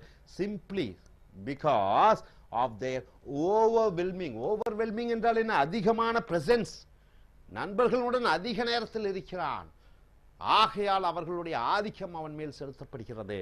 At no other point in a person's life will anyone spend so much time with friends. மனிதன் பிறக்கிறான், மனிதன் சாகிறான். அந்த டீனேஜ் வரைக்கும் குழந்தை பெற்றோர்களுடன், அந்த டீனேஜ் பருவம் தாண்டி அவனுடைய இளமை காலம், இளம் ஆணாகவும் பெண்ணாகவும் வருகிற காலம் வரைக்கும் நண்பர்களுடன் தான் அதிகமாக நேரத்தை செலவழிக்கிறான். ஸோ இந்த நேர காலத்திலே பிஃபோர் ஆர் ஆஃப்டர் அடலசன்ஸ், அந்த 13 வயதுக்கு முன்னாடி பெற்றோர்களுடன், அந்த 21 வயதுக்கு தாண்டியவுடன் அவன் தனக்கு சேர வேண்டிய ஜோடி, அவளுக்கு தேர வேண்டிய ஒரு காதலன் ஒரு காதலி, அவர்களுடன் கலந்து கொள்கிறான் அல்லது கலந்து கொள்கிறாள். That situation can change. அந்த நேரத்திலே நண்பர்கள் மாறிவிடுகிறார்கள். அங்கே காதலன் காதலி, வாழ்க்கை துணை, மணவன் மனைவி, கணவன், கேர்ள் ஃப்ரெண்ட், பாய் ஃப்ரெண்ட் என்று சொல்கிறார்கள். But for young adults, their friends are the critical influence. ஆனால் இளம் ஆணுக்கும் இளம் பெண்ணுக்கும் அந்த 18, 19, 20 வயது வரைக்கும் நண்பர்கள் தான் ஆதிக்கம் செலுத்துகிறார்கள்.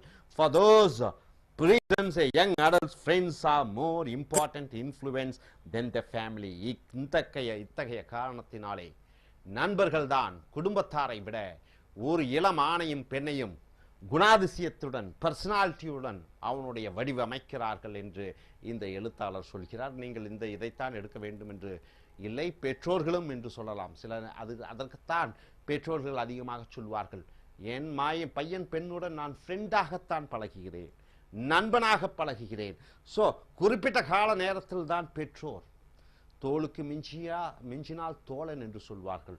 அந்த பழமொழி, அந்த தோழனாக தாய் தந்தை இருக்கும் பொழுது இந்த ஆணோ பெண்ணோ பெற்றோரை சார்ந்துதான் இருப்பார்கள். அவர்கள் பெற்றோர்கள் என்று தங்களை அடையாளம் காண்பிக்கும் பொழுது இந்த ஆணும் பெண்ணும், இளம் ஆணும் பெண்ணும் நண்பர்களை சார்ந்து செல்கிறார்கள். ஸோ நண்பர்களே, இந்த மிக மிக முக்கியமான இந்த கட்டுரை, இனி வரக்கூடிய வீடியோக்களில் மற்ற கட்டுரைகளை பார்ப்போம். Thank you very much. Welcome to A.S. American I.E.L.T.S TOEFL Training Center, International English Level Testing System, British, Australian, Cambridge oriented.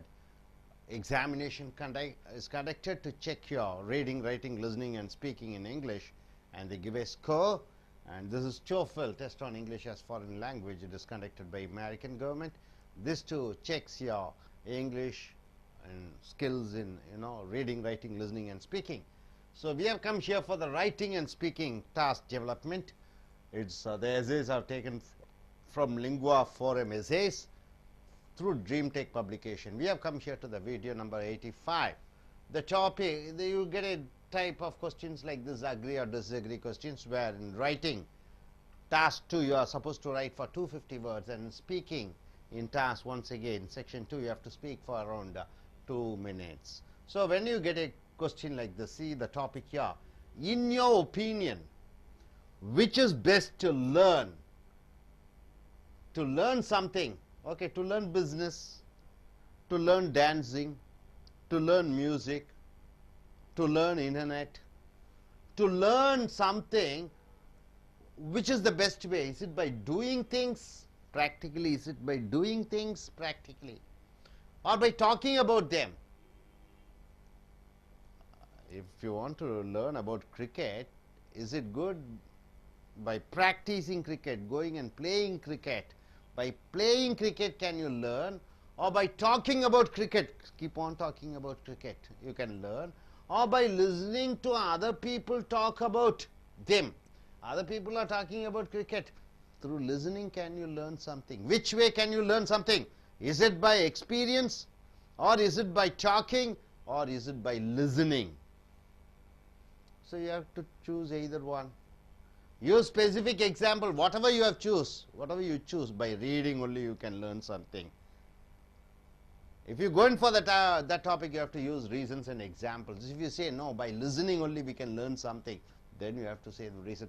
Only by experiencing you can learn something, then you have to say the reasons and examples. With the examples, right? It's in your life day to day, isn't it? Whatever you want to do, either you learn something in school and college, or you learn something through the books, you listen something, but practically when you do those things, in which way can you learn? So here this gentleman says only by experience you can learn something. See here, what is he is writing? One can learn much from reading or from listening to others' conversation. He says, yes, you can learn much from reading something, of by listening about something. But, he says, but the most valuable, very important lessons are either learned from experience. So he goes in for this first choice. Only by doing things you can learn something. That is actually by doing things. Only by doing things you can learn something. Not by reading and listening. Of course you can gain much information, but only by experiencing you can learn something. Or at least reinforced by a test. To learn something, which is the best thing, you must do it. You must do those things. Only then you can learn something. There's no other way, no other option is there. You got it, sir? Next. Here is an hypothetical example. What do you mean by hypothetical example? An imaginary situation. You imagine something, an example, a situation you imagine. One can read many books about the game of baseball. So you can read many books about the game of baseball. You know baseball? Baseball is the main game in the country. Which country? In America. You can learn about baseball through books. And listen to baseball. You can listen to baseball playing. You know, some match is going on. You can listen to the commentary. Talk about, you can speak about baseball. But the only way to learn baseball is to get out on the field. You have to go to the baseball field and play it. You have to play it. See, for example, cricket. By reading cricket, by listening cricket, by watching cricket, nothing you can learn. Only when you go to the field, take the bat and face the ball, you can learn it, right? Experience it. Only by experience you can learn, nothing else. Nothing can take the place of such practical experience. Practical experience is very important for anything and everything. You want to be a cinema director, you want to be a cinema actor, by reading books, by watching movies, by listening, nothing you can do. Only by going and acting, either in a drama or in a TV or in a cinema, you can be a TV actor. Only by experience you can gain anything, not by anything. Of course you can learn something, but not everything. The same principle applies to countless other activities, all the activities about swimming. By listening, by reading, you cannot learn swimming. How can you learn swimming? Only by jumping inside the pond or lake or a swimming pool, isn't it, sir? Okay, from driving a car to baking bread. What do you mean by baking bread, sir? Making bread. So only by experience, only by experiencing something you can learn. Now coming here to the next paragraph. What is the next paragraph? He says with examples. Even when knowledge seems purely knowledge. What do you mean by knowledge? Knowing something is called knowledge. Even when knowledge seems purely intellectual.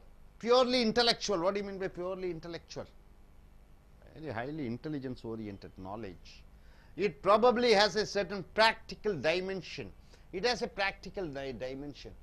Even knowledge, only by learning you will develop your knowledge. Even knowledge has a practical dimension. That's what you have practicals in your college. Practicals.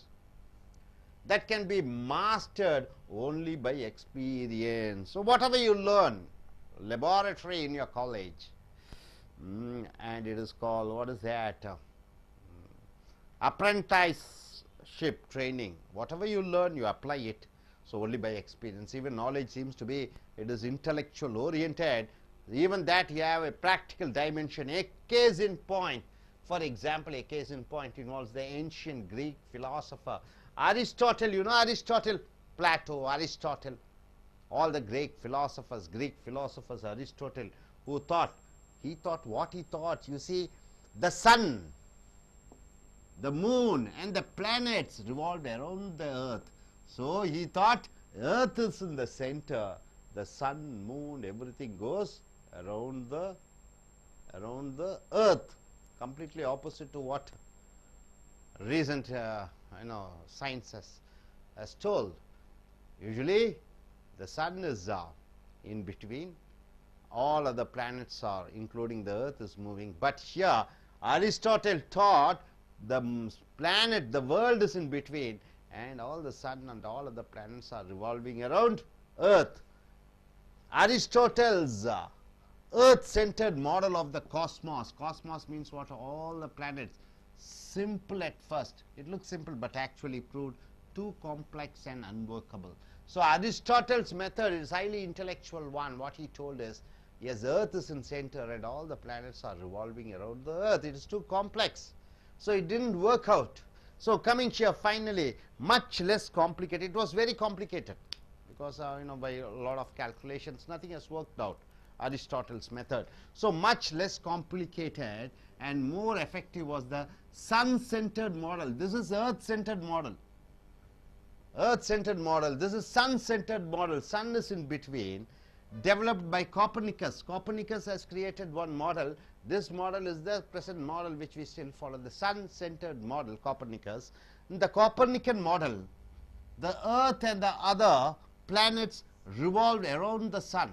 So around the sun, all of the planets are revolving, including Earth, Jupiter, Venus, Mars. So this model required no exceptions. This model requires no exceptions. Modification, no need of any modification like those in the earth-centered model. So this earth-centered model, and that is sun-centered model by Copernican theory and the earth-centered model by Aristotle. Aristotle model, even though it is knowledgeable, intellectual oriented, it has a practical dimension. It has not worked, but Copernican model has worked. It has a practical dimension. Now coming here to the conclusion, though simpler, the Copernican model was not immediately apparent. Immediately it was not apparent, it was not clear. Copernican model was not clear. It took many years of practical experience to replace Aristotle's model. So from the beginning, people were thinking Earth is in the center and all the, including sun, is revolving around Earth. But Copernican model, after long years, Copernican model has come with a new and simpler one. All his calculations, everything was very simple and new. The particular advance in astronomy, astronomy means what? Studying about the planets, was not a purely intellectual exercise. So was not a practical intellectual exercise. On the contrary, it required a lot of hard practical work and experience. So a lot of practical work experiences was needed to find out the Copernican model. As this example demonstrates, experience is usually the best and sometimes the only teacher. So experience is the only teacher. So whatever you do, anything and everything, just by learning, just by listening, just by reading, you won't be able to master. Only through experience you can master. This is what the writer says. If you have any other options, you can go in for that. And I request the IELTS takers to come forward. As what's your name? Anita. Anita, what's your qualification? Master of Engineering in Okay, which Computer country Science. are you planning to go? America. Okay, suppose if you get a topic in IELTS or TOEFL, so what will be your response? The topic is given is which is the best way to learn by doing things like reading, writing and listening. Nowadays there are different possibilities are there for learning different new things. People have more choices for learning different new things, and some peoples and different peoples have different styles is there for learning different new things. And I would prefer to mix all those things, and I'm going to apply this knowledge in a real life. And some people's used to learn new things by writing or by writing written sources, or by taking classes like TV shows, or by giving lectures. So I'm going to mix all those things and I'm going to apply in real life. Okay. But, just உங்களுடைய IELTS international English level testing system என்று சொல்லக்கூடிய சர்வதேச அளவிலே British அரசாங்கமும் Australia அரசாங்கமும் Cambridge பல்கலைக்கழகமும் நடத்தக்கூடிய பேச்சாங்கிலம், எழுத்தாங்கிலம், வாசிக்கக்கூடிய ஆங்கிலம், கேட்கக்கூடிய ஆங்கிலத்தினுடைய பரீட்சை TOEFL test on English as foreign language இது அமெரிக்க அரசாங்கத்துடன் நடத்தக்கூடிய அந்த பேச்சு எழுத்து வாசிக்கக்கூடிய கேட்கக்கூடிய ஆங்கில சோதனைகள் ரைட்டிங் எழுதுவது ஸ்பீக்கிங் பேசுவது எப்படி என்பதை இந்த திறன்களை வளர்க்கக்கூடிய வகுப்பு லிங்குவா ஃபாரம் கட்டுரைகள் மூலமாக ட்ரீம் டெக் அச்சகத்தின் மூலமாக வீடியோ நம்பர் 85க்கு வந்திருக்கிறோம். அக்ரி ஆர் டிஸ்அக்ரி கொஸ்டின் ஏற்றுக்கொள்கிறாயா ஏற்றுக்கொள்ள மாட்டாயா IELTSல ஒரு டாஸ்க் 2ல் ஒரு கட்டுரை எழுத வேண்டும் 250 வார்த்தைகளிலே அல்லது பேசுவதற்கு உங்களுக்கு கொடுப்பார்கள். உங்களுடைய பேச்சு ஆங்கிலத்தை உங்களுடைய வாதாடக்கூடிய திறமையை நீங்கள் உபயோகப்படுத்தக்கூடிய சொல் வல்லமையை நீங்கள் ஏற்ற இறக்கத்துடன் பேசக்கூடிய திறமைகளை உங்களுடைய முக பாவனைகளை இதை சோதனை செய்வார்கள். இப்படி ஒரு தலைப்பு வருகிறது இன் யோர் ஒப்பீனியன் என்றால் உன்னுடைய கண்ணோட்டத்திலே which is best to learn ஒன்றை கற்றுக்கொள்வதற்கு எது சிறந்தது by doing things அந்த காரியங்களை அந்த செயல்களை அனுபவ ரீதியாக செய்யும் பொழுது கற்றுக்கொள்கிறாயா by talking about them ஒன்றை பற்றி பேசுவதன் மூலமாக ஒரு விஷயத்தை அதிகமாக கற்றுக்கொள்கிறாயா or by listening to other people talk about them மற்றவர்கள் அந்த ஒரு விஷயத்தை பற்றி அதிகமாக பேசுவதன் மூலமாக நீ அதை அறிந்து கொள்கிறாயா எதன் மூலமாக நீ அதிக அனுபவம் பெறுகிறாய் அதிக அளவிலே கற்றுக்கொள்கிறாய் அனைத்து மூலமாக கற்றுக்கொள்கிறோம் உண்மை எதன் மூலமாக அதிக அளவிலே நீ கற்றுக்கொள்கிறாய் அதுதான் தலைப்பு யூஸ் ஸ்பெசிபிக் எக்ஸாம்பிள்ஸ் குறிப்பிட்ட உதாரணங்கள் ரீசன்ஸ் விளக்கங்கள் to explain you answer so கேள்வியை நன்கு நீங்கள் படித்துவிட்டு அதற்கு தகுந்தபடி நீங்கள் பதிலளிக்க வேண்டும் எதன் மூலமாக ஒன்றை அதிகமாக கற்றுக்கொள்ள முடியும் உதாரணத்திற்கு கிரிக்கெட் என்று எடுத்துக்கொள்வோம் கிரிக்கெட்டை கேட்பதன் மூலமாக கற்றுக்கொள்கிறாயா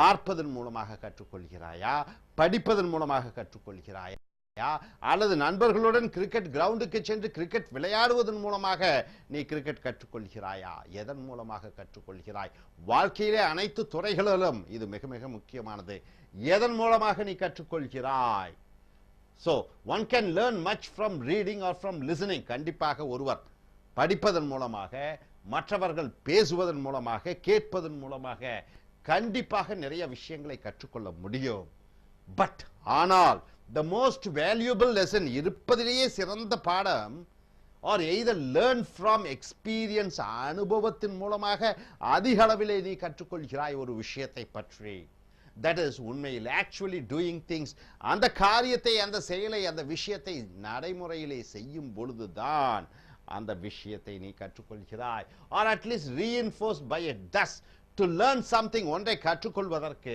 you must do it நீ அதை செய்தாக வேண்டும் there is no other way வேறு வழியே கிடையாது so நண்பர்களே here is an hypothetical example hypothetical என்றால் என்ன ஒரு ஊகித்து ஒரு தமிழிலே என்ன சொல்லுவோம் ஒரு ஒரு ஒரு நினைத்துக் கொள்ளுங்கள் இப்படியாக ஒரு அனுபவம் பெற்றீர்கள் என்று மனரீதியாக இல்லாத ஒன்றை இப்படியாக நினைத்துக் கொள்ளுங்கள் என்று சொல்லும் பொழுது ஹைப்போதெட்டிக்கல் உதாரணம் எக்ஸாம்பிள் என்று சொல்வோம் இது ஒரு ஊகத்தின் ஒரு உதாரணம் one can read many books about the game of baseball என்று ஒரு விளையாட்டு அமெரிக்காவினுடைய இந்தியாவிலே ஹாக்கி எப்படி தேசிய விளையாட்டோ அதே போன்று அமெரிக்காவினுடைய தேசிய விளையாட்டாக பேஸ்பால் இருக்கிறது பேஸ்பாலை கற்றுக்கொள்ள வேண்டுமென்றால் புத்தகங்கள் நிறைய படிக்கலாம் and listen to baseball players talk about it baseball விளையாட்டு வீரர்கள் அதை பற்றி பேசும் பொழுது நாம் அறிந்து கொள்ளலாம் பட் ஆனால் the only way to learn it அதை முழுமையாக கற்றுக்கொள்வதற்கு ஒரே வழி is to get out on the field அந்த மைதானத்திற்கு செல்ல வேண்டும் and play it அந்த விளையாட்டை விளையாட வேண்டும் அப்பொழுதுதான் நீ அறிந்து கொள்கிறாய் nothing can take the place of such practical experience நடைமுறை அனுபவத்திற்கு தகுந்த ஈடு செய்வது வேறு ஒன்றுமே கிடையாது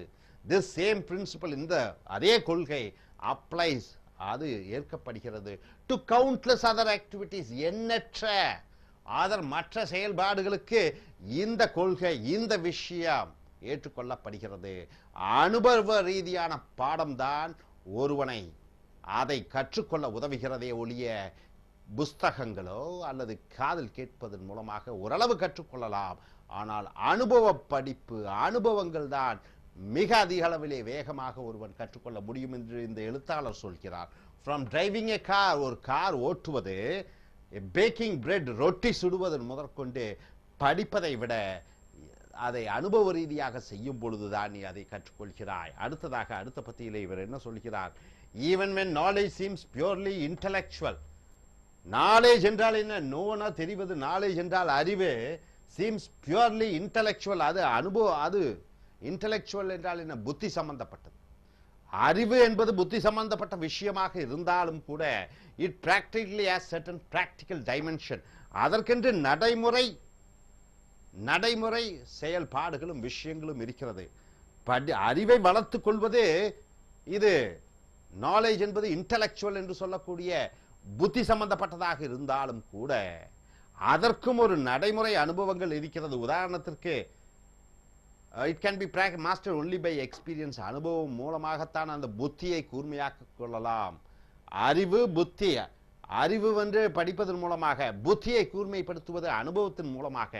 a case in point என்றால் என்ன? ஒரு உதாரணத்திற்கு சொல்ல வேண்டும் என்றால் the ancient Greek philosopher என்றால் என்ன? தத்துவ ஞானி. கிரேக்க நாட்டினுடைய தத்துவ ஞானி அரிஸ்டாட்டில் என்று சொல்வார்கள். உலகத்தில் தலை சிறந்த பிளாட்டோ, அரிஸ்டாட்டில் என்று பல தத்துவ ஞானிகள் இருந்தார்கள். அலெக்சாண்டர் தி கிரேட் அவர்களுடைய காலகட்டத்தில் இருந்த அரிஸ்டாட்டில் என்று சொல்லக்கூடிய அந்த கிரேக்கிய தத்துவ ஞானி who thought, அவர்தான் முதலாக சொன்னார். என்ன சொன்னார்? the sun, சூரியன், moon, நிலவு and the planets, மற்ற கிரகங்கள் revolved around the earth, பூமியை மையமாக வைத்துக்கொண்டு சூரியன் பூமியை சுற்றுகிறான். மற்ற கிரகங்கள் நிலவில் இருந்து அனைத்தும் பூமியை நடுவிலே வைத்து மற்ற கிரகங்கள் எல்லாம் சுற்றுகிறது என்று அரிஸ்டாட்டில் என்ற தத்துவ ஞானி சொன்னான். அரிஸ்டாட்டில்ஸ் எர்த் சென்டர்ட் மாடல், பூமியை மையமாக வைத்திருக்கக்கூடிய அந்த model of the cosmos appeared simple, ரொம்ப எளிமையாக இருந்தது ஆரம்பத்தில். But actually prove to complex, ரொம்ப குழப்பமடைய வைத்தது. டு அன்வொர்க்கபிள், அது இயங்கவில்லை. பூமியை நடுவில் வைத்து சூரியன், சந்திரன், மற்ற கிரகங்கள் அந்த பூமியை வட்டமடிக்கிறது என்பது சில சோதனைகள் மூலமாக அனுபவ ரீதியாக கணக்குகளிலே சரியாக விளங்கவில்லை. ஸோ அது குழப்பத்தை உண்டு பண்ணியது. மச் லெஸ் காம்ப்ளிகேட்டட், அதைவிட குறைந்த அளவு குழப்பம் விளைவிக்கக்கூடிய அண்ட் மோர் எஃபெக்டிவ், மிகச்சிறந்தது was the sun centered model. சூரியன் நடுவில் இருந்து மற்ற கிரகங்கள் சுத்தும் பொழுது அது கணக்கிடுவதற்கு எளிமையாக இருந்தது. டெவலப்டு பை காப்பர்னிக்கஸ் என்பவர் தான் அதை அறிமுகப்படுத்தினார். இந்த காப்பர்னிக்கன் மாடல், இந்த காப்பர்னிக்கனுடைய அந்த மாடல்ல த எர்த், பூமி and the other planets, மற்ற கிரகங்கள் revolved around the sun, சூரியனை சுற்றி வட்டமடித்துக் கொண்டிருக்கிறது. so this model, இந்த மாடல் இன்றும் அதை ஏற்றுக்கொள்கிறோம். இன்றும் விஞ்ஞானபூர்வமாக ஏற்றுக்கொள்ளப்பட்டிருக்கிறது. காப்பர்னிக்கஸ் 400-500 ஆண்டு காலம், 1000 ஆண்டு காலத்திற்கு முன்னாடி பிறந்தவர். அவர் சொல்கிறார் அரிஸ்டாட்டில் மாடல் இல்லை, அது புத்தி சம்பந்தப்பட்டதாக இருந்தாலும் நடைமுறை கணக்கிலே பார்க்கும் பொழுது அது ஏற்றுக்கொள்ளவில்லை, குழப்பம் விளைவிக்கிறது. ஆகையால் சூரியனை மையமாக வைத்திருக்கொண்டு மற்ற கிரகங்கள் சூரியனை சுற்றி கொண்டு இருப்பது கணக்குக்கும் எளிமையாக இருக்கிறது, நடைமுறைக்கும் எளிமையாக இருக்கிறது. So this model required no exceptions and modification. இது மாற்றங்கள் செய்ய வேண்டியதில்லை. like those in the earth centered model, பூமியை மையமாக வைத்து சூரியன் சுத்தி கொண்டிருக்கும் பொழுது கொஞ்சம் அட்ஜஸ்ட் பண்ணி போகணும், ஏனால் அது பொய். இங்கே சூரியன் நடுவிலே இருக்கும் பொழுது மற்ற கிரகங்கள் சுத்தி வரும் பொழுது கணக்கிடுவதற்கு எளிமையாக இருந்தது. ஸோ இறுதியாக என்ன சொல்கிறார்? தோ சிம்பிளர், எளிமையாக இருந்தாலும் காப்பர்னிக்கன் மாடல், காப்பர்னிக்கனுடைய model was not immediately apparent. Copernican model அவர் சொன்னவுடன் அது ஏற்றுக்கொள்ளப்படவில்லை. Apparent it took many years, பல ஆண்டு காலம். பிராக்டிக்கல் எக்ஸ்பீரியன்ஸ் என்றால் என்ன? நடைமுறை அனுபவத்தின் மூலமாகவே டு ரீப்ளேஸ் அரிஸ்டாட்டில்ஸ் ஓல்ட் மாடல், அரிஸ்டாட்டிலுடைய அந்த தத்துவ ஞானியினுடைய பழைய மாடலான பூமி நடுவிலே இருப்பதை காப்பர்னிக்கஸ் மாடல், சூரிய நடுவிலே இருப்ப அந்த மாடல் அது மாற்றியது. So with a new and simpler one, the particular advance in astronomy. astronomy என்றால் என்ன? விண்வெளி வான்வெளி சாஸ்திரங்களை சொல்லக்கூடிய படிப்பை astronomy என்று சொல்கிறோம். the particular advance, அந்த astronomy வான்வெளி விண்வெளி ஆராய்ச்சி படிப்பினுடைய அதனுடைய தொழில்நுட்பம் முன்னேறியது was not purely intellectual exercise. இது அறிவுபூர்வமானது மட்டுமல்லாமல் அனுபவபூர்வமாக கணக்கிடுதல்கள் மூலமாக நிரூபிக்கப்பட்டது. ஆன் த கான்ட்ரரி, அதற்கு எதிர்மறையாக it require lots of hard, கடுமையான பயிற்சி, பிராக்டிக்கல் ஒர்க், நடைமுறை செயல்பாடுகள், அண்ட் எக்ஸ்பீரியன்ஸ், அனுபவங்கள் தேவை. as this example demonstrates, இந்த உதாரணம் மூலமாக விளங்குகிறது, விளக்கப்படுகிறது. எக்ஸ்பீரியன்ஸ், அனுபவம் is usually the best, அனுபவம் தான் சிறந்தது. and sometimes the only teacher, அனுபவங்கள் தான் நமக்கு ஆசானாக இருக்கிறது, அனுபவங்கள் தான் நமக்கு பாடம் சொல்லிக் கொடுக்கிறது. ஸோ இந்த எழுத்தாளர் அனுபவங்கள் தான் சிறந்தது. ஒன்றை கற்பதற்கு படிப்பதன் மூலமாக, புஸ்தகங்கள் மூலமாக, ஒன்றை அறிந்து கொள்வதற்கு கேட்பதன் மூலமாக, அதைவிட சிறந்த வழி அனுபவ ரீதியாகத்தான் ஒன்றை கற்றுக்கொள்ள முடியும் என்று சொல்கிறார். நீங்க இல்லை புஸ்தகங்கள் படிப்பதன் மூலமாகவும் என்று நீங்கள் சொல்லலாம், அல்லது கேட்பதன் மூலமாக நாம் ஒரு விஷயத்தை அறிந்து கொள்ளலாம் என்று சொல்லலாம். எதை சொன்னாலும் நீங்கள் அதற்கு தகுந்த உதாரணங்களையும் விளக்கங்களையும் காரணத்தையும் காரியத்தையும் சொல்லி உங்களுடைய கட்டுரையை எழுத வேண்டும், பேச வேண்டும். இனி அடுத்து வரக்கூடிய வீடியோக்களில் மற்ற தலைப்புகளில் பார்ப்போம். Dear friends, welcome to I.E.L.T.S American Center, I.E.L.T S American I.E.L.T.S and TOEFL Training Center. I.E.L.T.S, International English Level Testing System. It is British oriented, Cambridge oriented, Australian government oriented, all three mixed together. They conduct these exams to check your reading, writing, listening and speaking skills. And TOEFL is American based examination. It too conducts examination to check your reading ability, writing, listening and speaking ability. Here we are come here for writing, essay writing and speaking on a topic. These essays we get, what you are going to see is from Lingua Forum Essays and DreamTech publication. We have come here to the video number 86. So in writing task in I.E.L.T S, you have to write on 250, minimum of 250 words. In speaking, almost 2 minutes continuously on a topic. If you get a topic like this type of question, these type of questions, agree or disagree questions. See the topic, be very clever in just reading the topic. So based on the topic, what the topic is, what it does, you have to speak about it. Never divulge, never deviate from the topic. See here the topic. Some people, not every people, some people think the students, maybe school students, should spend their whole day at school only on their studies. So some people say that the students at school should spend the whole day, morning to evening, for their studies alone. Other people think that physical exercise, all games and sports and gym, yoga, meditation, whatever it is, physical exercise should be required for part of each school day. So daily at least half an hour, 1 hour, sports activities, games activities, yoga and meditation should be a compulsion, should be a compulsory routine, a class for the students. Which view do you favor? Use specific examples and reasons to support your view. Hope you are able to understand the question. Each school or every student in a school should be fully occupied in his studies from morning to evening, from the time he gets inside the school, from the time he goes out of the school. Some other people say, no, it's not good. The school children should have at least 1 hour of at least half an hour or 1 period for sports and games and other physical activities. Which view do you support? So now the writer has chosen, he says no, full time the student should be involved in studies alone. And the reasons he says, see here what does he say? Physical exercise is an important part of children's lives. Physical exercise is very important, that's what the writer says. As they grow up, it's very important, but there is no need, he says there is no need to require it as a part of each day at school. So the writer says not necessary to make it as a compulsion or in a day one period should be allotted, should not be given like that. It should not be there. Children are naturally, he says, the children are very naturally active and likely to get all the physical exercise they need outside school. So this writer says that children in the school, there should not be a period allotted for physical exercise or games or sports for the children, because children are very active and they can do all the type of the physical exercise outside the school and not inside the school. This is what he says. So he is for studies alone. So now further what does he say? Indeed. What do you mean by indeed? It's true. Indeed, it's true. It's hard to contain the urge.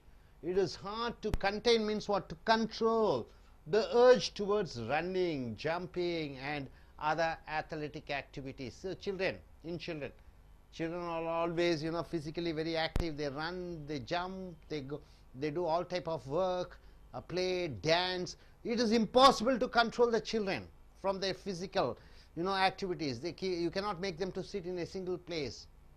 They keep on going here and there. So wherever a reasonably large open space exists, so wherever this open space exists, you are almost certain to find children engaged in a vigorous game of baseball, basketball, handball or some sport. In a school or in a building, anywhere you find open space, you find children playing any shuttle or throw ball or cricket or football or whatever the match or whatever the things are there. They used to play. They are not, they won't sit there wasting their time. They have invented for themselves. So whatever the game they have invented for themselves, the children play wherever you find a open space. Children need no encouragement to get exercise. It is not necessary for somebody to tell the children to do exercise in this way. They certainly need not have mandated. What do you mean by mandated? It shouldn't be a compelled one. It shouldn't be a programmed one. The school shouldn't enforce a period for sports activities, enforce periods of physical activity in school. So he says the children are naturally, they are active. It is not necessary for them to be mandated to attend some sports activities in a school. Wherever you find an open space, you find children playing, dancing, jumping, running. So whatever the inventions in their own game, they do those activities. So coming here to the third paragraph, another reason for excluding physical exercise classes from school. So he says one other reason to remove the physical exercise classes from school. What is that?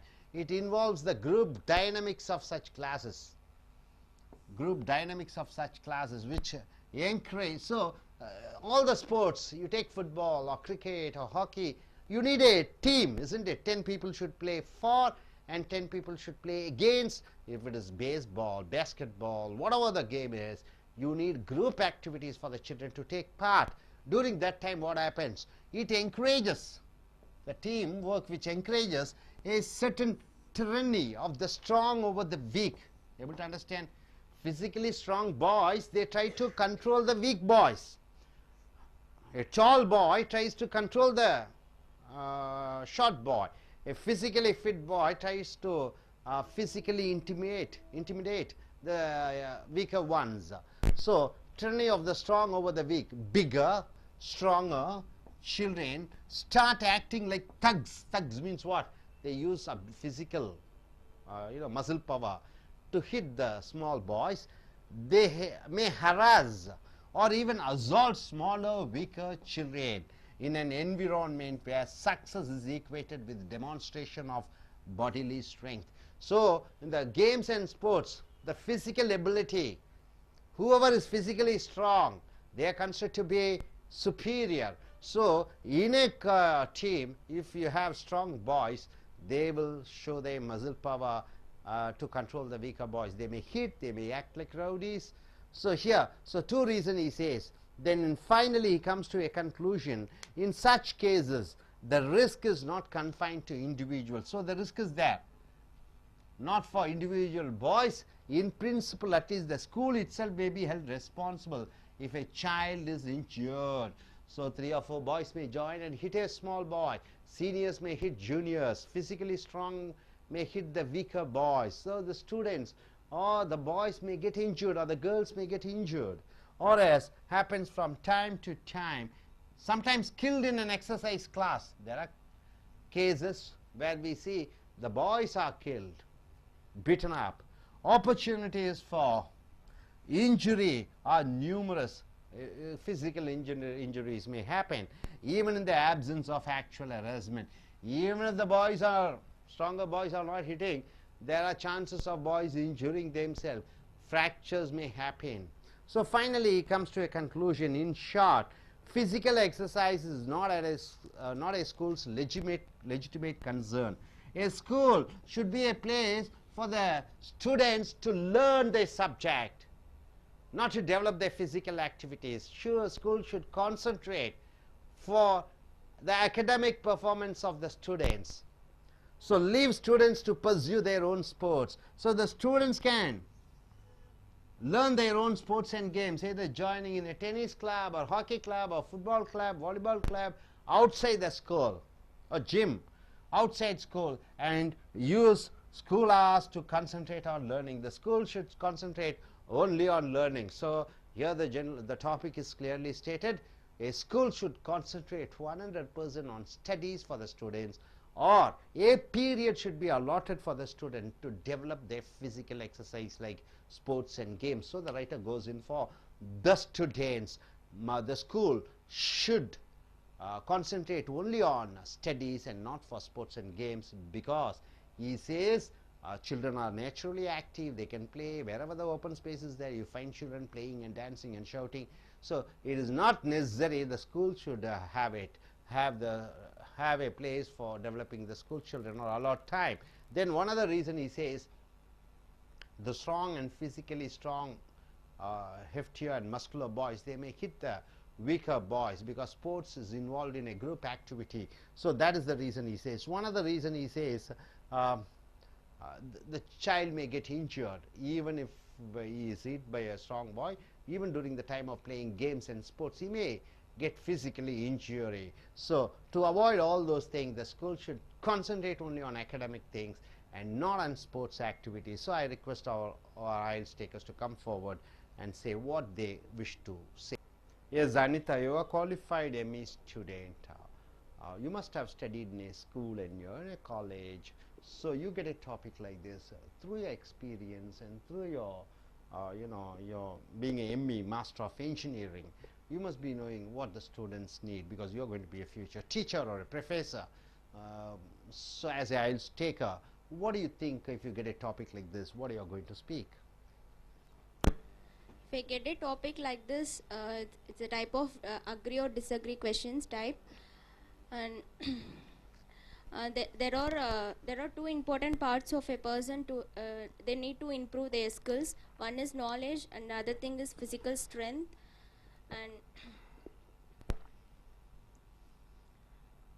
And normally in schools demanding students to do a physical exercise every day, it's a waste a lot of time for their studies, and they will not concentrate towards the academic side. And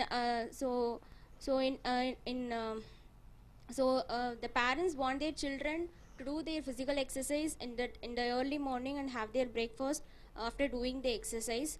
So again, imagine a boy and he is doing exercise in home also, and if he goes to school and he is doing some exercise and all, or some games and all, and he will get tired and he will get bored.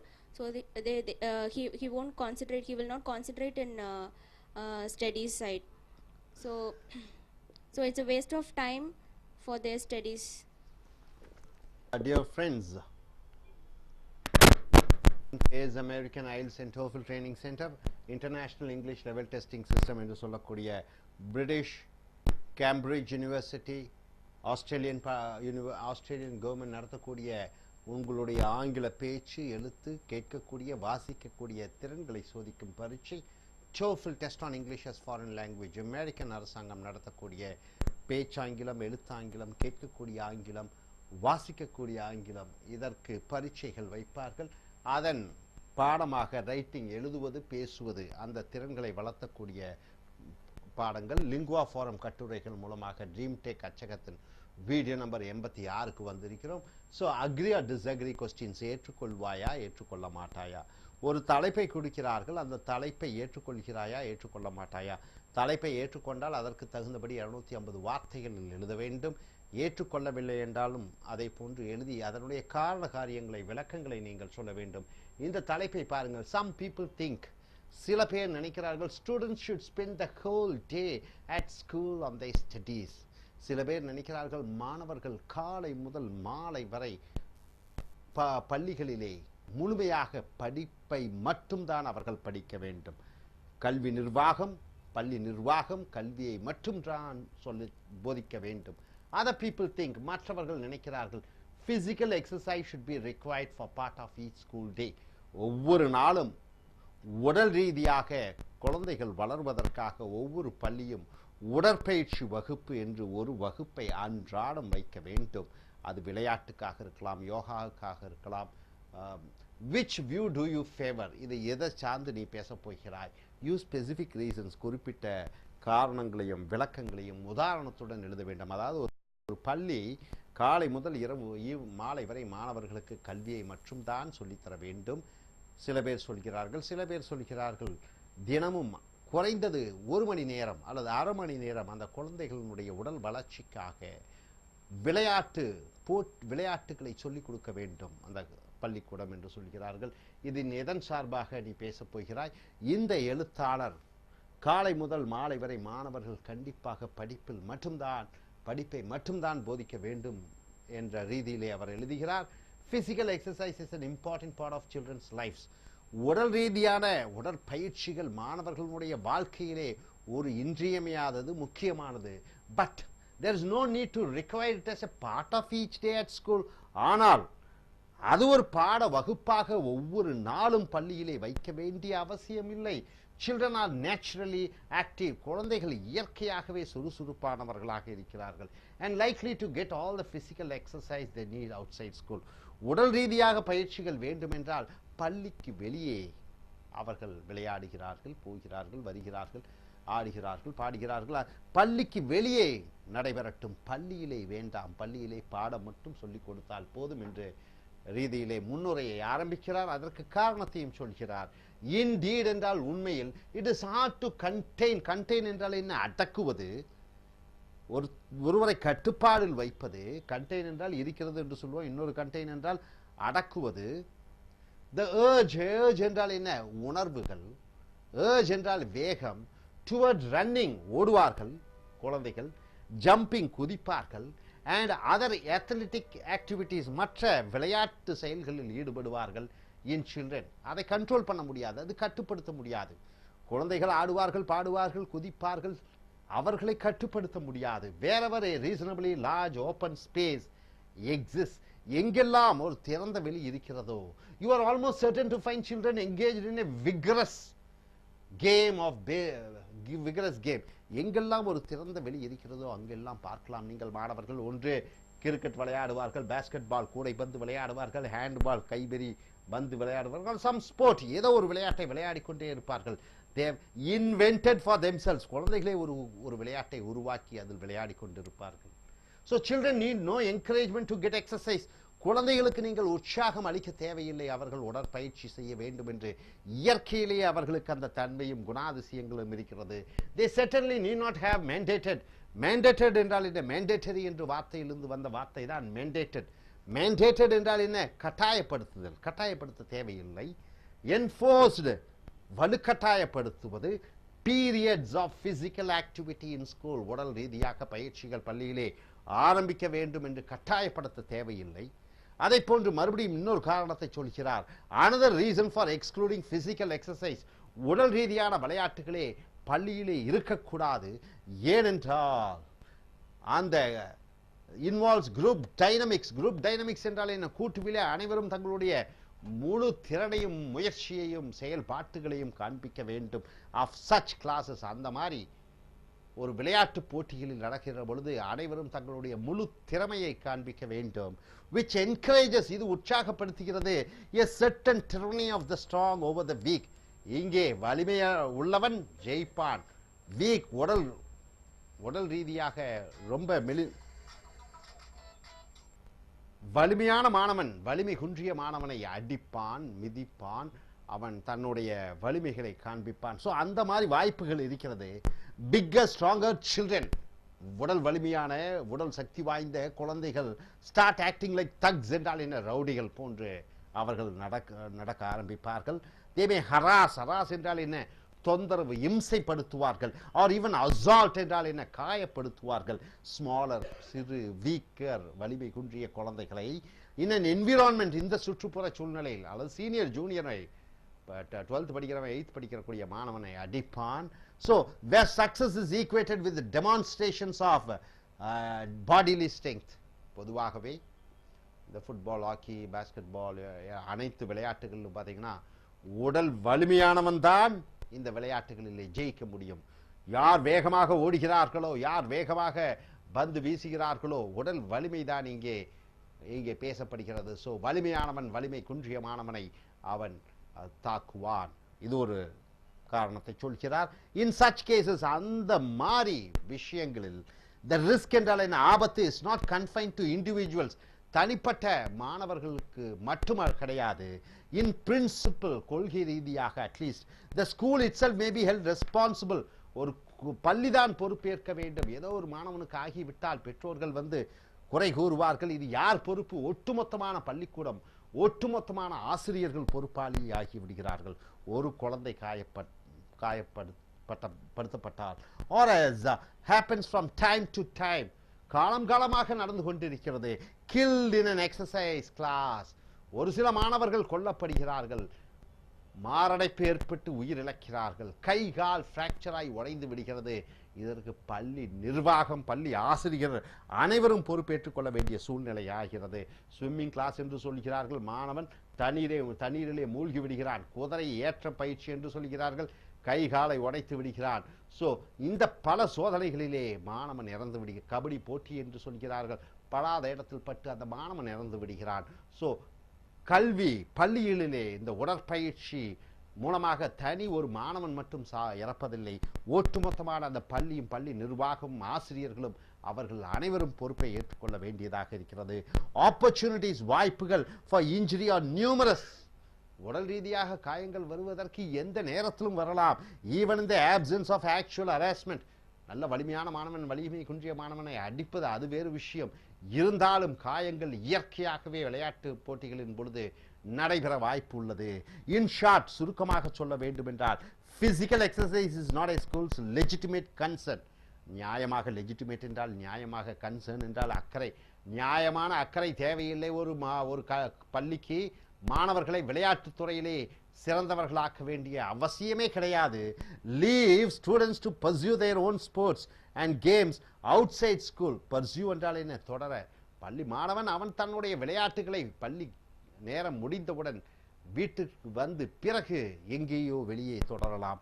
And use school hours, பள்ளி நேரங்களை to concentrate on learning, படிப்பதில் மட்டும் அவன் செலவழிக்க வேண்டும். இதை எழுத்தாளர் எழுதியிருக்கிறார். நீங்கள் இப்படியும் எழுதலாம். கண்டிப்பாக விளையாட்டு மிக மிக முக்கியமானது என்று சொல்லி அதற்கு ஆதரவாகவும் பேசலாம் உதாரணங்களுடன். ஸோ இனி வரக்கூடிய வீடியோக்களில் மற்ற தலைப்புகளில் நாம் கட்டுரைகளை பார்ப்போம். Thank you very much.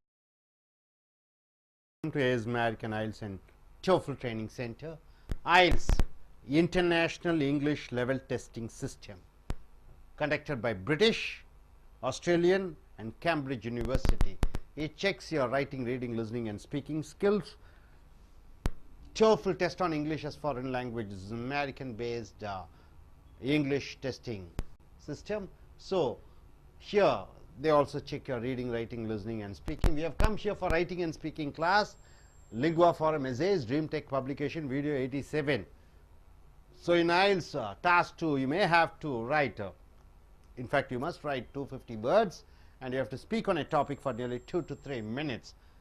What's the topic here? Agree or disagree question. A topic would be given, whether you agree to the topic or disagree to the topic. So coming here, should, high schools require all students to wear uniforms. School, every school you take in a place like India, in Chennai, almost all the schools makes it mandatory for all the students to wear uniform. So high schools, high schools, here we call it as a higher secondary school. So high schools require all students to wear uniform. Should the higher secondary students should be compelled to wear uniform, or should high schools let students decide what they will wear to school? So students can wear any dress they like. Should the school should enforce the rule of wearing uniform for the school students, or the school should just leave it to the students? They can wear the dress as they wish, no need of uniform. Which policy do you favor? Use specific reasons and examples to support your view. So the students, high school or higher secondary school student, should they wear uniform, or it's not necessary to wear the uniform? What is the best policy? So here the writer says is wearing uniform is a good thing for school students. Why so? He says this way, the issue means what? The problem here. Issue, the problem over here of whether, what is the problem here? Whether or not to require students to wear school uniforms is not central to the quality of education. So education as such, directly it is not linked with the uniform. If so, then all the school uniforms, they should get good marks. So the quality of education and the students wearing uniform is no way related. A good school will be good with or without uniforms. A good school is a good school whether it enforces a law to wear the students' uniform or not. Whereas no uniform by itself will make a bad school into a good school. So it also says that if you say to a school students not to wear uniform, it doesn't mean that the school will be good. The school academic activities is neither good nor bad just because of wearing uniform. It's no way related. Education is not at all related with the uniform. School into a good one. Nonetheless, still, a school uniform is a good idea in principle to several reasons. For several reasons, a school uniform is always good. Why so? First, what does he say? There is a much truth in saying clothes make the person. There is a philosophy, it is called clothes make the man. Clothes makes the person. A well-dressed person is likely to have a more protective frame of mind. A well-dressed man, a man who wears nice dress, is considered to be, he is in a good mood, he is in a good protective mood, and set of behaviors than a poorly dressed person has. A person who doesn't wear his dress properly, his behavior is definitely related to his dress. The behavior, the attitude is directly related with the dress. So dress makes the person, the proverb. That's why a school uniform may help to maintain desirable behavior among students. So here the school uniform is not directly related with the education, but a school uniform is directly related with the behavior of the students. The uniform encourages a sense of being part of a special group. So once you wear the uniform, they become a part of a special group. It becomes a label of the school whose standards of conduct are higher than average. So once you wear the uniform, it says the behavior, the attitude, the principle, the values of what they stand for. And coming here, uniforms are also conducive. Conducive means what? It is good for discipline. Uniform develops here attitude, behavior, the habits, here discipline. The armed forces, now he says with an example of armed forces, like you issue uniforms to their personnel. Personnel means officers for their reasons. A military uniform signifies a commitment. What is the military uniform, sir? Is it brown and brown? A commitment. It says about a commitment in a sense to honor rules and regulations. So the military uniform is symbolized as the commitment towards their job. This approach works. Discipline in a uniform service is usually easier to enforce than in a non-uniformed group. Imagine the policeman in Tamil Nadu. Imagine our military without uniform. Everybody comes in a color dress. How can you maintain the discipline? How can you maintain a uniformity? So what works in the military can work in school, just like in military, just like in police. It also works in the school. School uniforms may impart a certain discipline to the students. So it gives certain discipline to the students while also making that discipline easier to maintain.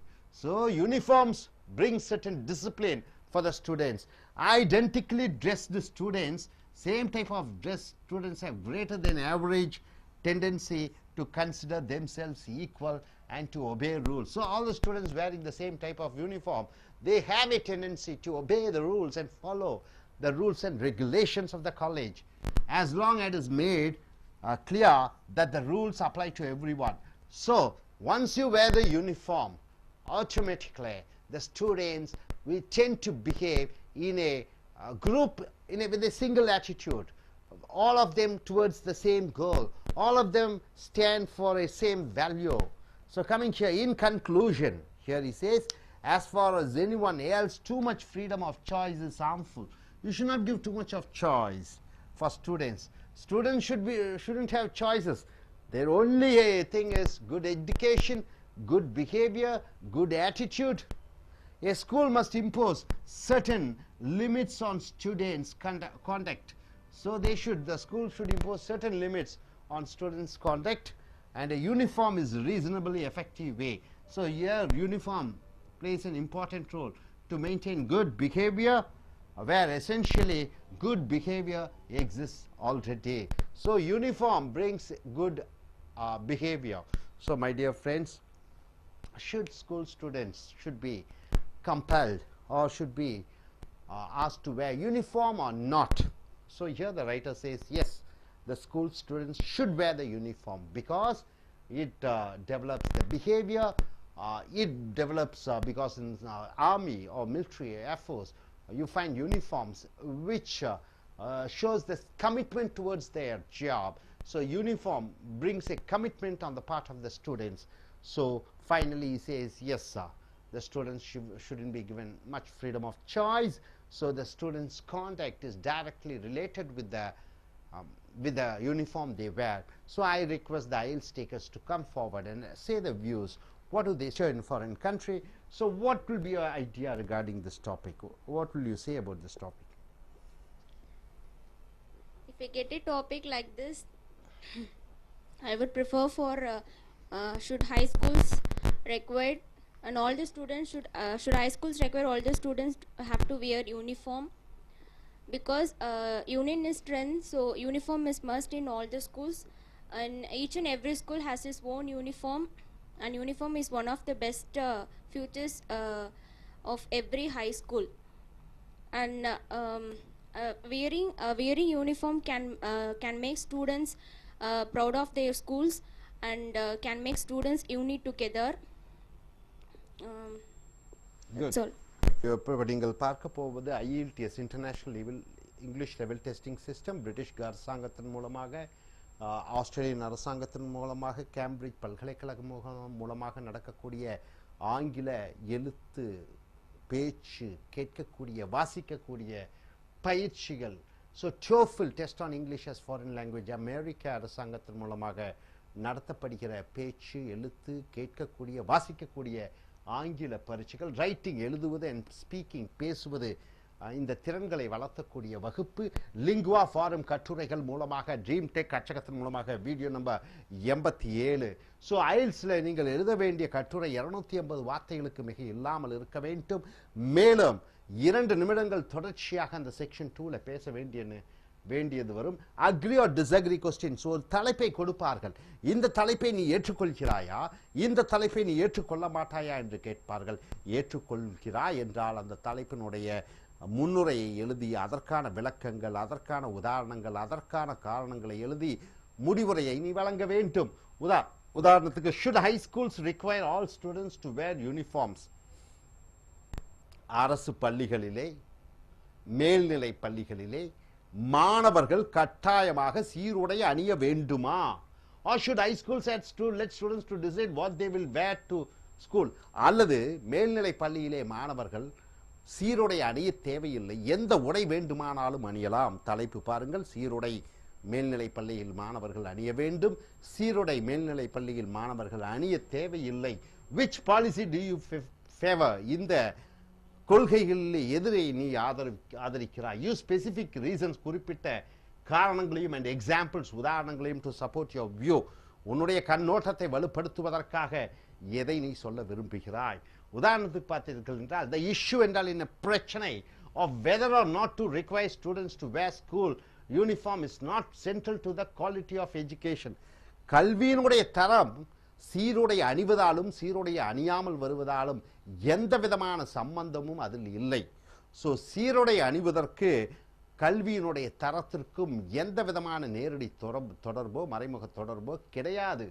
A good school will be good with or without uniforms. ஒரு நல்ல பள்ளி சீருடை அணிந்தாலும் அணியாவிட்டாலும் நல்ல அருமையான திறன் வாய்ந்த பள்ளியாகவே இருக்கும். Whereas no uniform by itself will make a bad school into a good one. அதே போன்று சீருடை அணியாமல் வருவதால் ஒரு பள்ளி மோசமான பள்ளியாகவும் ஆகிவிடாது. Nonetheless, இருந்தும் கூட a school uniform is a good idea. சீருடை பள்ளியிலே மாணவர்கள் அணிய வேண்டும் என்பது ஒரு நல்ல கருத்து. இன் பிரின்சிபல், கொள்கை ரீதியாக, ஃபார் செவரல் ரீசன்ஸ், பல காரணங்களுக்காக. ஃபர்ஸ்ட், உதாரணத்திற்காக, முதலாவதாக, there is much truth in saying, நிறைய உண்மைகள் இருக்கிறது இந்த பழமொழி. clothes make the person, உடை மனிதனை உருவாக்கும். ஆள் பாதி ஆடை பாதி என்று சொல்வார்கள்.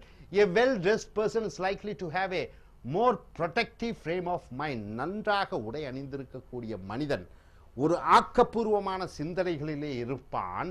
and set of behaviors, அவனிடம் ஒரு குறிப்பிட்ட நடத்தைகள் இருக்கும். then a poorly dressed person has. நன்றாக உடை அணியாதவர்களும் நன்கு உடை அணிந்தவர்களுக்கும் உள்ள வேறுபாடு என்ன என்று பார்த்தீர்கள் என்றால், நன்கு உடை அணிந்தவர்களுக்கு ஆக்கப்பூர்வமான சிந்தனைகளும் செயல்பாடுகள் இருக்கும். மோசமாக உடை அணிந்திருக்கக்கூடியவர்கள் அவர்களுடைய சிந்தனைகள் ரொம்ப கம்மியாகவும் ஏழ்மையாகவும் இருக்கும். So that is why a school uniform may help to maintain desirable behavior among students. ஆகையால் சீருடை மாணவர்கள் அணிவதன் மூலமாக தேவையான நடத்தைகளை அந்த கல்லூரி எதிர்பார்க்கலாம் அல்லது பள்ளி எதிர்பார்க்கலாம். The uniform encourages a sense of being part of a special group. சீருடை அணிவதன் மூலமாக ஒரு குழுவினுடைய அங்கத்தினர் போன்ற ஒரு உணர்வு ஏற்படுகிறது. whose standards of conduct are higher than average. அதனுடைய நடத்தை சராசரியை விட அதிகமாக இருக்கிறது. ஸோ அதை போன்று மறுபடியும் இன்னொரு காரணம் சொல்கிறார். Uniforms are conducive to discipline. கன்டியூசிவ்னா என்ன? சௌகரியமாக இருக்கிறது. அப்ப சீருடை அணிவது ஒழுக்கத்திற்கு உதவிகரமாக இருக்கிறது. த ஆர்ம்ட் ஃபோர்ஸஸ் என்றால் என்ன? ராணுவம் இஷ்யூ யூனிஃபார்ம், சீருடை வழங்குகிறது ராணுவ வீரர்களுக்கு. டு தேர் பர்சனல் என்றால் என்ன? அதிகாரிகளுக்கு. ஃபார் திஸ் ரீசன், இந்த காரணத்திற்குத்தான். எந்த காரணத்திற்கு? ஒழுக்கத்திற்காக. So A military uniform சிக்னிஃபைசஸ் A commitment.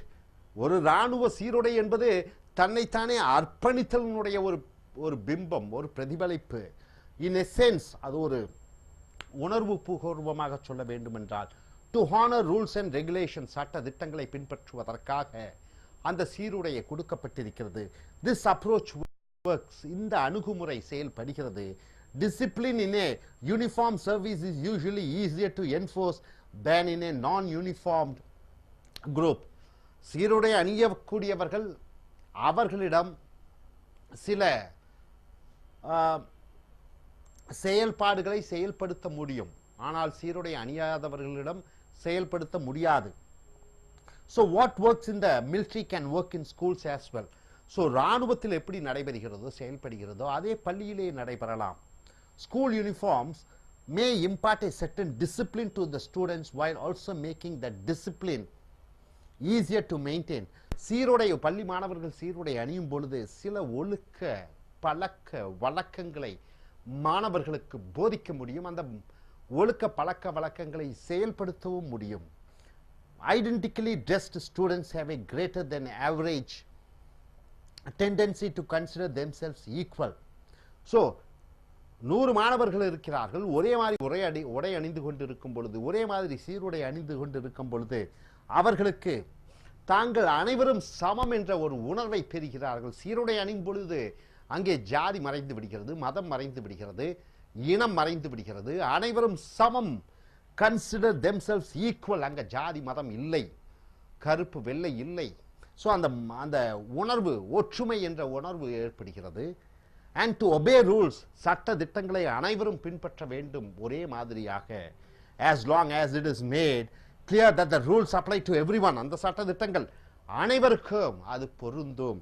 So முடிவுரையாக, conclusion, as for everyone else, too much freedom of choice is harmful. நிறைய தேர்ந்தெடுக்கக்கூடிய அணுகுமுறைகள் இருப்பது அது ஆபத்தானது. For students, அது குறிப்பிட்ட மாணவர்களுக்கு, a school must impose certain limits on students' conduct. ஒரு மாணவர்களுடைய நடத்தையிலே குறிப்பிட்ட சட்ட திட்டங்களை ஒரு பள்ளி நிர்வாகம் செயல்படுத்த வேண்டும். and the uniform is reasonably effective. அதிலே அந்த சீருடை தான் அது செயல்படுத்தக்கூடிய பள்ளியினுடைய நிர்வாகத்தினுடைய அந்த சட்ட திட்டங்களை பின்பற்றுவதற்கு ஆயிரக்கணக்கான மாணவர்கள் இருக்கும் பொழுது, அவர்கள் அனைவருக்கும் ஒரே மாதிரி சீருடைய இருக்கும் பொழுது, அந்த பள்ளி நிர்வாகத்தினால் தன்னுடைய சட்ட திட்டங்களை மாணவர்களிடம் செயல்படுத்த முடிகிறது. way to maintain a good behavior, நல்ல நடத்தை, where essentially good behavior exists already. so நல்ல நடத்தை ஏற்கனவே மாணவர்களிடம் இருக்கிறது, அதை தக்க வைத்துக் கொள்ள அந்த சீருடை மிகவும் பயன்படுகிறது. so இனி அடுத்து வரக்கூடிய வீடியோக்களில் மற்ற கட்டுரைகளை பார்ப்போம். thank you very much. Good evening, my dear friends. Welcome to A.S. American I.E.L.T.S and TOEFL Training Center. I.E.L.T.S, International English as Level Testing System. TOEFL Test on English as Foreign Language. I.E.L.T.S conducted by British government, Australian government and Cambridge University to check your reading, writing, listening and speaking skills in English. So here in TOEFL, this is American based examination. This too checks your writing, reading, listening and speaking skills in English. So here we have come here for writing and speaking skill development class. Lingua, Forum Essays and Dream Tech publication. We have come here to the video number 88. So in I.E.L.T.S task 2, you are supposed to write, whether it is an academic or general, an essay of 250 words. And in speaking task in section 2, you are supposed to speak for nearly 2 minutes. Essay writing, you may get a question like agree or disagree question. A topic may be given, and this topic, whether you agree with the topic, whether you disagree with the topic, if you agree with the topic, start with the introduction of your agreement with the topic, say examples, say reasons, logically, with reason, and finally coming to the conclusion. During the time of speaking, 2 minutes of speaking, they check your English vocabulary, how coherently you present your views, your voice modulation, your facial expressions, and the tonality. So coming here to the topic, what's the topic here? Many products, not some products, many products. What are the products? The products may be of clothing, the products may be of the chairs, etc. Any products can be made by machine or by hand. So products are made by machine or by hand.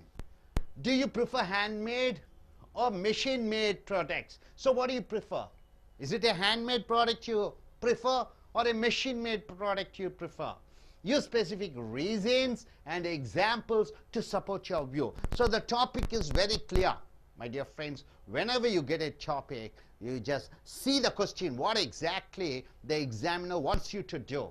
So there are products which are machine made and man made. Which do you prefer? Is it a machine made product or a man made product? You have seen the question properly, then you have to choose one, for or against, or whether it is a machine or man made. So here, the writer over here, he chooses the machine made products are good, and he justifies his reasons of why he has chosen machine made products. Now coming to the first paragraph, you see here, handmade items. The handmade items can be beautiful, can be valuable. Of course, handmade items are beautiful and valuable, but for ordinary objects in everyday use. See, ordinary objects like paste or toothpaste, brush, whatnot, even soap, all the plastic, whatever it is, almost everyone would prefer machine-made merchandise. Merchandise means what? Purchase and sales is the business. So handmade products are beautiful and valuable, but for your daily, day-to-day use of the products,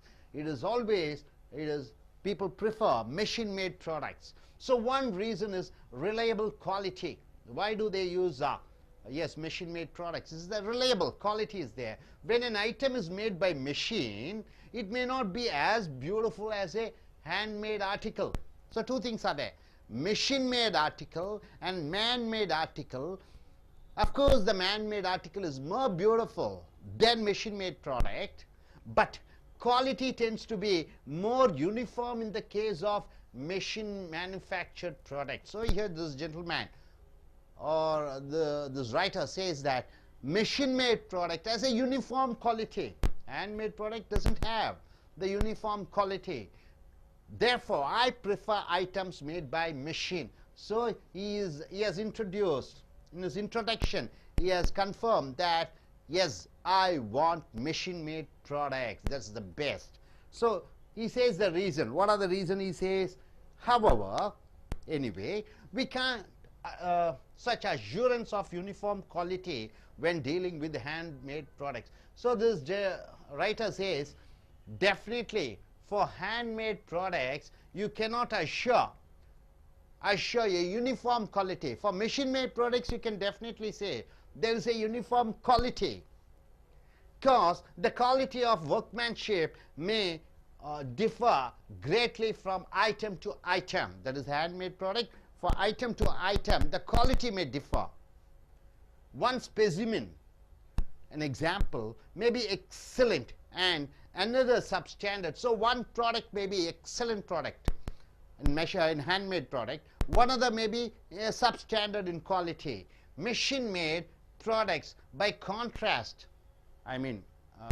opposite to that, are more likely to provide quality. So one can trust in every case. So a machine-made product, almost everything are uniform, but man-made product you can find one excellent, one ordinary, one substandard. So coming here, one other reason he says, cost is another reason. Cost of producing the goods is another reason to prefer machine-made products. So now he comes to the economics, the cost. When something is manufactured in large numbers by machine, then the cost per item is likely to drop. So this writer says, when you manufacture the goods, the cost of production per item is lesser compared to man-made machine, because materials can be bought in large quantities, resulting in saving which can be passed along to the consumer. So in large quantities you buy raw materials and you produce, so the cost per production of a good is comparatively lesser in machine-made product. Also, because a machine, unlike a human craftsman means what? Craftsmanship means is artistic ability, need not be paid a salary. So machines, no need to pay a salary for the machines. For man who manufactures, you have to pay a salary. Manufacturing cost and consumer price can be reduced still further. So not like a man, for machine no need to pay the salary, the manufacture cost and the consumer price can be reduced because you produce the goods in a bulk quantity. Savings to manufacturers and consumers can thus be tremendous. So the savings are tremendous. So coming here once again, there are of course situations where only handmade products are desirable. So he is not leaving the handmade products also. He says the goodies of handmade products are desirable. Yes, it's very much needed. What are they? A mass-produced Rembrandt. See, this is a product called Rembrandt, for example, would not be a Rembrandt at all Such situations, however, are rare. So this mass-based product, what is that? Rembrandt. You cannot make it by handmade product. It is machine-made product because you are producing in bulk. For most purposes, machine-made products from clothing to China are unquestionably the best, both quality and for value. So this writer goes in for saying that machine-made product is good. So simple. So once again, just to let us recall what we have seen, the topic here is products. Machine-made product is good or man-made products are good. So this is the topic, and the writer goes in for machine-made products. So he says all the good things about what the machine-made products is all about. So he says the uniform quality can be seen in machine-made products, but in man-made product you cannot find that uniform quality. Then for bulk producing goods, it is always best that machine-made products are good, and for quite a small number of products, it's always handmade products are good. And he also says examples with the machine cost of manufacturing is lesser with the machine-made products. So now with this, I request the IELTS takers to come forward and speak about this topic. And let us see. Yes, gentlemen, why don't you? I.E.L.T.S International English Level Testing System என்று சொல்லக்கூடிய சர்வதேச அளவிலே உங்களுடைய பேச்சாங்கிலம், எழுத்தாங்கிலம், வாசிக்கக்கூடிய ஆங்கிலம், கேட்கக்கூடிய listening ஆங்கிலம், இதனுடைய சோதனைகளை செய்வார்கள். அதற்கு தகுந்த மதிப்பெண் கொடுப்பார்கள். இது பிரிட்டிஷ், ஆஸ்திரேலியன் அரசாங்கம் மற்றும் கேம்பிரிட்ஜ் பல்கலைக்கழகங்கள் ஒருங்கிணைந்து நடத்தக்கூடிய பரீட்சை. அதே போன்று TOEFL என்று சொல்லக்கூடிய test on English as foreign language அமெரிக்க அரசாங்கத்தால் நடத்தப்படுகிற ஒரு பரீட்சை. இது ரைட்டிங் எழுதுவது, ஸ்பீக்கிங் பேசுவது, அதற்கான பயிற்சிகளை கொடுக்கக்கூடிய ஒரு இடம். ஸோ நம் வீடியோ நம்பர் 88க்கு வந்திருக்கிறோம்.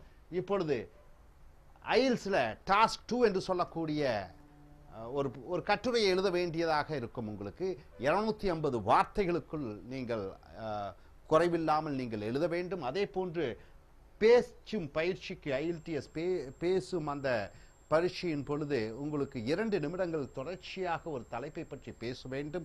அதற்கு பிறகு ஒரு 8 நிமிடங்கள் அந்த தலைப்பின் சார்பிலே விவாத கேள்விகளை கேட்பார்கள். உதாரணத்துக்கு தலைப்பு பாருங்கள், மெனி ப்ராடக்ட்ஸ், அநேக பொருட்கள், அது உடைகளாக இருக்கட்டும், நாற்காலிகளாக இருக்கட்டும், எட்ஸெட்ரா, எந்த பொருளாக இருக்கட்டும், can be made by machine, இயந்திரங்கள் மூலமாக தயாரிக்கப்படுகிறது, அல்லது பை ஹேண்ட், கைகளால், மனிதர்களுடைய தனி உழைப்பின் கைகளால் உருவாக்கப்படுகிறது. ஸோ பொருட்கள் இயந்திரங்கள் மூலமாக உருவாக்கப்படுகிறது அல்லது மனிதர்களுடைய கை திறமை மூலமாக உருவாக்கப்படுகிறது. அதைத்தான் கைவினை பொருட்கள் என்று சொல்வார்கள். இது இயந்திரம் தயாரித்த பொருட்கள் என்று சொல்வார்கள். Do you prefer handmade or machine made products?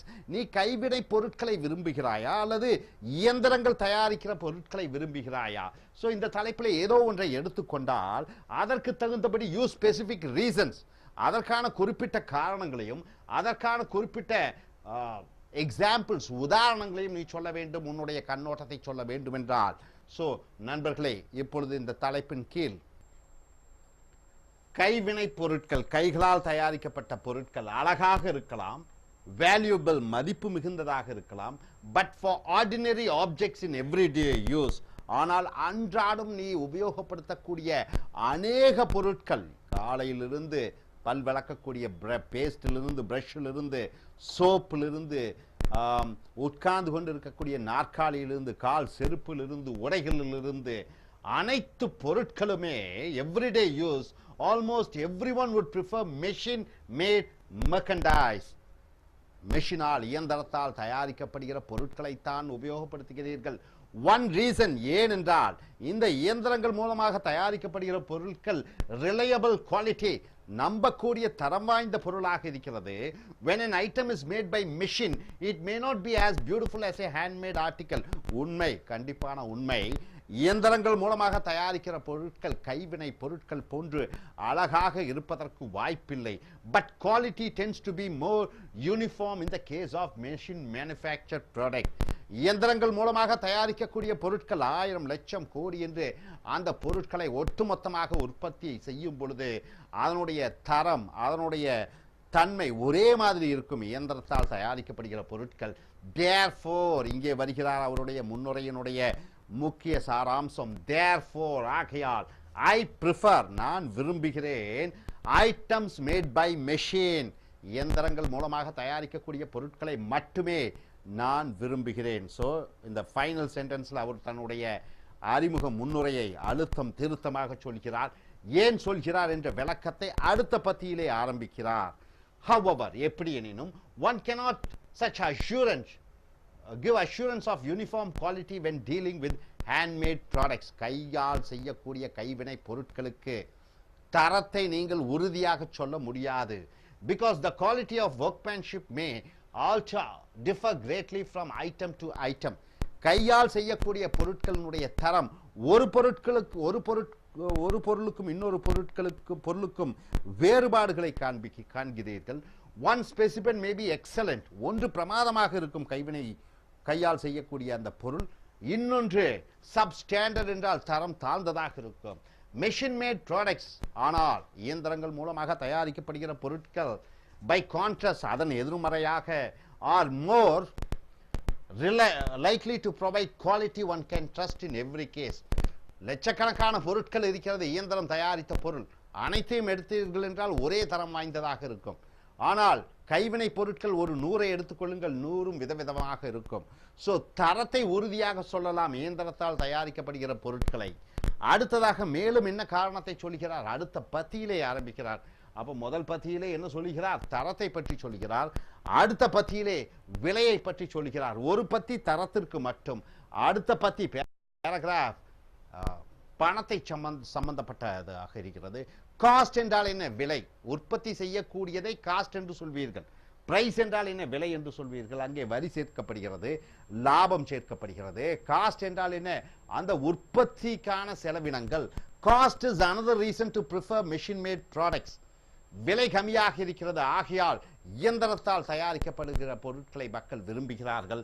when something is manufactured in large numbers by machine இயந்திரத்தால் அதிக அளவிலே பொருட்கள் தயாரிக்கப்படுகிற பொழுது then the cost per item is likely to drop அந்த நேரத்திலே அந்த பொருட்களினுடைய விலை குறைவாக இருப்பதற்கு வாய்ப்பு இருக்கிறது. அதிக அளவிலே பொருட்கள் ஆகும் பொழுது அதனுடைய தயாரிப்பு செலவு குறைவாக இருக்கிறது. because materials can be bought in large quantities ஏனென்றால் அதற்கு பொருட்களை முக்கியமாக தயாரிக்கக்கூடிய பொருட்களுக்கான மூலப்பொருட்களை அதிக அளவிலே வாங்கும் பொழுது அதனுடைய விலை குறைவாகி விடுகிறது. resulting in saving which can be passed along to the consumer அதன் மூலமாக பணத்தை மிச்சப்படுத்தலாம், அதன் மூலமாக விலையை குறைக்கலாம். இதன் பலனை வாடிக்கையாளர்கள் பெறுகிறார்கள். ஸோ இயந்திரத்தால் தயாரிக்கப்படுகிற பொழுது அதிக அளவிலே பொருட்களை குறைந்த செலவிலே உற்பத்தி பண்ணலாம்.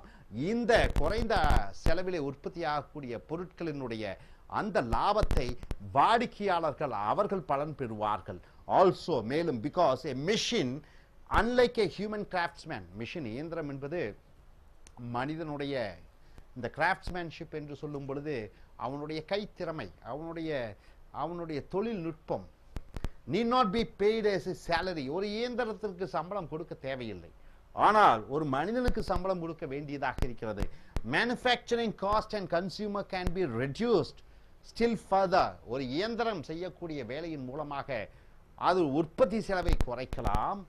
savings to manufacturers and consumers can thus be tremendous இதன் மூலமாக உற்பத்தியாளர்களுக்கும் லாபம், பொருட்களை வாங்கக்கூடிய வாடிக்கையாளர்களுக்கும் லாபமாக இருக்கிறது. ஸோ இரண்டாவது பத்தியிலே அவர் என்ன சொல்கிறார், முதல் பத்தியிலே எந்த தலைப்பை தேர்ந்தெடுக்கிறார் என்று சொல்கிறார், இரண்டாவது தலைப்பிலே தரத்தை பற்றி சொல்கிறார், மூன்றாவது தலைப்பிலே அந்த பொருளை உற்பத்தி செய்யக்கூடிய அந்த விலையை பற்றி சொல்கிறார். நான்காவது பத்தியிலே கன்க்ளூஷன் என்று சொல்லக்கூடிய முடிவுரையிலே there are of course situation where only handmade products are desirable ஒரு சில நேரங்களிலே கைவினை பொருட்கள் தான் மிக தேவை, அதற்கு மாற்று இல்லை. உதாரணத்திற்கு பெயிண்டிங்ஸ் வரைபடங்களை சொல்லலாம், வீட்டிலே மாட்டி வைக்கப்படுகிற வரைபடங்கள், பானைகளை சொல்லலாம், வேறு சில பட்டு சேலையிலே அந்த கைவினை கலைஞனுடைய தொழில்நுட்பத்தை நாம் பார்க்கலாம். அப்படியாக ஒரு சில நேரங்களிலே இந்த கைவினை பொருட்கள் மிக முக்கியமாக இருக்கிறது. அதற்கு ஈடு செய்ய முடியாத இயந்திரத்தால் தயாரிக்கப்படுகிற பொருட்கள். ஏ மாஸ் ப்ரொடியூஸ்ட் ரெம்பிரண்ட் என்று சொல்லக்கூடிய ஒரு பொருள் மிக அதிக அளவிலே லட்சத்திலே கோடிகளிலே உற்பத்தி பண்ணக்கூடிய அந்த பொருள், for example, would not be a remnant at all. Such situations, however, are rare. For most purposes, machine-made products from clothing to China, துணி உற்பத்தி பண்ணக்கூடியதிலிருந்து பொம்மைகள் முதற்கொண்டு are unquestionably best both for quality and for value. தரத்திற்கும் மதிப்பிற்கும் இயந்திரத்தால் தயாரிக்கப்படுகிற அந்த பொருட்கள் தான் உகந்தது, சிறந்தது என்று இந்த எழுத்தாளர் சொல்கிறார். நீங்கள் இதற்கு எதிர்மறையாகவும் எழுதலாம். என்ன எழுதலாம்? கைவினை பொருட்கள் தான் சிறந்தது என்று சொல்லி அதற்கான காரண காரியத்தை விளக்கத்துடன் முன்னுரை முடிவுரையுடன் சொல்லலாம். இனி அடுத்து வரக்கூடிய வீடியோக்களில் மற்றவைகளை பார்ப்போம். Thank you very much. Dear friends, welcome to AILTS American IELTS and TOEFL Training Center. We have come here for International English as Level Testing System, the examination conducted by British, Australian government and Cambridge University. TOEFL test on English as foreign language, it's conducted by American government to check your reading, writing, listening and speaking skills. Now we have come here for the writing and speaking skill development class. It's the Lingua Forum essays. We have taken these essays from Dream Tech Publications, and the video we have come here is the 89th video or the 89th topic. You get a question like this, agree or disagree question, in your writing task, whether it is in academic or general, where you have to write in task 2 nearly 250 words. So agree or disagree questions, even speaking task section 2, you may get a question like this and you have to speak on this. Section 3 goes on based on the topic, all the questions, all the discussions based on the topic. So here the question is, do you think the governments should spend large amount of money to buy or develop computer technology?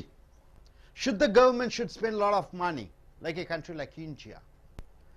Should they spend a lot of money for developing and for computer technology, or should that money be spent for other basic purposes? What are the basic purposes? Sanitary, of course, the essential food, clothing, shelter, providing a good hospital treatment for the poor people, poverty alleviation programs. Which one of these options do you support?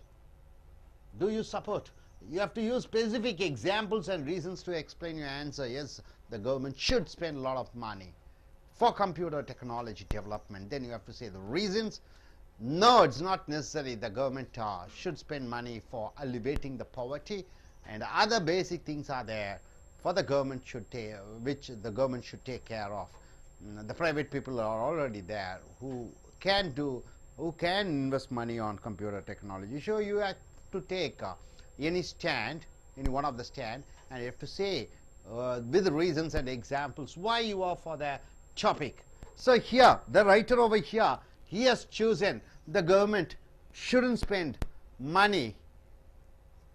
their money for computer technology, but rather for other things. The government's duty is to take care of other things rather than investing the money, taxpayers' money on computer technology. So here, what is he saying? See, in introduction part, almost 5 lines, almost it must be around 50 words are there for introduction alone he has spent. So computer technology is perhaps the single most important branch of technology.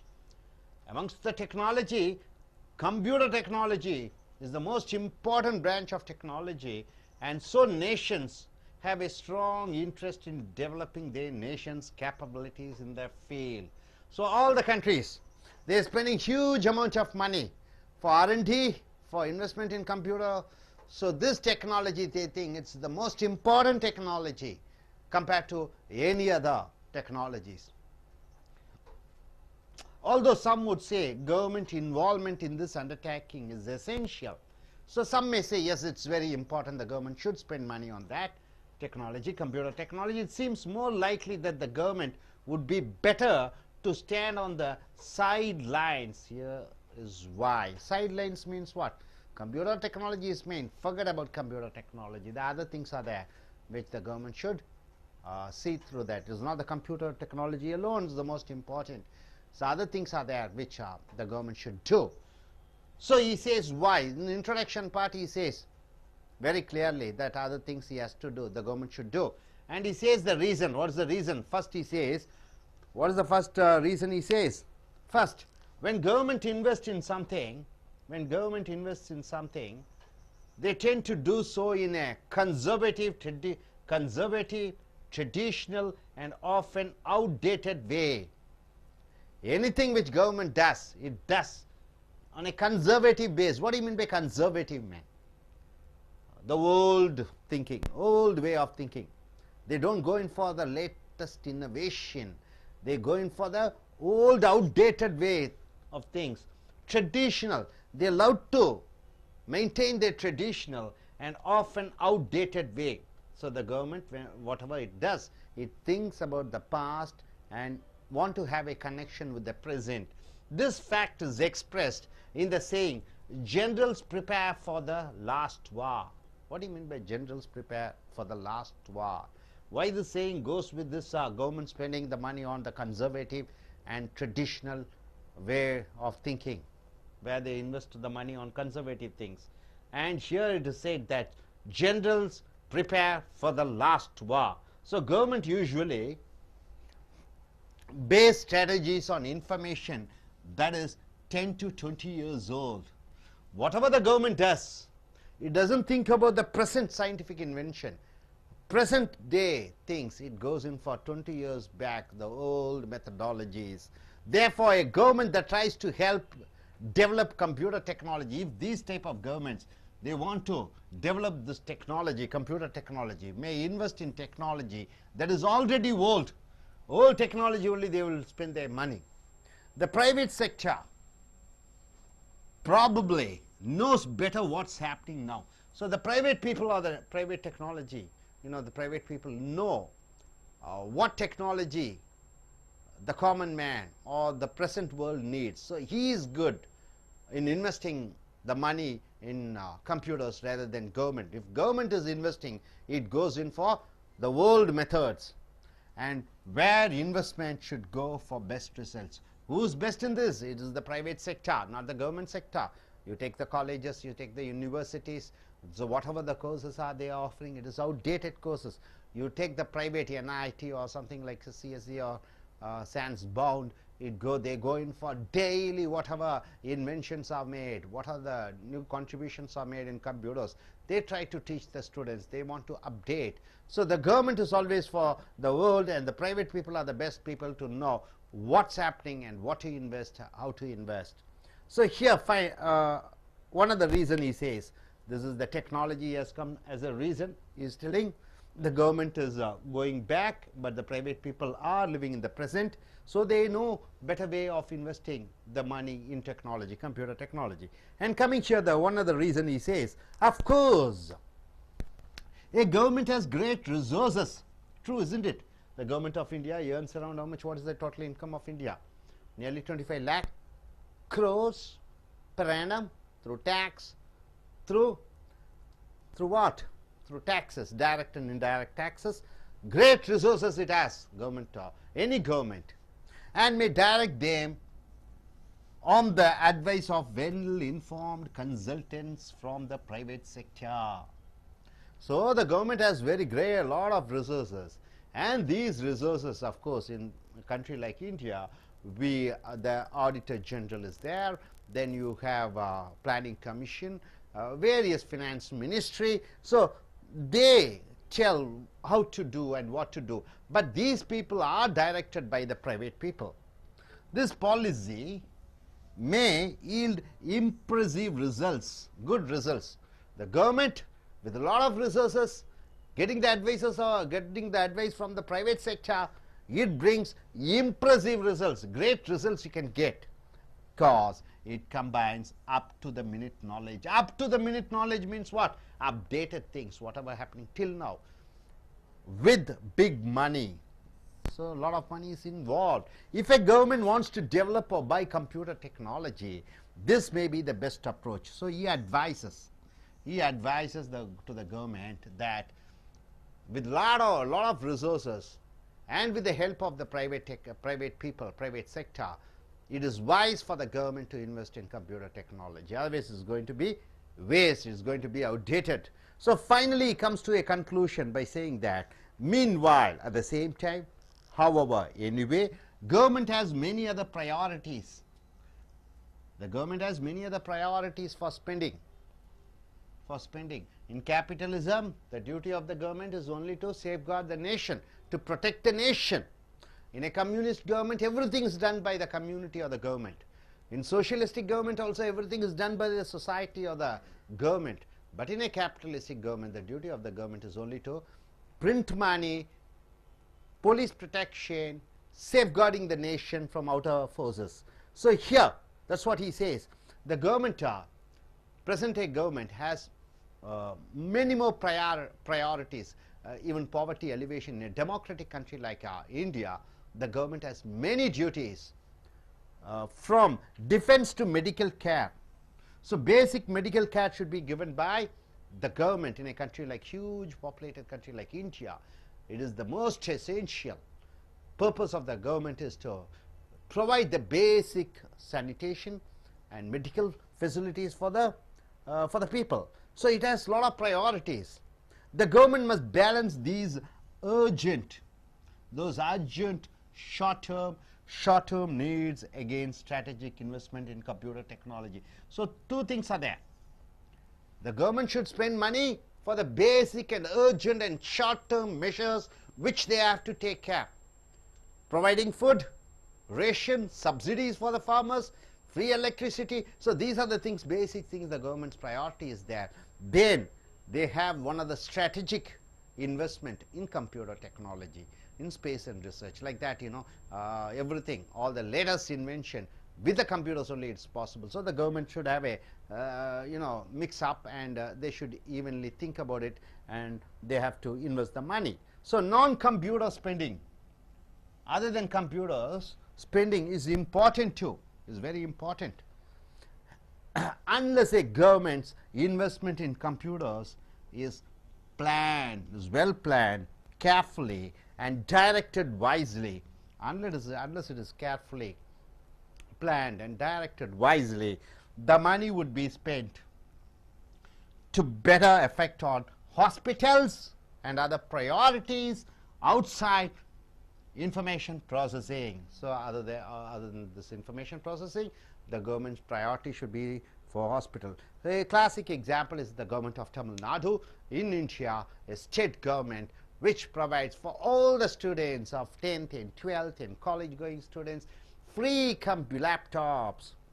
So the government of Tamil Nadu takes care of providing free ration items for the people, and free electricity, plus subsidies, pensions, and apart from that, they have made a wise investment on computers, providing lakhs and lakhs of free laptop to the students. So that can be taken as a classic example. So my dear friends, so here the government should spend the money on computer technology or other traditional way of investment. So what do you think? And this writer has gone for the government should take care of the other needs, other important needs of the government, and computer technology, let it be left to the private sector. But even if they want to have that, then let they get the advice of the private people to invest their money in computers. So there should be a strategic thinking to invest the money for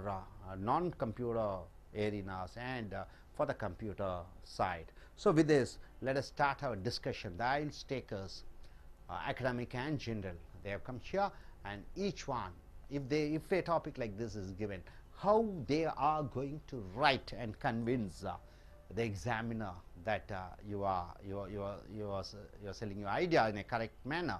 So in writing or in speaking, if you get a task like this, how you are going to respond. So let us start with that. Yes, I request young man to come here, Mr. Sendil.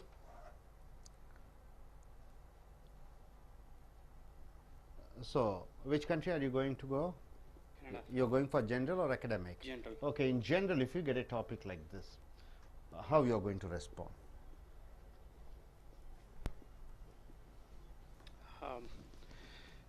Good evening, everybody.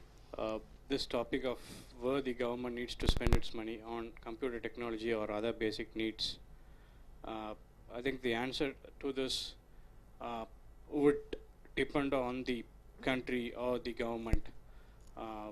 Say, for example, if we are looking at a country, a developed country like United States or Australia or UK, I think it is worth for the government to spend its money on the computer technology. Whereas if you consider developing countries like India or underdeveloped countries like the African countries, I think it is worthwhile to spend the money on other basic needs rather than computer technology. Say for example, let us look at India.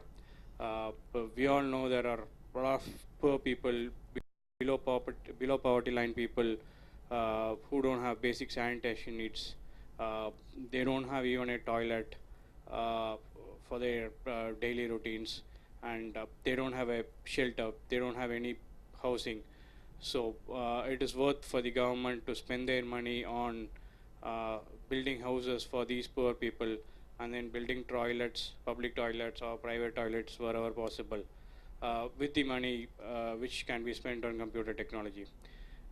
The other most important ask from the government would be to provide free education for all the students or for all the youngsters that is there in a country, because unless the students are educated to a certain level, any amount of investment or on computer technology is not going to be helpful.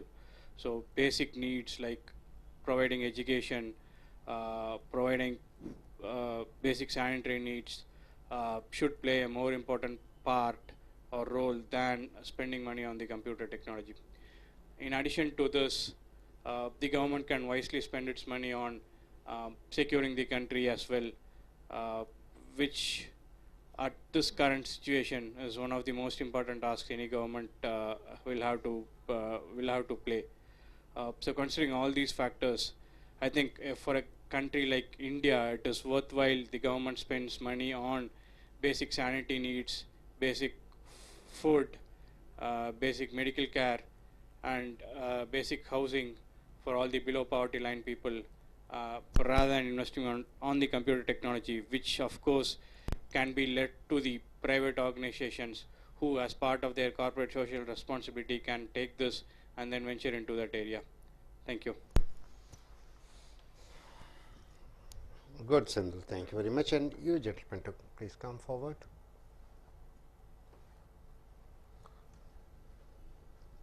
So, could you introduce yourself? What's your name? Yeah, I'm Jaydeep. What's your qualification?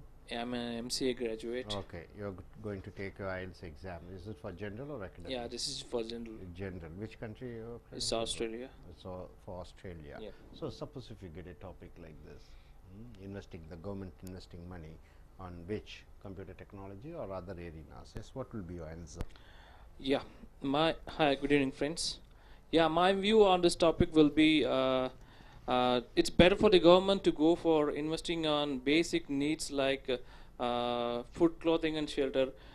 Basically, if you see the infant deaths in India has been increasing day by day, where the hospital facilities are not up to the mark when compared to the developed countries like US, UK, and some other countries. So the medical facilities has to be the first priority for the government. Then the defense system. We get attacked in the north, in the south, east, and west. In every directions, we are getting attacked. Where the US military forces, no one is dare enough to touch them, since they are because their military forces, the air forces, the navy, and the marines are so strong. So it's one of the basic priorities for the government to increase our defense systems first, and the education systems has to revamped to certain extent. if you see our education system till now is uh, getting things by hearted and just repeating them on papers. So this complete system has to be changed, and so that the coming generation has better knowledge on the technology which is used in the current environment, and which can be helpful for their day-to-day lives. See, if you take the computer technology or information technology, uh, government has many sources to get their funds, like taxes, direct and indirect taxes. If you take the information technology, yeah, there is a lot of money involved, but we have a lot of competition in that, and we have many private players who are far more better than the government employees, or whatever it may be. So my stand on this is the government first priority should be uh, on focusing on the education system, on the hospital facilities, and the defense system. Thank you. Your name once again? It's Jaydeep. Very good, Jaydeep. Thank you.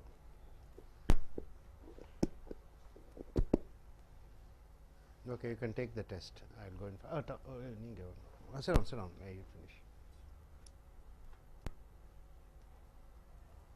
Come. What's your name, sir? My name is Purushothaman. Purushothaman.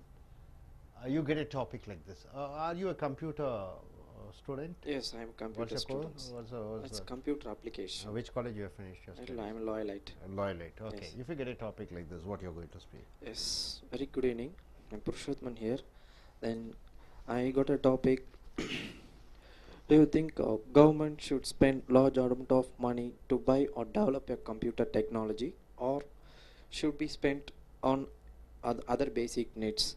If someone asks like this question, I'll against the topic, because computer technologies must to every nations, because once nations is showing their power based on their computer technologies, next to that economical status. But it's not only the first priority in any nations. Computer based works are very important, but it must be offers to the private sector, whom they are doing this as a one and only jobs. But government has many priorities to do, like providing an free educations, offering free medical treatments, etc., etc. So these are the basic needs to government to do the peoples. Then the second one is in concentrating in security forces, because every day in news we are hearing that attacking by the opposed countries like Pakistan, China, etc. So concentrating on that is very most important. Then then that's it. Okay, Thank good. It's a better performance compared to your earlier speech. Keep it up, maintain. What is the certain things are there? Then you can keep on building up. Good. Okay, you can go. Dear friends, welcome to AS American IELTS and TOEFL Training Center. IELTS International English Level Testing System, British அரசாங்கத்தால், Australian அரசாங்கத்தால், Cambridge பல்கலைக்கழகங்கள் மூன்றும் இணைந்து நடத்தக்கூடிய, உலகம் முழுக்க நடத்தக்கூடிய ஆங்கில அறிவு பயிற்சி, பேச்சாற்றல், எழுத்தாற்றல், கேட்கக்கூடும் ஆற்றல், வாசிக்கக்கூடிய ஆற்றலை சோதித்து அவர்கள் கொடுக்கக்கூடிய அந்த மதிப்பெண் மூலமாக அவர்களுடைய தாய்மொழியை ஆங்கிலமாக கொண்டிருக்கக்கூடியவர்கள் நாட்டிலே சென்று படிக்கலாம், வேலை செய்யலாம். அதே போன்று TOEFL அமெரிக்க அரசாங்கத்தினால் நடத்தப்படுகிற பேச்சு, எழுத்து, கேட்கக்கூடிய, வாசிக்கக்கூடிய ஆங்கில திறன்களை சோதிக்கக்கூடிய ஒரு பரீட்சை. ஸோ ரைட்டிங் எழுதுவது, ஸ்பீக்கிங் பேசுவது, அதனுடைய திறன்களை வளர்க்கக்கூடிய வகுப்பு தான் இது. இது லிங்குவா ஃபாரம் என்ற கட்டுரைகள் மூலமாக ட்ரீம் டெக் அச்சகத்தின் மூலமாக வீடியோ 89க்கு வந்திருக்கிறோம். ஸோ தலைப்பு அக்ரி ஆர் டிஸ்அக்ரி கொஸ்டின். ஒரு தலைப்பை கொடுப்பார்கள், அந்த தலைப்பை நீ ஏற்றுக்கொள்கிறாயா ஏற்றுக்கொள்ள மாட்டாயா என்று கேட்கும் பொழுது அதற்கு தகுந்த விளக்கங்களும் அதற்கு தகுந்த உதாரணங்களையும் வைத்து நீ பேச வேண்டும். ஒன்று எதிராக பேச வேண்டும் தலைப்புக்கு, இல்லை ஆதரவாக பேச வேண்டும், அல்லது ரெண்டில் ஏதோ ஒன்றை தேர்ந்தெடுக்க வேண்டும். உதாரணத்திற்கு இங்கே தலைப்பு பார்த்தீர்கள் என்றால், டூ யூ திங்க், நீ நினைக்கிறாயா government should spend large amount of money, அரசாங்கம் நிறைய பணத்தை to buy or develop computer technology, இந்த கணினி தொழில்நுட்பத்தை வளர்த்துவதற்கு அரசாங்கம் மிகப்பெரிய அளவிலே பணத்தை செலவழிப்பதா? ஆர் ஷுட் தட் மணி, அரசாங்கம் தன்னுடைய பணத்தை ஃபார் அதர் மற்றைய பேசிக் பர்பஸ் என்றால் என்ன, அடிப்படை தேவைகளான உணவு, உறைவிடம், மருத்துவம், அதை போன்ற செலவினங்களுக்கு செலவு செய்ய வேண்டுமா? Which one of these options, இதில் எதை நீ தேர்ந்தெடுக்கிறாய்? அரசாங்கம் பணத்தை கணினி தொழில்நுட்பத்திற்கு செலவழிக்க வேண்டுமா, அல்லது அரசாங்கம் தன்னுடைய வருமானத்தை இந்த மற்ற தேவைகளான மக்களுடைய அடிப்படை தேவைகளுக்கு கொள்முதல் செய்ய வேண்டுமா? அது ஏதாவது ஒன்றை தேர்ந்தெடுத்து அந்த தேர்ந்தெடுத்த தலைப்பின் ஏன் என்ற காரணத்தை நீங்கள் எழுத வேண்டும். யூ ஸ்பெசிஃபிக் எக்ஸாம்பிள்ஸ், குறிப்பிட்ட உதாரணங்களுடன் அண்ட் ரீசன்ஸ், விளக்கங்களுடன் உங்களுடைய பதிலை சொல்ல வேண்டும், எழுத்து மூலமாக அல்லது பேச்சு மூலமாக. ஸோ உதாரணத்துக்கு இங்கே இந்த அறிமுக முன்னுரையில் பாருங்கள், கம்ப்யூட்டர் டெக்னாலஜி, இந்த கணினி தொழில்நுட்பம் என்பதே இஸ் பெராப்ஸ் ஒருவேளை த சிங்கிள் மோஸ்ட் இம்பார்ட்டன்ட், மிக முக்கிய பிரான்ச் ஆஃப் டெக்னாலஜி, மிக முக்கியமான தொழில்நுட்பம் வாய்ந்த ஒரு துறை என்று பார்க்கும் பொழுது கணினி துறை தான். அண்ட் ஸோ நேஷன்ஸ், பல தேசங்கள் ஹேவ் ஏ ஸ்ட்ராங் இன்ட்ரெஸ்ட், அதிக ஆர்வம், ஆதீத ஆர்வத்தை காண்பிக்கிறார்கள் in developing their nations capabilities, தங்களுடைய தேசத்தினுடைய கேப்பபிலிட்டிஸ் என்றால் என்ன, அவர்களுடைய திறமையை இந்த கணினி தொழில்நுட்பத்தில் காண்பிப்பதற்காக தீவிரத்தன்மையுடன் இருக்கிறார்கள்.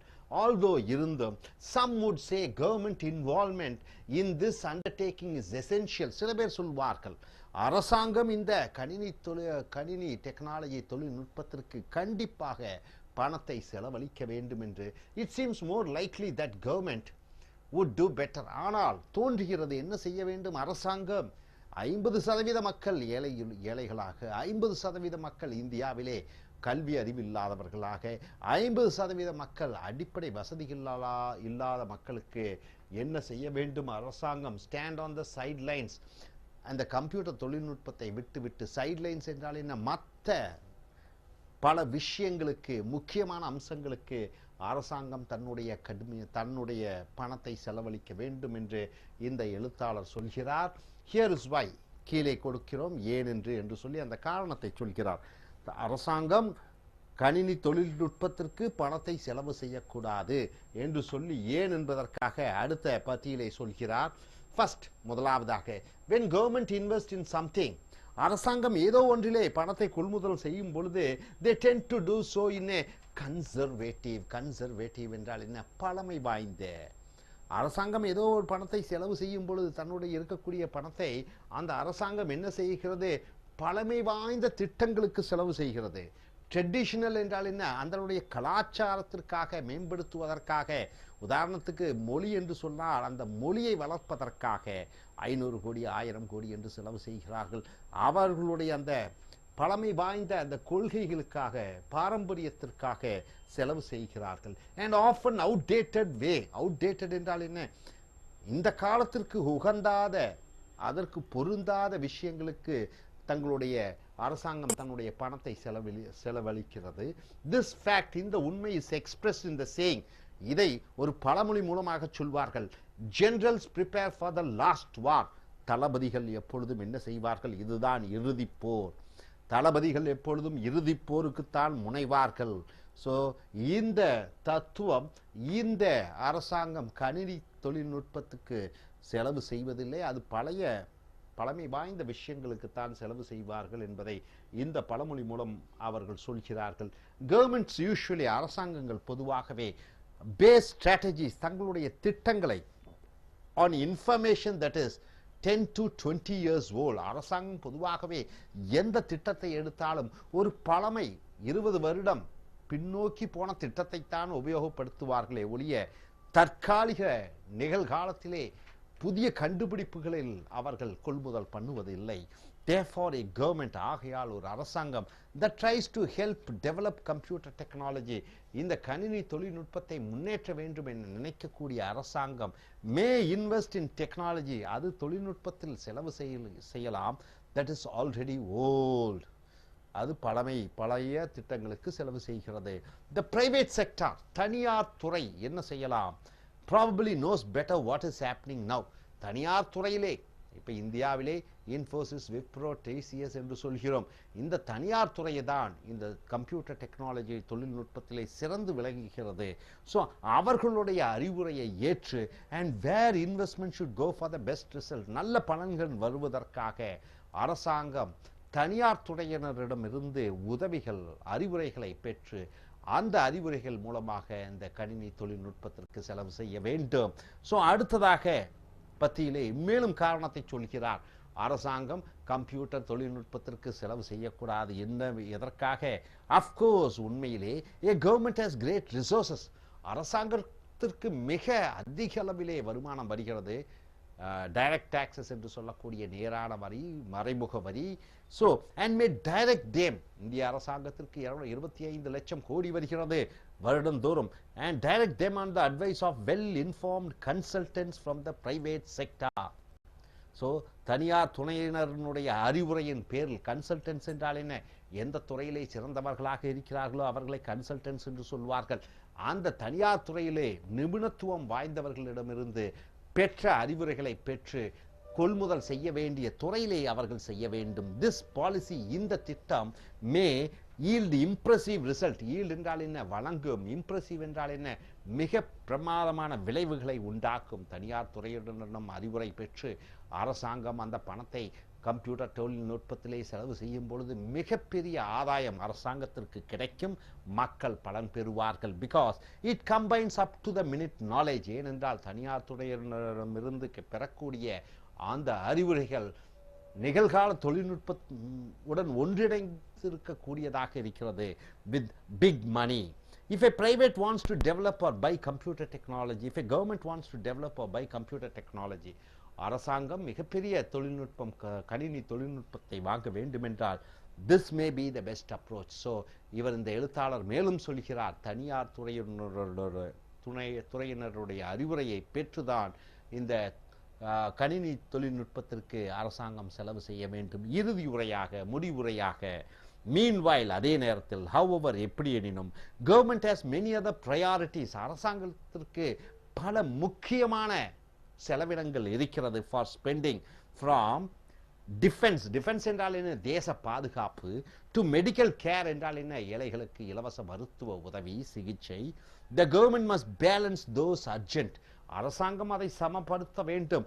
ஷார்ட் டேர்ம் என்றால் என்ன? குறுகிய கால தேவைகள், needs, against strategic investment. Strategic என்றால் என்ன?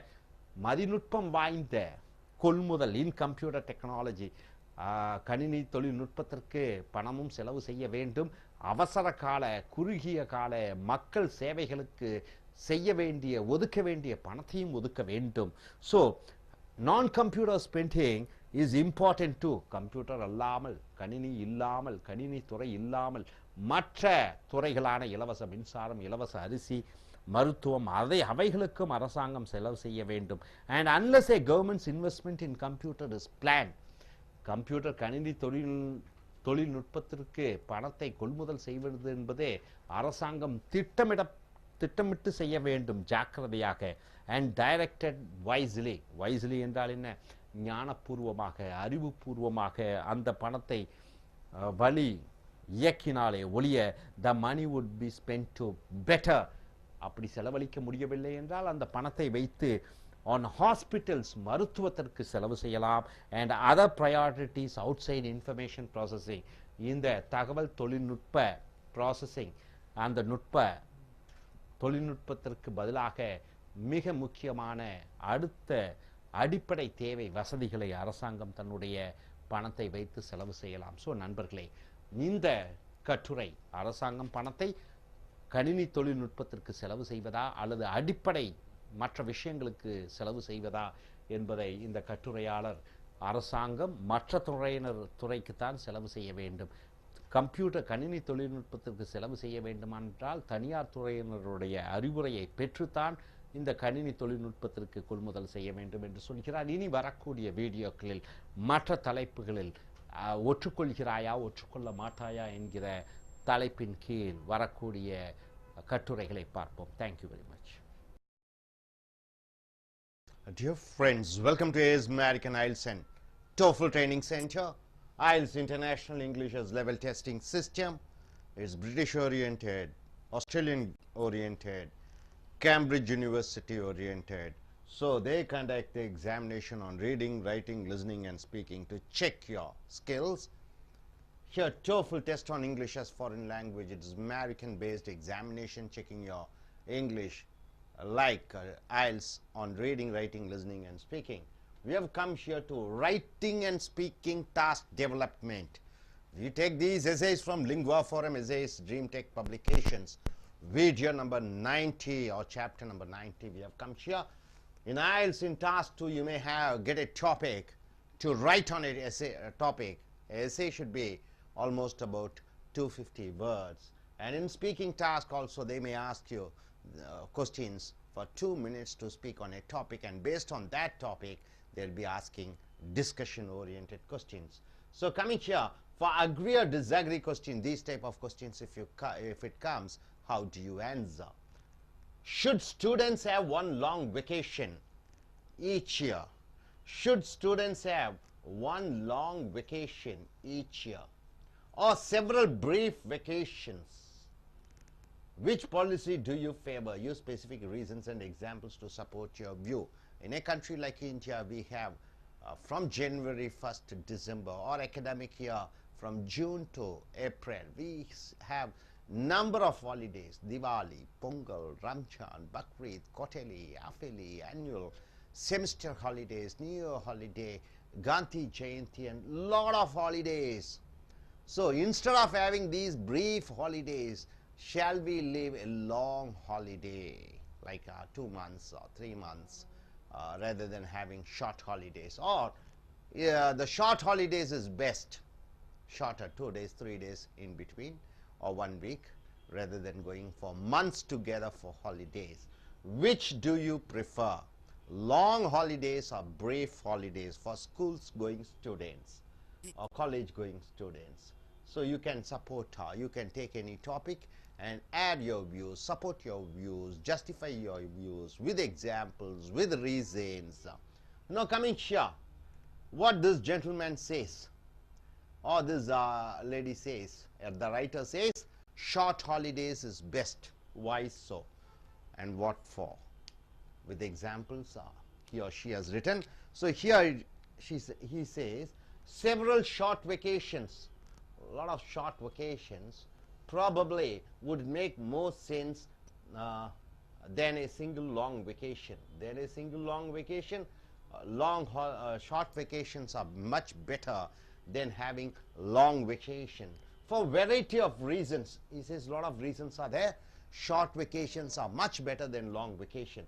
A series of brief vacations would provide welcome, it is welcome thing, but not only overly long. Suppose if it is overly long vacation, interruptions in study, so it interrupts the study. If you have long vacation, the students may forget the studies, so that students would have a few days for rest after extended periods of academic work. So here, if it is a long holiday, students would have a few days for rest after extended periods of academic work. So here once after a long gap you start the school or college, students would find it difficult, and even such short respites means what? The resting time from study would allow students to regain energy and return to school refreshed after vacation. So short holidays, it gives rest to the mind and the body of the students, so they come fresh to the school. So he says in this introduction part with almost 6 lines, going to around 50 words in introduction part, stating that it is a short brief holidays is much better than long holidays. And he says reasons also in the next paragraph. You see, a number of short vacations scattered through the year, in the academic year, if number of holidays are scattered, it might also help improve students' memory for so it improves the memory of the course on their subject. If students had a single long vacation, if he has a long vacation for 1 month or 2 months between school sessions, what happens? They might forget much of what they have learned. So they might forget what they have learned if it is a long holidays. Shorter vacations could help make sure students retain more of what they learn. So shorter vacations help the students to retain, keep it in mind what they have learned, because they would be away from school only for brief periods of at a time. So 3 days or 4 days or 1 week, that's better rather than going in for a long period of vacation, or else the students may forget, if it is a long vacation, what they have studied in their school. So it's always better that they go in for a short vacation. So here next paragraph he says, this is at least a fair presumption. Presumption means what? Fair means what? A reasonable. Presumption means you can think about it, an idea. To illustrate it, he wants to give an example. Ask yourself, you should ask yourself, which do you recall in most detail? Which can you remember and say? Events on a week ago something has happened, or events 2 months ago. So he puts a question in the 2 lines. He asks you, what do you remember? Something happened a week before, or something happened 2 months before, recently happened thing, or something happened long back, maybe 2 months back. The answer almost certainly will be events a week ago. So he also says the answer, only a week ago what has happened you can remember. There has been less time for you to forget that information. So something happened recently, you won't be able to forget, so you keep it in mind, and therefore you will recall it better. So you are able to recall it in a better way. The same principle is good reason to favor several short vacations. So he says for short vacation for students instead of a long period away from school. So something happened a week before, you are able to remember. Something happened recently, you can remember, but something happened long back, you won't be able to remember. So for this reason also the short vacations are good for the school students. The longer students are out of school, if students are out of school for a long time, the more apt means exact, they are to forget what they learned there. So if you give a long holiday, the students may forget their subject, mathematics or physics or chemistry or English, whatever the subject they are doing. School students, there are chances of forgetting what they have learned in the school if the holidays are extended for a long time. So next finally he comes to the conclusion, stating that now he comes all the studies, he says about the studies, subjects and everything. Now he comes for discipline. So discipline, in the conclusion part he comes, discipline also might benefit from the short vacation. So the arrangement, so short vacation time, the students will be able to maintain their orderly behavior, their discipline. So he says students who remain out of school for a long time, if the students are out of the school for a long time because of vacation, may lose their rigorous study. Rigorous means what? Very deeply involved in studies. They may lose their interest, habits and respect for school, and also they lose the respect for the school regimen. What do you mean by regimen? It is the strict rules and regulation what the school has put in. A student on vacation for 3 uninterrupted months. Suppose if a school gives a leave for 3 months, nearly 90 days, may become soft, so to speak, and have trouble adjusting to the demands of school. Suppose if a school leaves for 3 months holidays, what happened? The student, he would be able to adjust with the school rules and regulations. He may find it difficult to cope up with the regimens of doing works, laboratory works, and all type of things. So coming here, when classes eventually resume, so once the class starts resuming, so you will find it difficult to adjust with the school curriculum. Briefly, but more numerous vacations would, so suppose if there are numerous vacations are there, less time for slackness. Slackness means what? Tiredness to develop between sessions. So next coming here, a long vacation then may be more popular. So he says long vacation is always good with students, but several short vacations would be likely to serve their interests better. So he goes in for short vacation. So my dear friends, is what happening. All the school children, when they are given brief holidays, they can refresh and come back. If it is given long holidays, there are chances they're forgetting what they have learned, and to cope up and adjust with the school regimen and their work, they will find it difficult. So that's what this writer says. You can go in for no. It is long vacation is always best. Then you can state your points with the examples. Now let us go in for IELTS takers, what they want to say. Is it long vacations is good or short vacations is good? Is what's your name? Lavanya. Lavanya, what's your qualification? B Aeronautica. So which country are you going? UK. So when are you planning to write your exams? In the month of November. So if you get a topic like that, long vacation, you have been in school and you have been in college, so short vacations are best for the students, or long vacations is better, or short vacations is better? Thank you.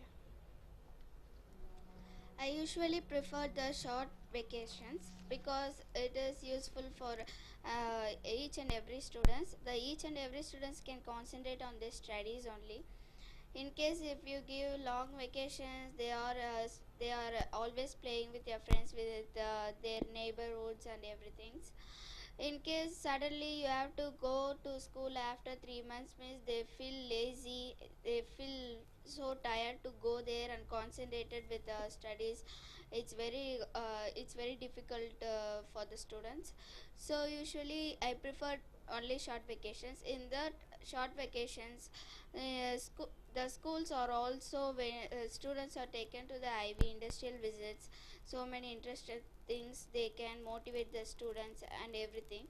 In case long vacation means they are students only have to go there and learn something else. And also nowadays students, each and every kids and college, from kids to college students, each and everyone, before they go into schools or colleges, they first see the calendar, how many holidays are comes in the month of in the each month. Then they are counting the days. Oh, okay, two more days are there, after that we can take a leave. And also in for the exam days, they are worried about there is no leave between this exam to this exam. So they will given a short vacations like holidays, means they can prepare for exams and everything. And one more thing is, in case long and one more thing is, in case long vacation means each and every students have they went to only one places for in this holidays. They can spend only 2 or 3 months with their families, to go out with with to go out anywhere. But in case if you get a short vacations means the students and college students, colleagues and everyone can go every weekend and every holiday. So I prefer best to go with short vacations. Thank you. I'm Hemavati. I finished BCA Computer Science, and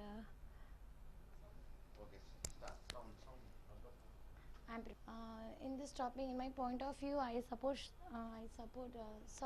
short vacations is comfortable because the students get more knowledge in different fields if they concentrated in several short vacations, and it's easy to maintain discipline among the students and the habituals can't change, and in short vacation they are not miss their parents too long, and already we had so many holidays, example Diwali, Pongal, Gandhi Jayanti, Ramzan. More than 1/3 of the days of the year we mostly spend in holidays only. If we take a long vacation, 2 months or 3 months, it's not comfortable for the students to get back again their daily habituals. For they are not willing to go school regularly after the long back. They are not concentrate their studies, and they miss the extracurricular activities also. They miss the competition. Likewise, if they spend long term in vacations, and it's better to choose several short vacations. Thank you. Good. Yourself? I am Anita. Yes, start.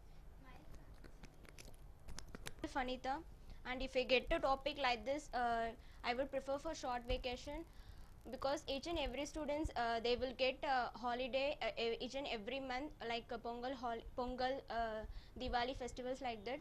So if they get a long vacation means they will not concentrate in studies also, and if they get a short vacation means they will go and enjoy with their parents, like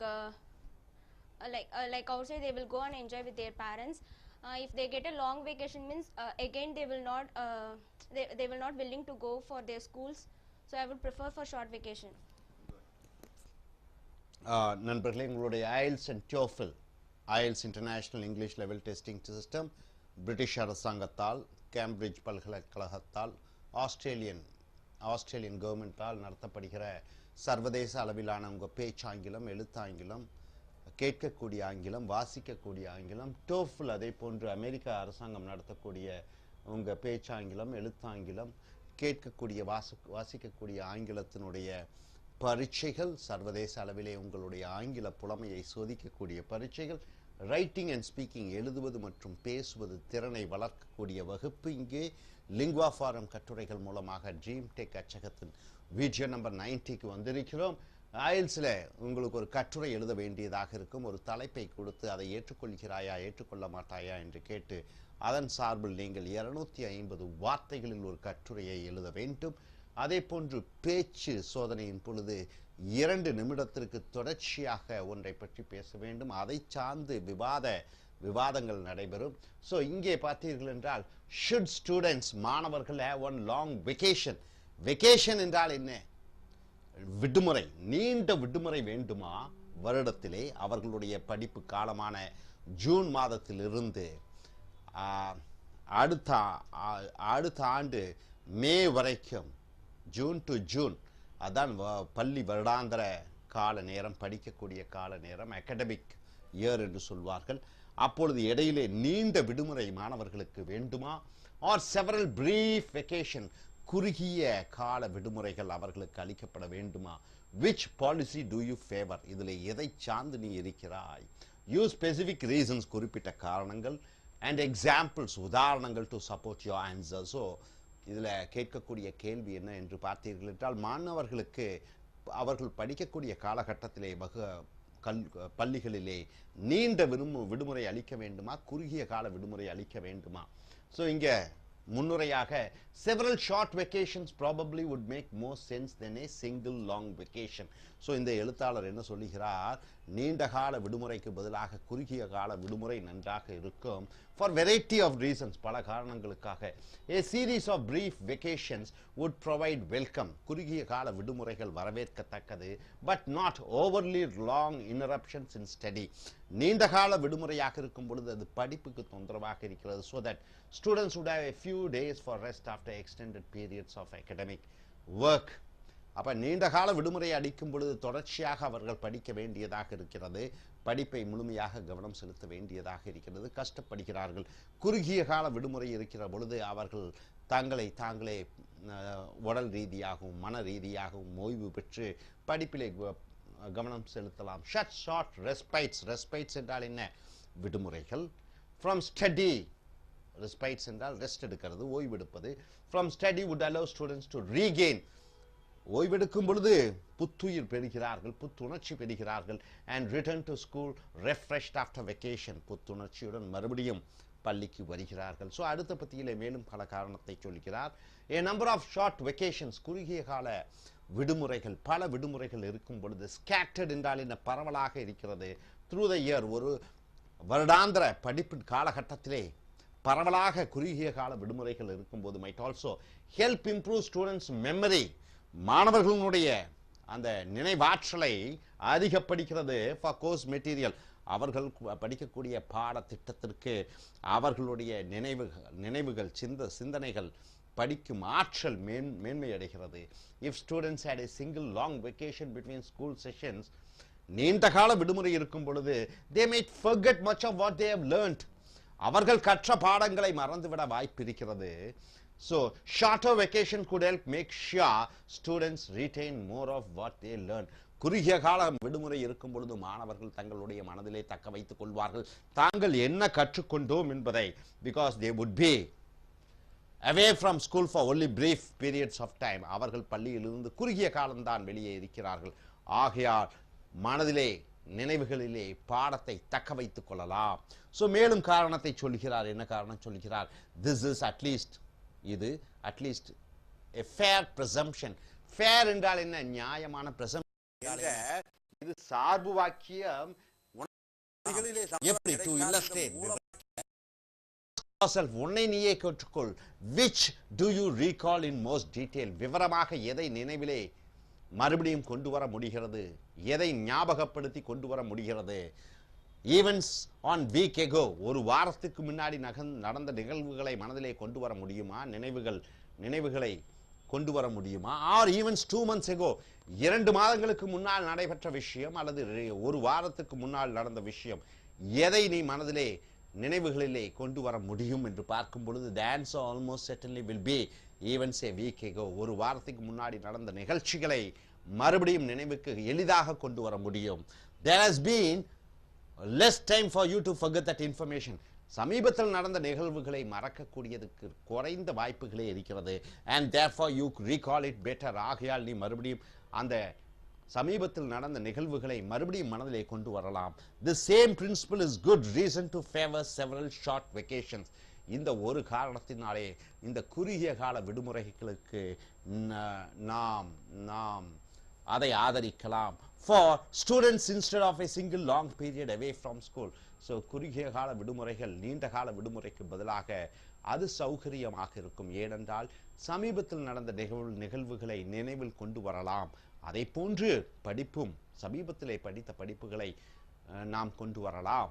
so the longer students are out of school, நீண்ட விடுமுறையிலே மாணவர்கள் வெளியே இருக்கும் பொழுது the more apt they are to forget. apt என்றால் என்ன? அது சரியாக இருக்கும். எது சரியாக இருக்கும்? அவர்கள் மறக்கக்கூடிய இயல்பு அதிகமாக இருக்கும். ஸோ அடுத்த இறுதி உரையிலே அவர் என்ன எழுதியிருக்கிறார் என்று பார்க்கும் பொழுது டிசிப்ளின், ஒழுக்கம் மிக முக்கியம். மாணவர்களுக்கு பள்ளியிலே கல்வி மட்டுமல்ல, ஒழுக்கமும் மிக முக்கியம். ஒழுக்கம், discipline also might benefit from the short vacation. குறுகிய கால விடுமுறை இருக்கும் பொழுது மாணவர்கள் மத்தியிலே அந்த ஒழுக்கத்தை தக்க வைத்துக் கொள்ளலாம். Arrangement, students who remain out of school for long time may lose their rigorous study habits. நீண்ட கால விடுமுறையில் இருக்கக்கூடிய மாணவர்கள், ரிகரஸ் என்றால் என்ன? ஆழ்ந்து படிக்கக்கூடிய, தீவிரமாக படிக்கக்கூடிய அவர்களுடைய அந்த ஹேபிட்ஸ், பழக்கங்களை மறந்து விடுவார்கள். And respect for school regimen என்றால் என்ன? கட்டுக்கோப்பு, ரெஜிமென், அந்த பள்ளியினுடைய கட்டுக்கோப்பை மறந்து விடக்கூடிய வாய்ப்பு இருக்கிறது. A student on vacation for three uninterrupted months. ஒரு பள்ளி விடுமுறை விடுகிறது 3 மாதமாக தொடர்ச்சியாக 90 நாட்கள். may become soft. அவன் அந்த மனதிலே அந்த கடினத்தன்மை மறைந்து விடுகிறது, மென்மையானவனாக மாறிவிடுகிறான். so to speak, and they have trouble adjusting to the demand of the school. demand என்றால் என்ன? பள்ளியினுடைய தேவைகள். மாணவர்கள் நன்றாக படிக்க வேண்டும், சரியான நேரத்தில் வர வேண்டும், கடினமாக உழைக்க வேண்டும். அந்த தன்மையை இழந்து விடுகிறான், அவன் மனதிலே மென்மை அடைந்து விடுகிறான், ஒரு உறுதித்தன்மை குலைந்து விடுகிறது. when classes eventually resume, eventually என்றால் என்ன, முடிவாக, resume என்றால் தொடர்ந்து நடைபெறும் பொழுது, briefer but more numerous vacations would allow less time for slackness. slackness என்றால் என்ன, slackness என்றால் சோம்பேறித்தனம். ஸோ குறுகிய கால விடுமுறைகள் இருக்கும் பொழுது மாணவர்கள் அந்த சோம்பேறித்தனத்தை விட்டுவிட்டு to develop between sessions, so அந்த சோம்பேறித்தனங்கள் போய்விடுகிறது. a long vacation then may be more popular with students. So நீண்ட கால விடுமுறைகள் மாணவர்கள் மத்தியிலே பிரபலம், but several short vacation, ஆனால் பல குறுகிய கால விடுமுறைகள் would be likely to serve their interest better. குறுகிய கால விடுமுறைகளே சிறந்தது. ஸோ இதில் நீங்கள் இப்படியும் பேசலாம், நீண்ட கால விடுமுறை தான் சிறந்தது என்று சொல்லி அதற்கான காரணம், அதற்கான விளக்கங்கள், அதற்கான உதாரணங்களை அளித்து நீங்கள் கட்டுரையை எழுதலாம், பேசலாம். இனி அடுத்து வரக்கூடிய வீடியோக்கள் மற்ற தலைப்புகளில் நாம் பார்ப்போம். Thank you very much.